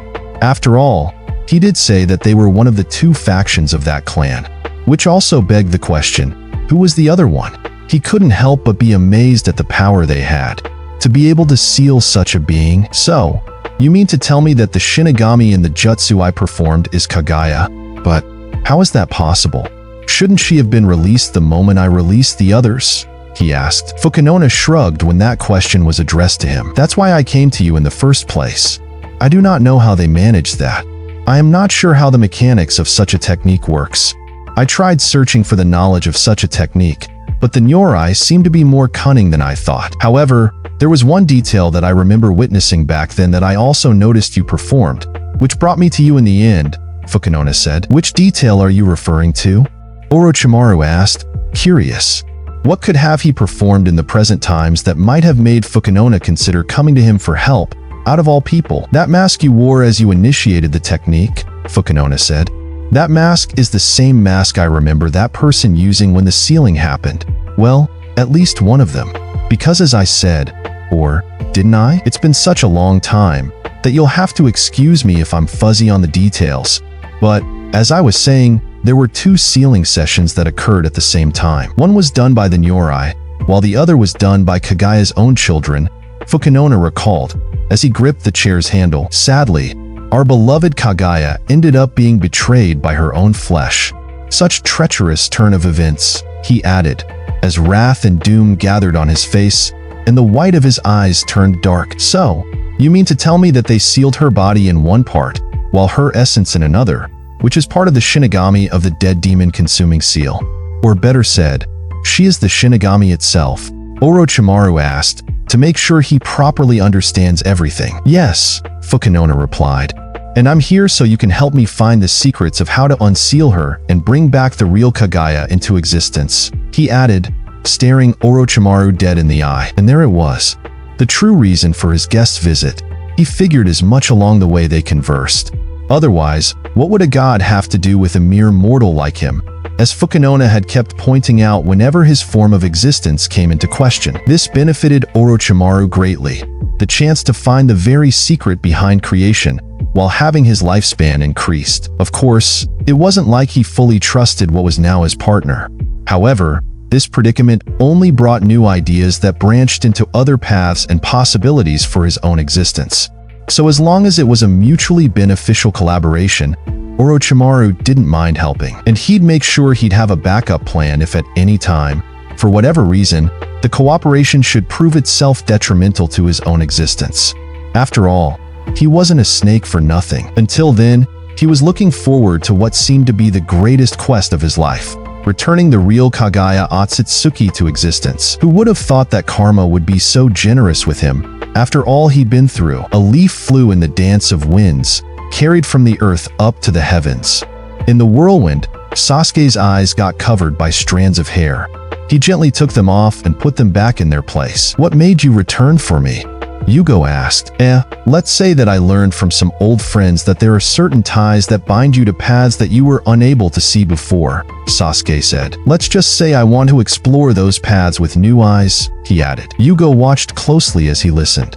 He had known Sasuke through his darkest times, and while he seemed the same old Sasuke that he knew, composed and in control, a man of few words and direct action, there was something new. Something changed about him. He never really questioned Sasuke much, just trusted him completely, being the only one who could help keep in control his abilities after Kimimaro had been gone. For Yugo, Sasuke meant a lot. The rest of the world might have seen the last survivor of the Sharingan clan as a curse, but not him. For Yugo, Sasuke was a blessing. So, for that reason alone, he never really questioned any of his commands or decisions. And it wasn't the case now. It wasn't inquisitive questioning, more like curious one. After all, given the new political regime they were all finding themselves in, Yugo never really expected to see Sasuke ever again. Like the rest of Team Taka, that was partly the reason why they all returned and stayed with Orochimaru. Or well, he did, as Karen and Suigetsu had already left the hideout. But Sasuke returning for him had never been a thought to cross his mind. He expected him to be held captive for what the world saw as crimes given the political regime they lived in. Or, in the best-case scenario, expected him to get back to his former teammates. He guessed as much that those were probably the old friends that he referred to. Let me guess, your former teammates? Yugo asked. Sasuke nodded. I figured as much, he said. How did things go? What happened with them with you? Last time, you and Konoha and the whole shinobi world. He paused. Let's just say that my aid in the war was crucial, and well, they agreed to let me roam the world free. For now, at least, Sasuke said, but this was all too simple. Those were all surface-level details. What lay deeper? Sasuke was a man of deep oceans of emotions. Yes, the waters above might be clear, but what about the depths of his being? And what about you and Konoha? I know you helped them in the war, but you said, you know? Yugo asked again, tilting his head to the side, reminiscing the times when he said his only goal was to destroy his former homeland. Sure, he helped them in the war, but the last thing Yugo remembered about the situation was Sasuke still wanting to cut those ties. Thinking about Naruto, Sasuke spared a slight smile in the corner of his mouth. I do. I fought that battle and lost, he said, smiling and serenely, looking at the sky above. It was a tad bit odd to see Sasuke this way, but Yugo couldn't help but smile and be content about it. I see, he said. If Sasuke was smiling while saying that, then it meant it was okay. Of course, it was strange to hear that he had lost, as he'd always been quite a skillful shinobi. But, life sometimes was out there surprising one. He hid the best he could the fact that he was astounded though. It's okay, Sasuke said, sensing Yugo's silent amazement. Not all defeats are losses. Some are just heavy burdens you carry that life helps you get rid of, so it can make place for better things to come, Sasuke said. After all, they were right. He continued, thinking about Sakura and Naruto. Revenge didn't bring me happiness, he said, reminiscing about Sakura's words. And companionship makes one's burdens lighter to carry, he added, as Naruto's figure came into his mind's eye. After all hearts bleed grief when they hurt, no matter the source of that sorrow. Pain is the great equalizer. It teaches us that suffering is all the same for everyone, and it connects us to make the heavy load easier to carry until it gets healed, Sasuke concluded, as he reminisced about the words he used to tell Naruto when he compared their suffering. Sure, the situations were indeed different, but the pain was all the same. The pain of loneliness. He seemed to be in a chatty mood, a thing which was quite unusual for Sasuke. The old one that Yugo knew was a man of few words, but, for some reason, today he was quite talkative. Maybe it was a spur of the moment. Whatever it was, Yugo decided not to interrupt him and just take advantage of the situation and see the world through these new eyes of Sasuke's. But as Yugo contemplated over Sasuke's new nature, he heard him speak again. Despite the pain, Itachi sacrificed his life, our clan, and our family for the village. My former teammates also do the same. However, in this respect, I can't be like them. At least yet. Truly speaking, I don't know if I'll ever be. There are certain stains on my village's past that I cannot ignore. And while I understand that we all suffer the same pain, there are still elements from this complex situation that I haven't made peace with. Those stains in my village's past pained me so much that I ended up making great sacrifices. Sasuke paused. His serene expression turned bleak at the reminder of the sacrifices he had made. The first time it was Naruto, because he was the one who strongly stood against him and his goal to gain more power to kill Itachi. Then, after he managed to reach that particular goal, a new one came along, as he learned about the underneath of all the surface history of the Uchiha clan massacre. That's when he vowed to cleanse the Uchiha name and destroy Konoha. It became his ultimate goal, his reason to live. And as he was closer to that goal materialized in no one else than Danzo Shimura, the man who had cornered his brother into that terrible choice in their political warfares. Karen was the one who stood in his way, unwillingly. However, engulfed in the hatred that he felt towards that man, when she got captured by him, Sasuke threw away his last shred of humanity and sacrificed her. Karen, you mean? Yugo asked, not knowing about Sasuke's previous sacrifice. Closing his eyes and taking a deep breath, he answered. Yes, he said. For a while he just paused, not knowing what to say more. Especially after in the context of what he had found out from Orochimaru about who she was. Her and my former teammate, Naruto, Sasuke managed to add. Yugo saw the tension already rising in Sasuke. I don't know if you're thinking about their forgiveness or not, if you care about that or not, but at least we know that Karen did forgive you, he said, reminiscing about the last time they saw each other. Sasuke half smiled, a smile mixed with awkwardness. He didn't even know how to react to the memory of the time he met Karen after the Danzo incident. In a way, he felt like smiling because he remembered Karen and her antics, which were intriguing in their own odd kind of way, but at the same time, that same memory puzzled him. This girl was so hard to pinpoint. She was like light and dark in a single frame. Two beings in one person. One serious and reliable, one crazily eccentric. And it was always a lottery ticket surprise in terms of which one you'd have the chance to encounter on a particular day. So confusing. However, she was the only familiar face when he had joined Orochimaru's network of hideouts back in the day. He remembered thinking about what were the odds of that happening, but surprisingly, the universe works in mysterious ways sometimes. In the time they spent together before Karen was sent to another hideout, he managed to find out how Karen, like him, wasn't truly there for Orochimaru. It was when she had actually unmasked his ulterior motive for joining him. That's when he found out the exceptional shinobi she was when she was quick to pinpoint that he was lying about his affiliation with Orochimaru. Or better said, not fully telling the truth. While it was easy to fake it with the others that he's willingly giving himself to Orochimaru, with her, it was different. She knew Sasuke wasn't there to be Orochimaru's errand boy, and she confronted him about it. To make him open up to her though, she opened up to him and informed him that she wasn't faithful to the snake either. However, when Sasuke asked Karen about the reason she was working under him, she quickly had a change in demeanor and started acting incomprehensible to him. but it was enough for them to start forming a kinship of some sort. He remembered them having that conversation in a low tone when Orochimaru was about to experiment for the first time on Sasuke's body. He had just left for a moment, and they were whispering as they didn't want to get caught. He was supposed to be under anesthesia, but for some reason, the dosage didn't work on him. He guessed it was because of that seal Orochimaru put on him when they had met for the first time. That's when Karen also showed her sensing prowess to Sasuke when in the middle of their little chat, she urged him to fake his sleep because she sensed someone approaching, detailing how many and by chakra nature type.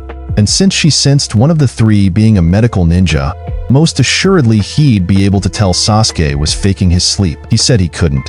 So Karen told him that she had no choice but to give him another shot. Not before assuring him to not worry, as she'll make sure Orochimaru doesn't harm him as she can sense anything that happens in his body. In the urgency of the moment, Sasuke agreed, and to his surprise, the second shot worked. What he didn't know past this was that Karen was successful in her plan, but to cover everything up, she took advantage of the situation and made it look like she was pinning over Sasuke like a girl who just wanted to steal a kiss.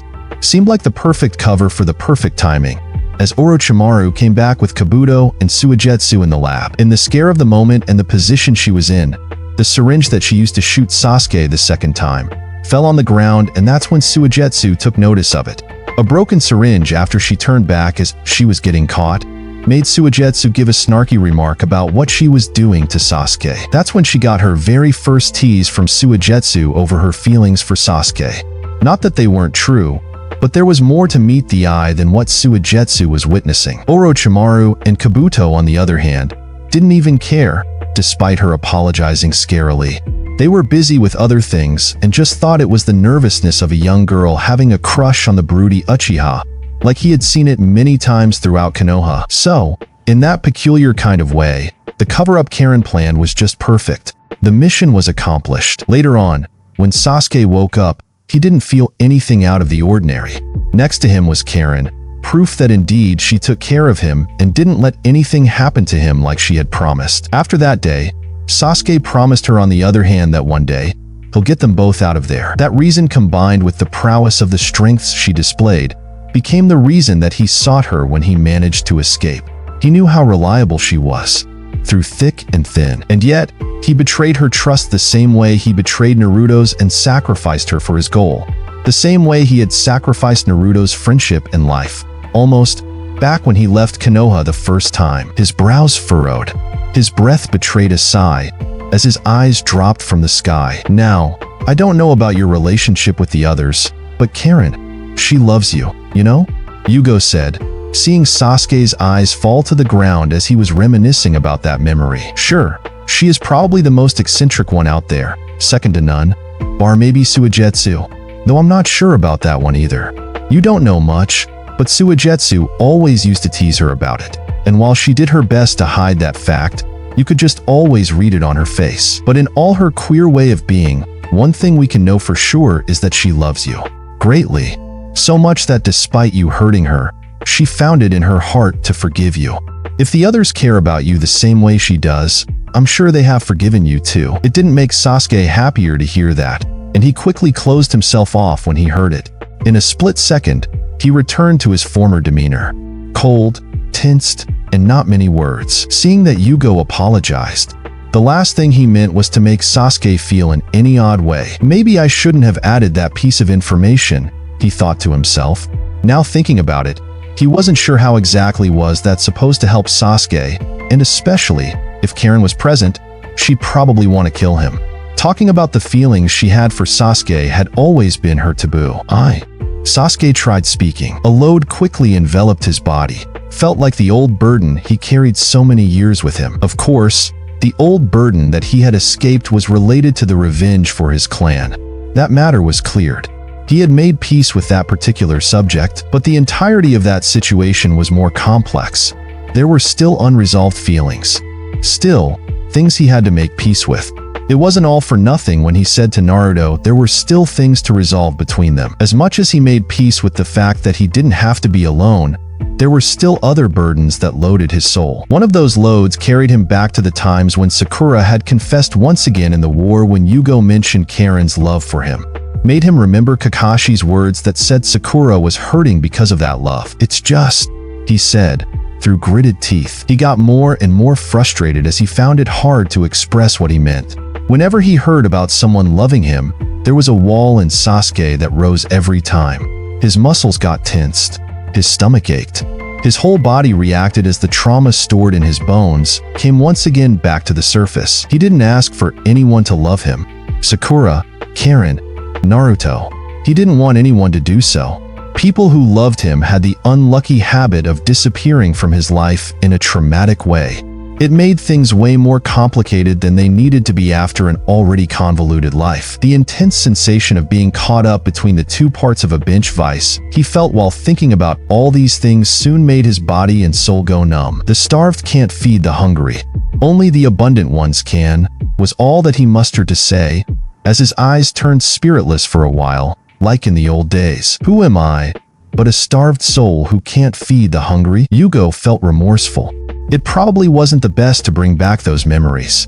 He tried to switch a bit the subject. "I suppose you're right," Yugo said, putting his eyes down to the ground.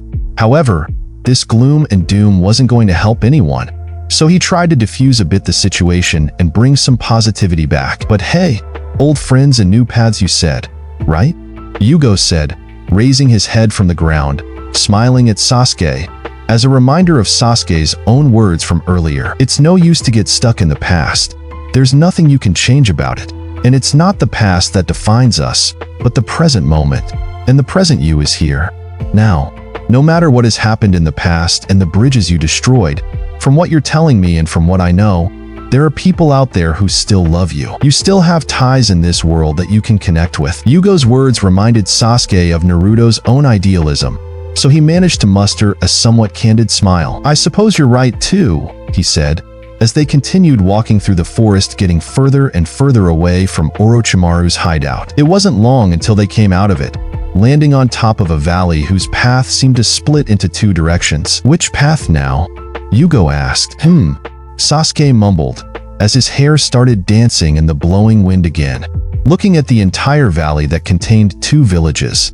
For a second, it felt like a miracle seeing them look so serene and unscathed by the horrors of the war that had just passed. It was hard to make a choice really, as from above where he and Yugo were placed, both options seemed viable. A decision had to be made though. "Let's see." She smashed her backpack against the reception desk and asked for a room. The old man in front of her looked at her from head to toe and back up, visibly bothered by her behavior. With slight disgust that he didn't try too much to hide, he asked how many nights she was planning to stay. She informed him that just one for now. She'd decide in the morning if she needed more, and she'd let him know. But for the moment, a night should do. The man looked again at her through the glasses that were slipping off his nose. Seeing her looking so young, he couldn't help but comment on her financial status. "Do you even have money to pay for your stay here? You look quite young to be traveling alone like that," he said. She quickly glanced at the price list behind the man as she ignored his comment and picked the money from one of her pockets, throwing it directly on the counter, making sure to drop a few on the floor. The man threw away the keys at her in disdain, blabbering some words she didn't even bother to listen to as she took the keys, the backpack, and headed to her room. "Those glasses need your nose for support.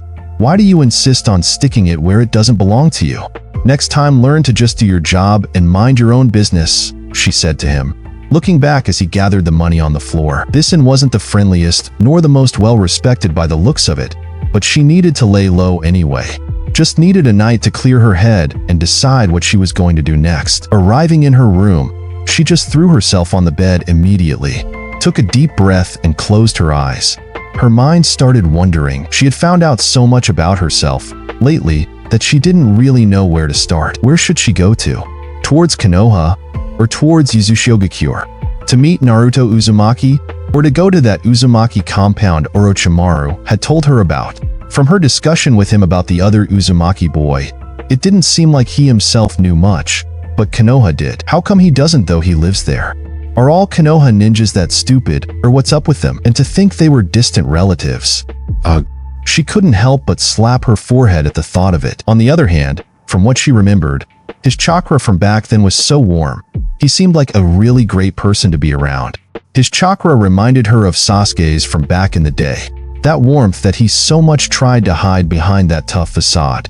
He could fool anyone else, but her. Sure, there was always something off about his chakra from time to time. But before she learned the truth, she had guessed that it was because of whatever reason that had brought him to Orochimaru. Ugh, that damn stupid again. Get out of my head, she shouted as her look frowned and her whole expression changed into an all-out pout. She opened her eyes quickly and saw the window that was at the top of the ceiling, which she hadn't even noticed initially. She was that lost in all the wonders of her mind. The crescent moon was shining through the stars of a clear sky that night, and since she couldn't get Sasuke out of her mind, she couldn't help but wonder where he was. Are you okay, I wonder? How's the world treating you now? She asked as she stared at the crescent moon with soft eyes. A flash of the smile when they first met visited once more her mind's eye, but those soft eyes soon turned icy. Ugh, I should get you out of my mind. You damn idiot. You tried to kill me, she said, quickly changing her demeanor.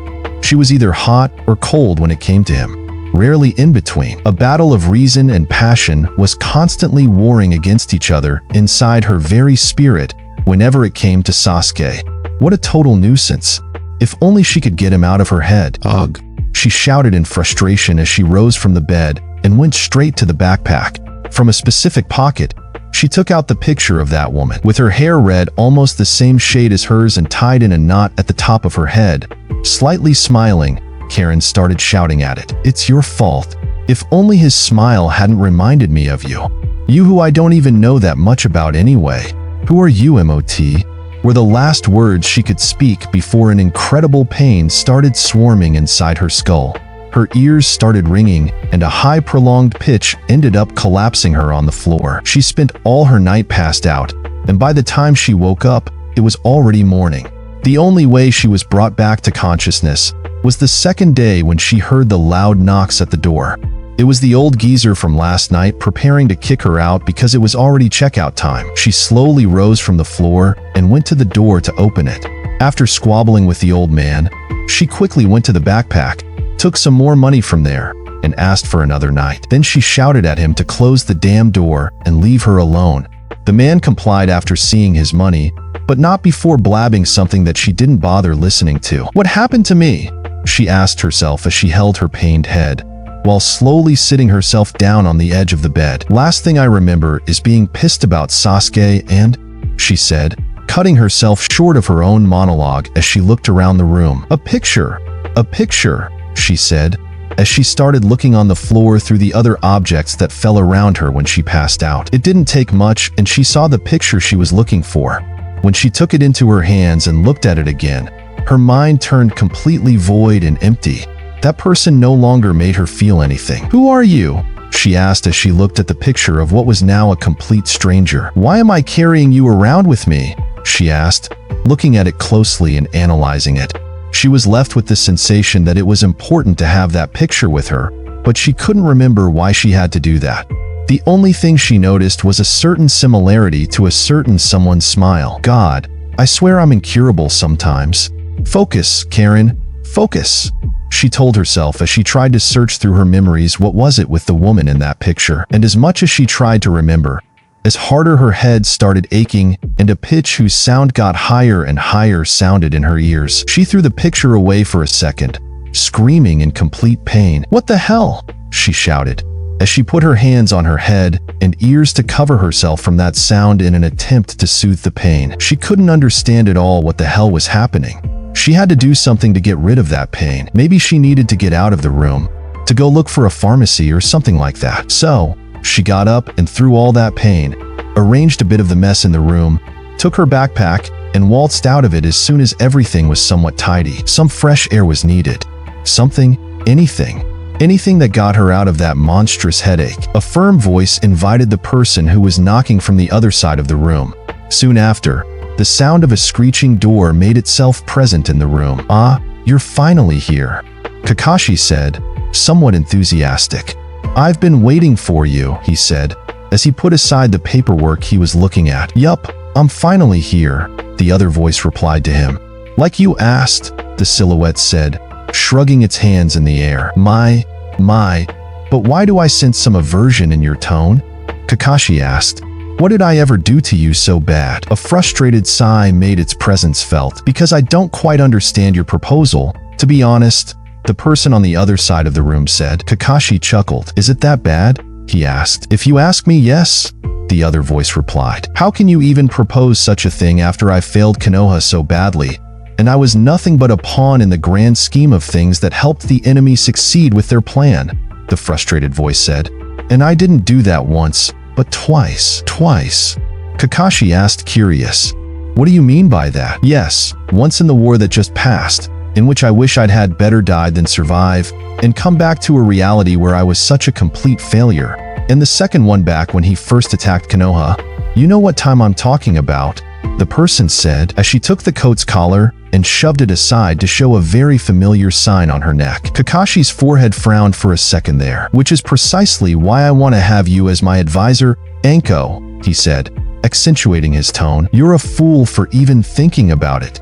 Anko quickly replied when another knock came through. Maybe, Kakashi said, but there isn't anyone in Konoha to know our troops as good as you, to have so much knowledge regarding the administrative and logistic tasks of the operations we conducted over the years, and who has so much knowledge on the top targets of Konoha, one of which being the very one you mentioned earlier, Kakashi added, pointing at the sign of the cursed seal that Anko showed him earlier. After all, let's remember who was always in charge of the Chunin exams event, and the captain of most of Konoha's top-tier missions, he added. Also, why do you think Kabuto targeted you specifically, Anko? It's because you're an asset, not a liability, Kakashi said, as he laid back on his chair. And I intend to make use of that asset very well, so no more fighting me over this. I've made my decision, he said, firmly. She tried to put in some words, but Kakashi was more spirited than usual. Out of all the times he could have been chattier, he chose this one. Marvelous. I'm the Hokage now, remember? You respond to me. It's I who says who decides if my soldiers are to be released from their duty or not. Visibly bothered, Anko puffed and turned her head to the side. You men are impossible like that, was all that she could respond. Besides, I'm not the person who could stay in an office all day, Anko said as she raised the tone of her voice. Do you see me standing next to your ass 24/7, guarding you and pampering you for whatever boring Hokage meetings you have? She asked. Who said anything about being my strategic advisor, though? You're going to be my military advisor. I have someone else for that kind of job, he said. Besides, Kakashi added, consider this as me giving you the chance to make up for some of those backtracks in the past, he said, shrugging nonchalantly. Anko tilted her head to the side, side-eyeing him. Aren't we now in what they call times of peace? Why would you even need a military advisor anyway?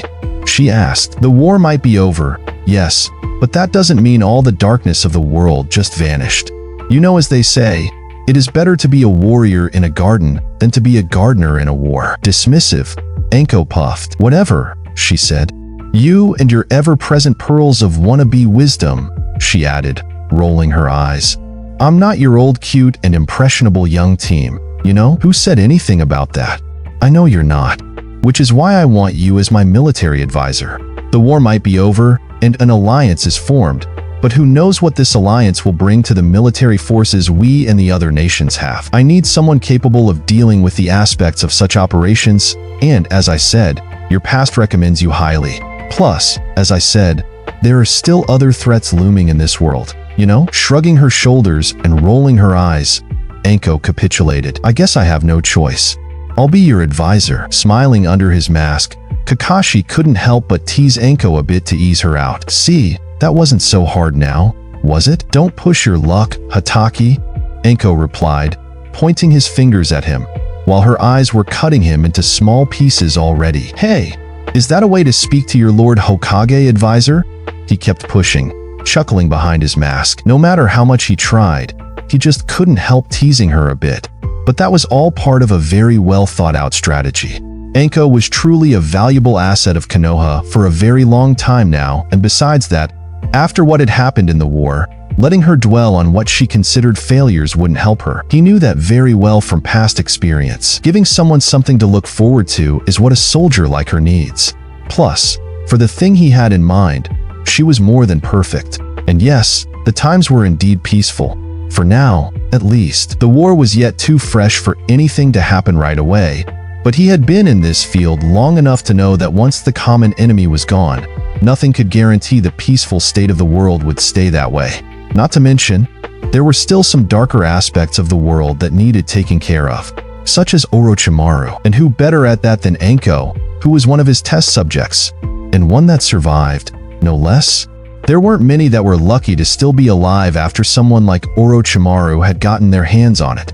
In Konoha, it was only she, Sasuke, and Yamato who were lucky enough to still see the light of the day. And with the destruction and destabilization a war brings, it is the perfect time for skewed and shrewd characters like that to take advantage of the situation. And a snake might shed his skin, but never its nature. And no matter how much Orochimaru helped them in the war, he didn't trust his change of heart, not when their enemy was a common one. The enemy of my enemy is my friend, but when the enemy is gone, so is the friendship. Which is why he thought about this very aspect and made sure to be already one step ahead of the game. And to do that, he needed someone like Anko. So, he informed her about everything he thought about that, and about the mission he had already sent a certain someone into. You understand now why I need you to help me out with this, right? And why there's no one better than you and him to carry out this important task, he said. Being reminded of that sick bastard, Anko couldn't help but roll her eyes. The very sound of his name makes me want to throw up, she said. But I guess you're right. We need to make sure that no children fall victim to his old antics. Especially now that Kabuto also has something weird about him. I couldn't say what yet, but when I met him, he was different. He had done something to his body. I don't know what yet. Well, lucky you, I already know something about that from a certain someone, Kakashi said. What do you mean? Anko asked. I'm still waiting for some data for a certain someone to be able to fully bring you up to speed. But if you're patient enough for a little while longer, you should get the whole story soon, Kakashi said, as he heard another knock on the door. As soon as he invited the guest, Kakashi couldn't help but smile. Well, Anko, it seems you're in luck and you won't need to wait that long, he said as Yamato came in carrying a file. Welcome, Kakashi said to Yamato, as he raised his hand to grab the file Yamato was holding in his hand. He opened it and started reading, but not before instructing Yamato to go next to Anko, as there would be things the three of them need to discuss as soon as he's done reading the briefing. Today was going to be one of those full days. First, there was Ino and that special task he had to discuss with her about.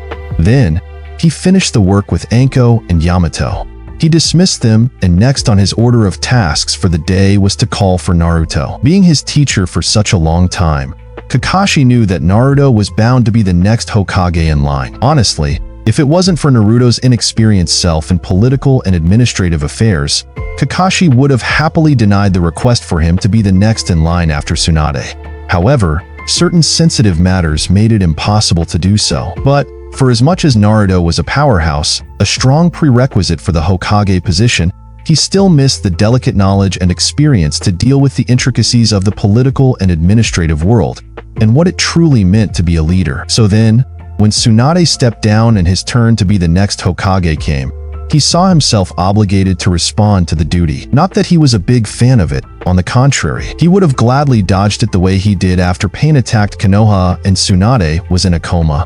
But that experience also taught him a great deal of things. One of which being how Konoha in itself can very much raise snakes at its bosom and be attacked from the inside, without even knowing it. And going through so many of these situations in life, he saw it fit to take on that duty. After all, Konoha was his home, and he wanted nothing but to protect it, and he stood firm by it from the moment he joined the ranks of shinobi. Plus, it was now a time of great instability in the world, as the one under their very eyes was going through a great change. And change brings with it instability, and instability can mean vulnerability. Yes, the shinobi world had allied. Yes, there were talks that the alliance they formed should be kept. But Kakashi had been witness to enough battles to know that the enemy of my enemy is indeed my friend. But what happens when the common enemy is gone? Human nature and its tendency to pursue strife was always a threat looming around in the shadows, even if in the light, progress toward peace was being made. But peace, while beautiful and calming as warm light that shines hope over the world, is as frail and delicate as a dove's feather, and the crows of darkness feast on the doves of peace. That is why maintaining peace is a continuous effort. Peace needs a symbol, like a beacon that reminds everyone of it in the darkest of times. And in the war that had just passed, that symbol, that beacon of light, was none other than his former student, Naruto Uzumaki. But while mature in battle strength, he was yet a child in political and administrative affairs. And if he ever wanted to be Hokage, he had to be a complete shinobi, in body, mind, and soul. A leader. He already was in body and soul, as his cries for what appeared to be his enemies already moved the coldest of stoned hearts. All he needed was to sharpen his mind like a blade when the fights of politics were involved. And for that, Kakashi had a plan. A plan to turn the dust into gold. Naruto had always been a peculiar kind of smart. They always used to call him the #1 most unpredictable ninja. He had his ways, and that is without doubt. He was an enigma in that way. But his ways weren't always the most mature ones. One could definitely tell. And if he was ever going to be taken seriously and bring about that change in the shinobi world that he always wanted to bring, he needed to have his skills honed. When deciding the future of humankind, transformations into naked, good-looking people weren't going to gain a forum's seal of approval. Might surprise them for a second or two, yes. But in the end, this isn't a battle of fists where you do an unpredictable move like that so you can take your enemy by surprise and pack a punch in the time it takes them to even process what is going on. And speaking of that, Kakashi couldn't help but chuckle a bit at the memory of Naruto pulling that exact move on the goddess Kaguya. Leave it to him and his unpredictability. However, the political world was more a battle of academic smarts, and humans can be creatures more complicated than gods. As such, Naruto needed to learn more about the ways of the world he lived in than he would have cared to admit. And it was precisely why he was being summoned today in Kakashi's office. It didn't take long for him to go over those memories in his mind, nor many thoughts about the way this was going to go, as Naruto was already knocking at the door. "Come in," Kakashi said. "Yo, Kakashi-sensei," Naruto said, entering his office. But then he realized he was standing in front of the new Hokage now. Hokage-sama?" he asked, grinning. Kakashi chuckled. Not perfect, but close enough. Maybe he was starting to get the hang of this sooner than Kakashi would have expected. Yes, there were all these pleasantries, these rankings and formalities. Naruto was never a big fan of those, and he always used to invent his nicknames for people, as if it was his way to oppose these very rules of the system.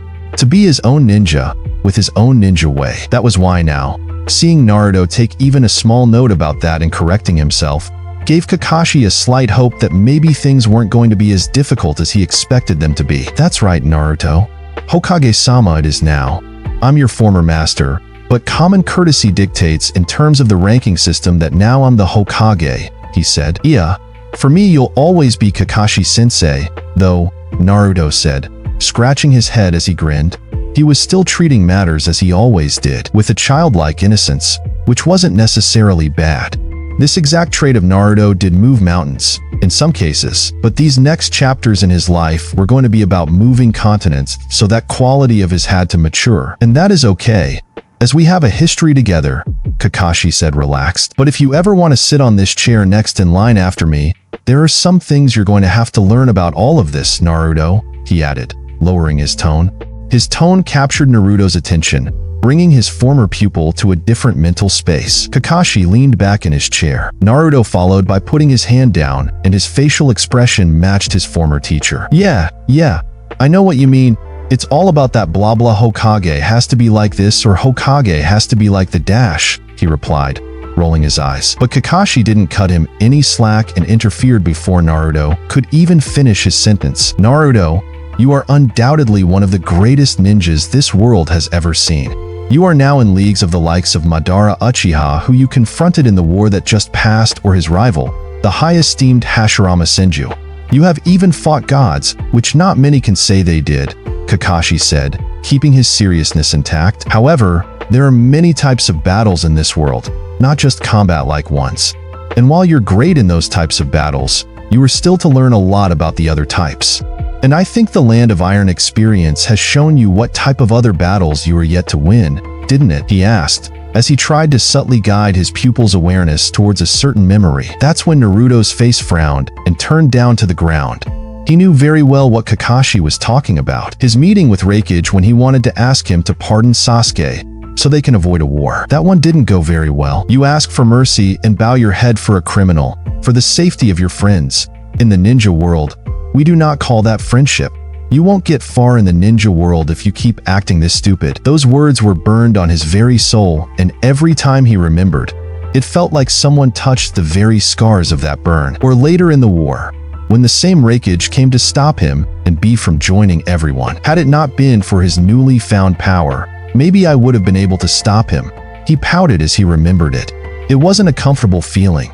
It contradicted every sense of the way Naruto felt inside. But Kakashi was right. The Land of Iron experience was a type of battle he lost. Still, it didn't make him feel any better. On the contrary, the sensation of those memories made Naruto's muscles tense, so much so that he didn't even realize when he dropped his head to the ground and his jaw became more prominent as he was screeching his teeth.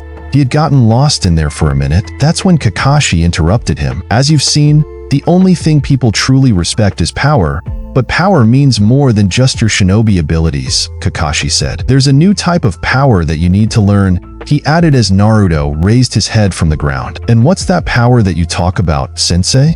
Naruto asked. The power of diplomacy, Kakashi replied. That's when Naruto raised his eyebrows. What do you mean by that? I don't get it, Naruto said, looking confused. Which is why you're here in this office today, Kakashi replied. Naruto's head turned to the side in confusion. He was still not getting it. Kakashi smiled a bit as he folded his hands and looked Naruto dead in the eye. Diplomacy is the art of maintaining peaceful relationships among different groups of people. To put it in simpler terms, he said. As soon as he heard the word peaceful, a current went through Naruto as if a short circuit had just burned. Peaceful relationships, you say?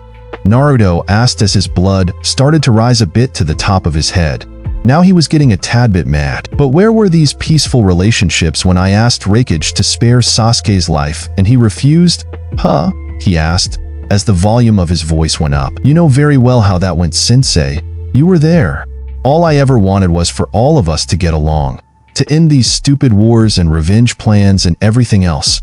I wished for that even when it was the hardest for me to do it, as I understood Sasuke's pain, too, Naruto said, as the volume kept rising. When I faced Nagato, all I wanted to do was to rip him to absolute shreds for killing the only person who felt as close to a father as I've ever had. He continued as the words barely made it out through his screeched teeth. Yet I didn't do it despite wanting it so much that it made my blood boil. Because I chose peace. I chose to believe in the words and teachings of my master. When he was gone, I guided myself by those very principles he instilled in me.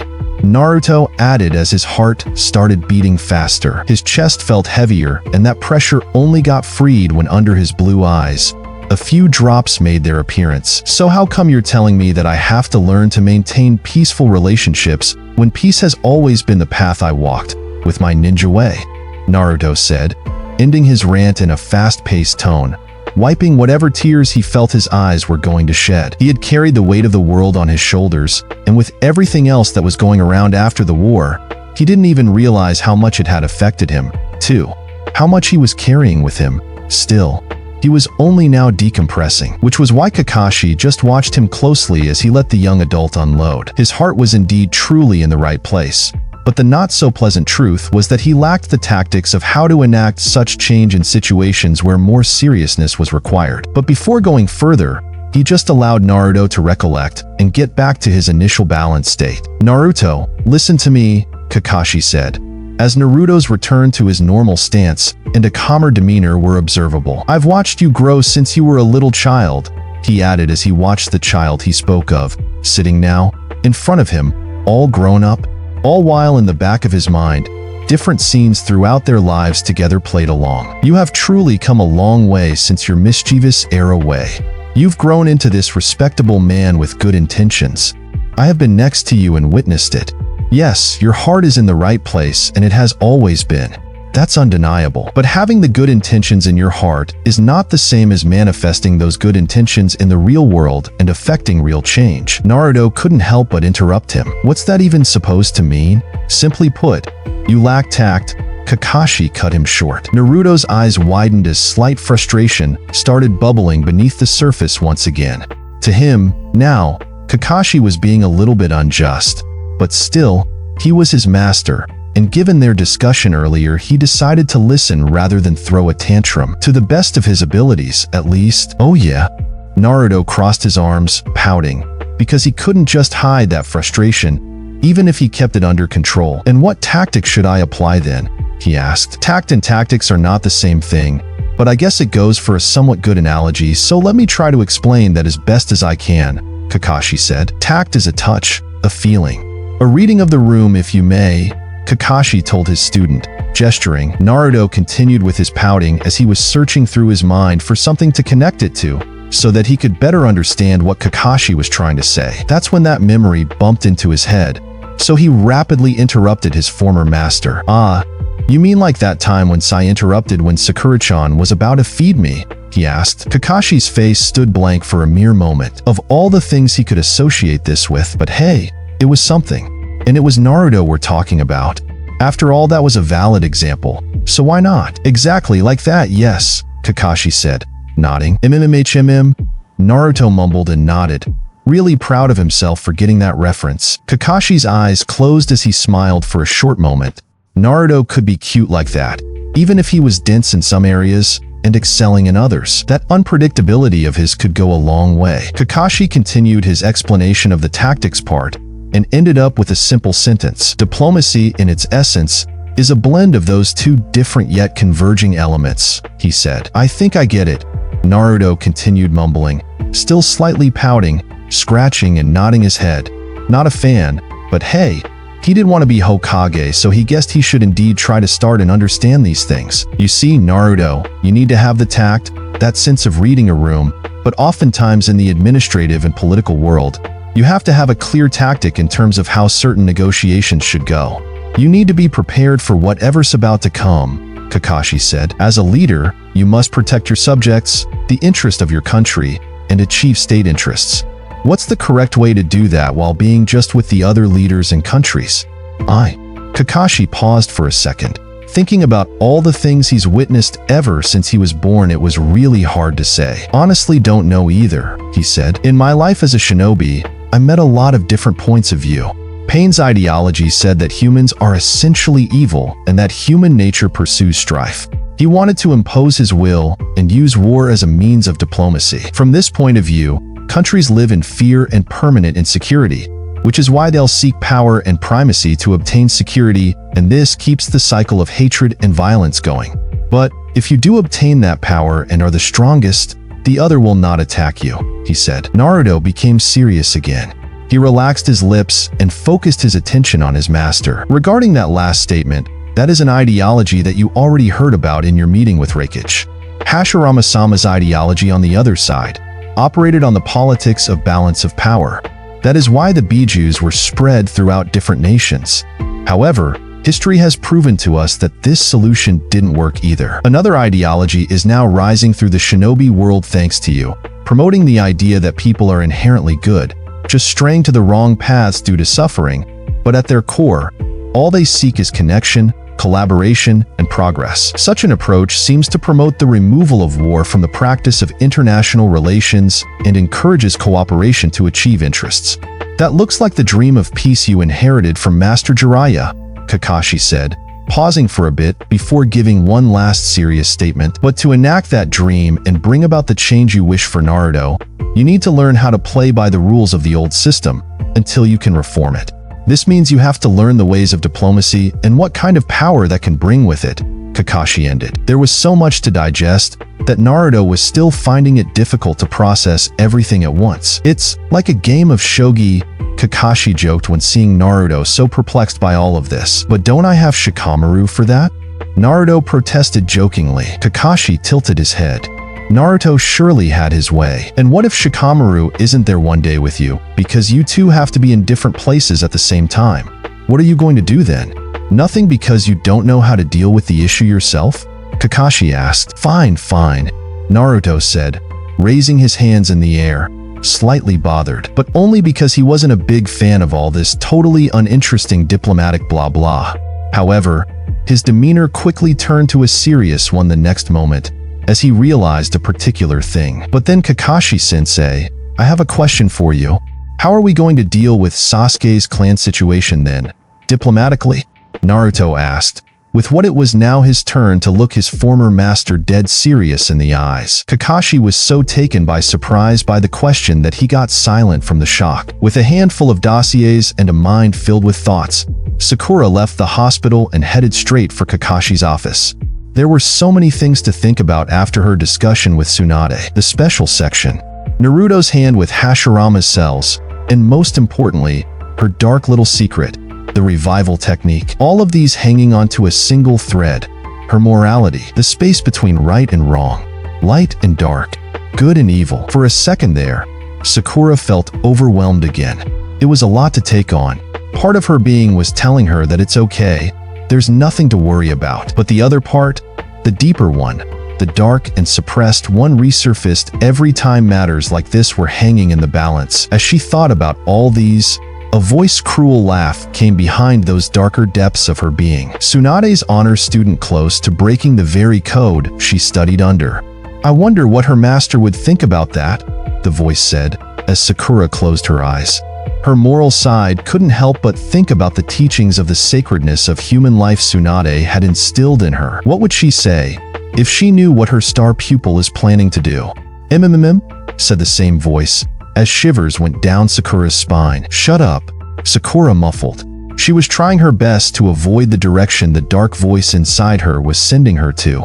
She tried to start thinking about the plans for the Infinite Tsukuyomi Victim Special Section, but for some reason, her mind didn't cooperate as it carried her right to her nightmares. The ones where a dead-cold Naruto was dying under her very eyes. Her healing chakra doing absolutely nothing for him. You might want to try and escape me, but you and I know very well that you can't do it. Sakura shook her head. I know that very well. Shut up. Besides, what I'm trying to do is not break any law. Sakura continued muffling. It was like her body instinctively knew that being on the outside and talking about matters like this in a loud voice would make someone look in a peculiar way at her. But at the same time, they were coming after a war. So could anyone truly blame her? Mentally, the war had scarred everyone in one way or another, impacted or not by the Tsukuyomi. It was just a matter of being or not aware of it. But she indeed couldn't help but think, how was she going to pull this out? First, it was a matter of stabilizing Hashirama's cells. From the preliminary checks, everything seemed to be working well, and everything should have run smoothly. But that last-minute volatility probability put things into a new perspective, so Tsunade didn't want to hurry. Sakura knew very well that if her plan to bring back Niji were to work, that issue should be resolved first. Can you truly say that? The tenebrous voice asked. Sakura puffed, exasperated. On a day like this, the last thing she needed was her other self bringing her this much headache, literally and figuratively. But luckily, she soon found herself at the gates of the Hokage building. Having to salute the staff inside relaxed her a bit more and took her mind off the inner turmoil. She happily climbed the stairs to hand over all the paperwork to Kakashi. As soon as she was in front of the door, right before she was about to knock, Sakura heard something that left her in complete and utter shock. On the other side of the door, Naruto was asking Kakashi a delicate question. Sasuke's clan? Diplomatically? What exactly were they talking about? Sakura frowned. It didn't take her long to put two and two together and realize they were hiding something from her. She first got that impression in the Land of Iron, but she ended up believing that maybe it was the overall tense situation they were all in. Back then, something similar had happened. Naruto was about to tell her something related to Sasuke, yet Kakashi stopped him, as if the two of them were hiding something. Why? Why was it that he stopped him?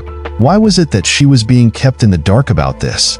Why was it that she was not included in these conversations? What's with all the enigma around the subject? Isn't she part of Team 7, too? This saddened her, but at the same time, she couldn't help but wonder, what was it so dark that they couldn't share with her? Or was Kakashi trying to cover things up again for her, like he did when she was young? But why would Naruto not tell her anything? Was he shouldering it all again alone? Well, not necessarily alone, but still, she wasn't in the equation. Why were they keeping her out? But this wasn't her young self anymore. She could take it, whatever it might be. And damn it, she was part of Team 7.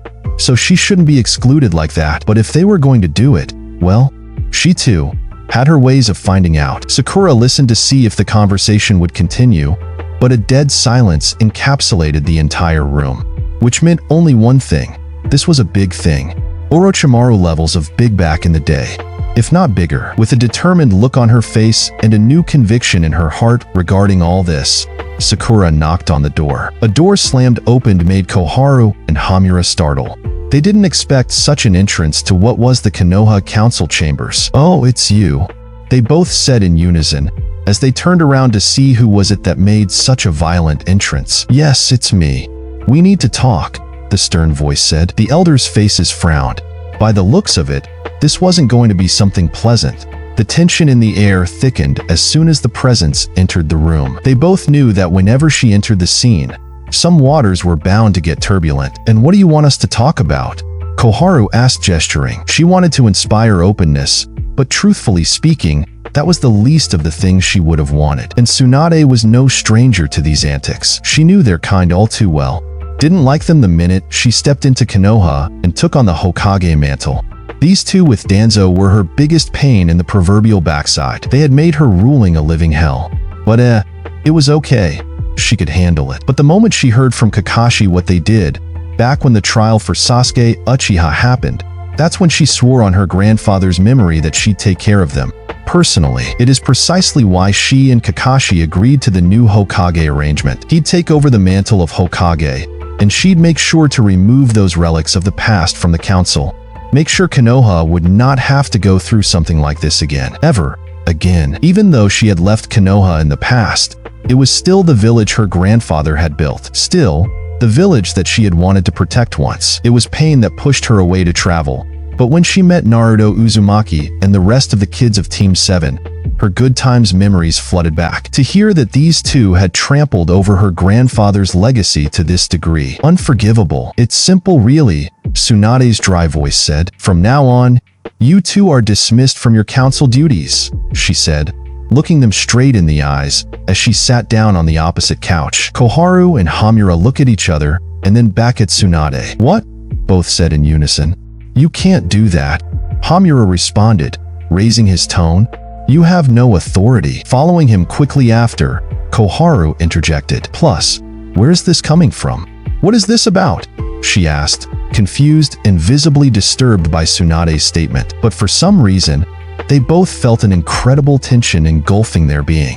It didn't take long for them to slightly start sweating. Not to mention, her presence always commanded the room and inspired fear. "I think all of us know what this is about," she said, taking turns looking into their eyes as if she was their predator and wanted to make sure they knew they were now the prey soon to be eaten alive. "You'll really have to be more specific than that," Koharu insisted. "The massacre of the Uchiha clan U2 and that old dust ordered." Tsunade cut them short.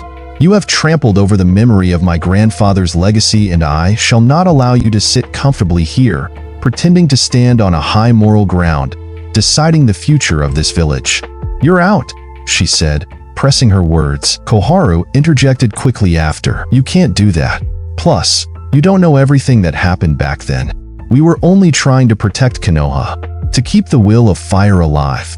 Uchihas were going to." Tsunade interrupted. "Silence. I don't want to hear you speak one more word," she said, raising her voice. She felt like her head was caught between two pressure points when hearing them talk about the will of fire. "I can't even believe you have the audacity to talk about the will of fire. You dare to say those words with your entire mouth after what you did?" she asked, slamming her hand on the table. The impact was so high that it made the table crack a bit. "Yes, I know very well the story. You two think that just because the Uchihas were organizing a coup, it gave you the excuse to murder them all, even the innocent, the children." By the time Tsunade mentioned the children, her voice was already raised to volumes higher than normal. It got personal by then. The very reason she left Konoha back in the day was because she couldn't bear the thought of losing her dear ones, Dan, Nawaki. And now this whole ordeal reminded her of her younger brother, Nawaki. To think that for a second, had the roles have been reversed, her brother could have been a victim of a massacre, sickened Tsunade. The constant wars have already massacred her entire lineage.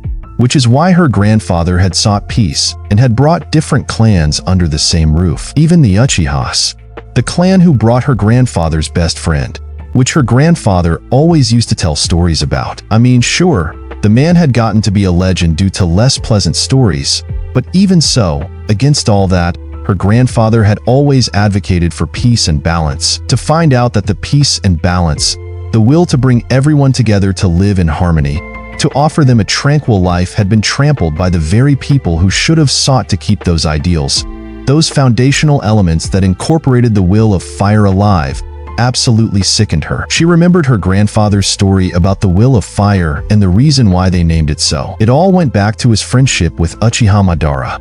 Back when Konoha was just a dream unfolding, Madara had made a comment about Hashirama's stubbornness to fulfill their dream of uniting the clans and living harmoniously and peacefully together in the same village. As a Uchiha, our spirit and strength come from the fire.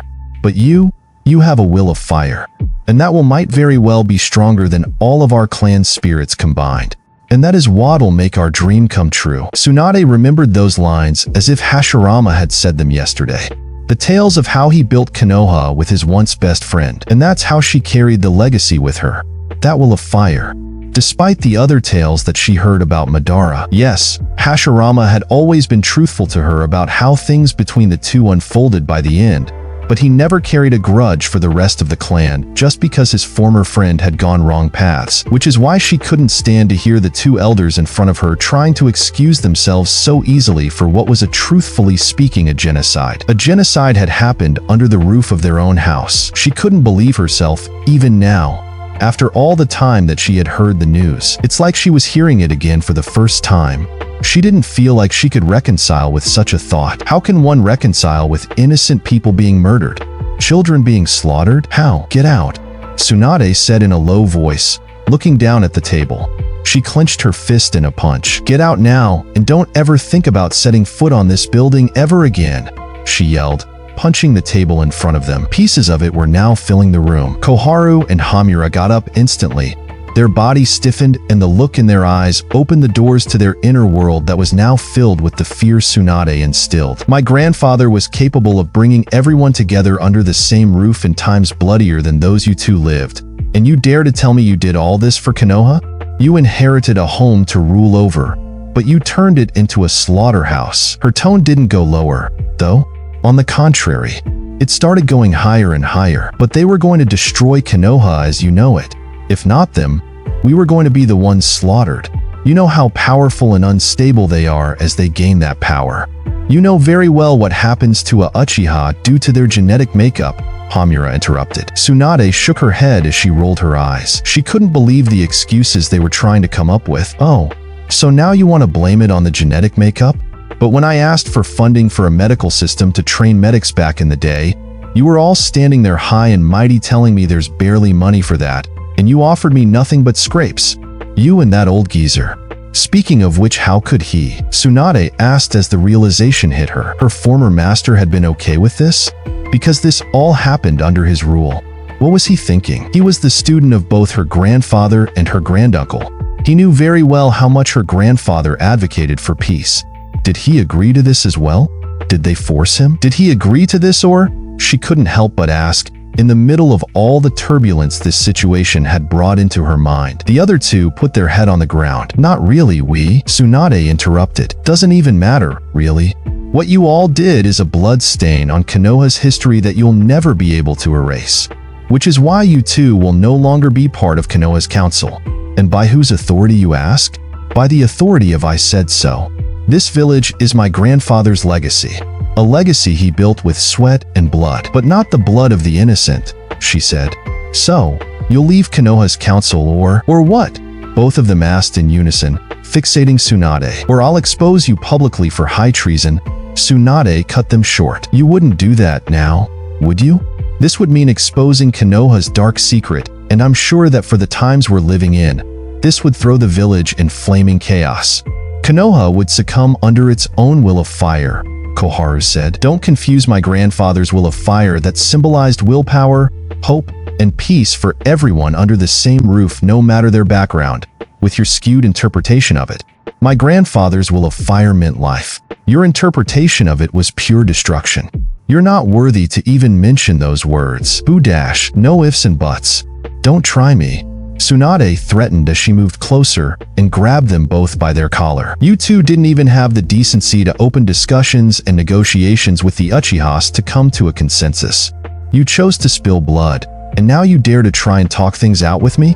No, I'm not having it, she said, as she pushed both to the side. The impact of her push was so great that it made them both lose balance. But they were lucky enough to grab onto the door and each other to regain balance. And what will happen to us now? Koharu asked. Tsunade turned around to face them. I'd put you both in jail if it were for me, but your lucky is not up to me. It's up to the Uchiha kid. But for the moment, he chose to keep this a secret. When the time comes, however, he'll be the one to decide your fate.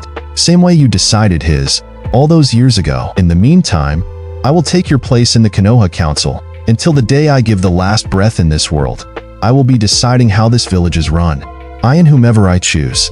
In the meantime, you two will be guarded 24/7 by Umbu Black Ops under my command. You will be guarded by them, accompanied by them, fed by them, put to sleep by them. Everything, absolutely everything you do from this day on will be under Black Ops supervision, just to make sure you don't try anything dubious until the day of your reckoning comes. They're outside this door, waiting for you already.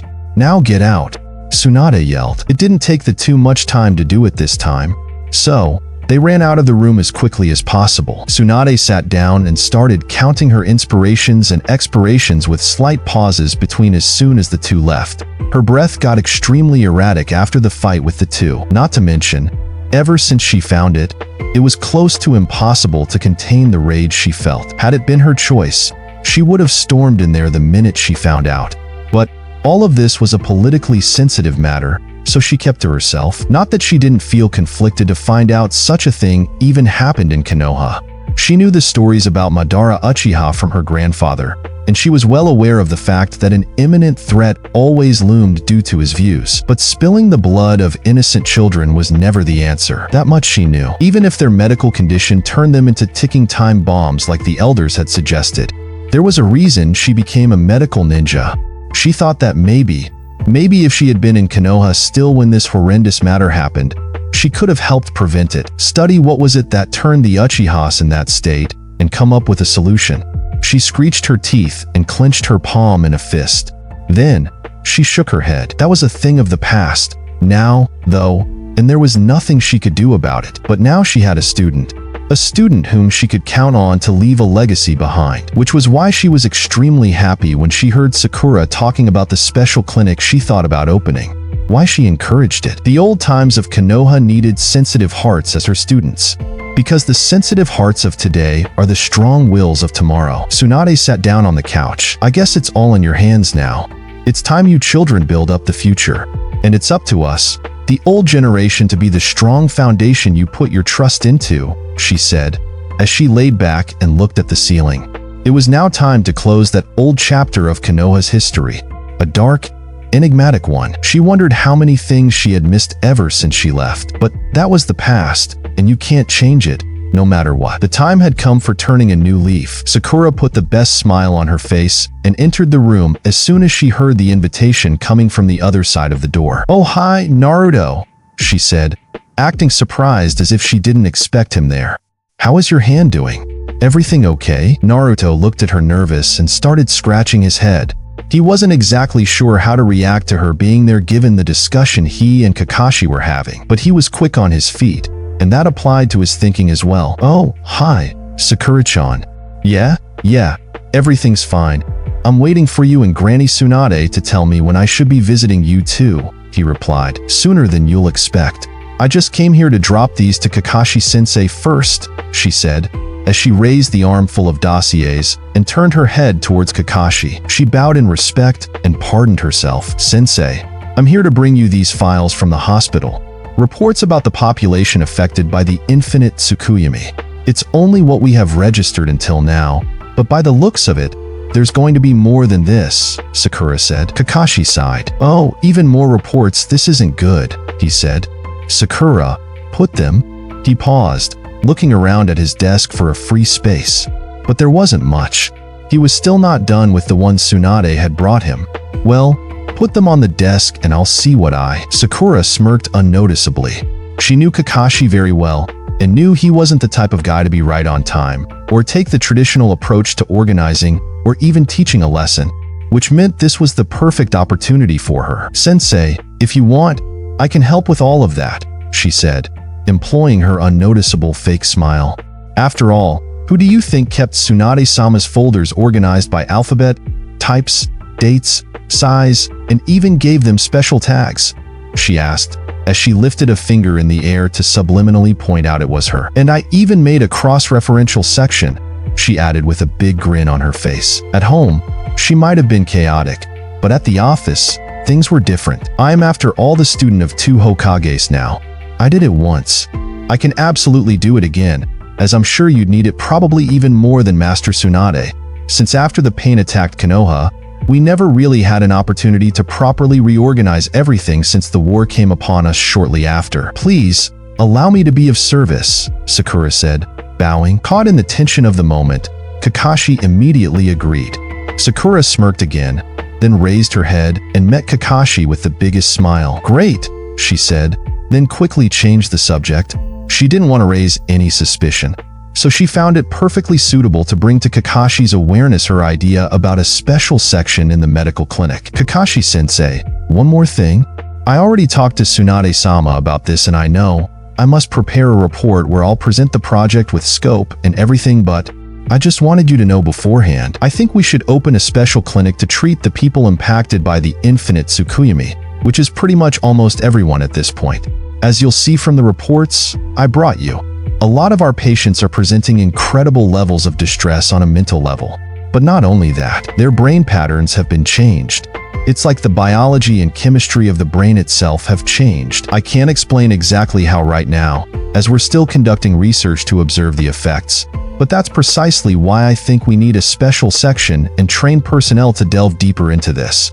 I know it's not a perfect time right now to be making major investments, as our budget after the war might be affected. Perhaps if you could help me with an overview of the financial report, I can make it so that I build the plan taking into consideration our economic situation and cross-reference it with our needs, and as such I can optimize both our needs and the budget spending. However, I believe it is of the utmost importance we tackle the matter, as this will directly affect our village's prosperity and well-being in the future.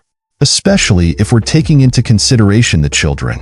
They seem to be the most affected by this. And pardon me for saying this, Sakura said, pausing for a second thinking about Naruto and Sasuke's situations, as she slightly turned her head to the side so that her peripheral vision could target Naruto. "But we've already witnessed throughout generations what mental scars can do," she said as she turned her head back to Kakashi.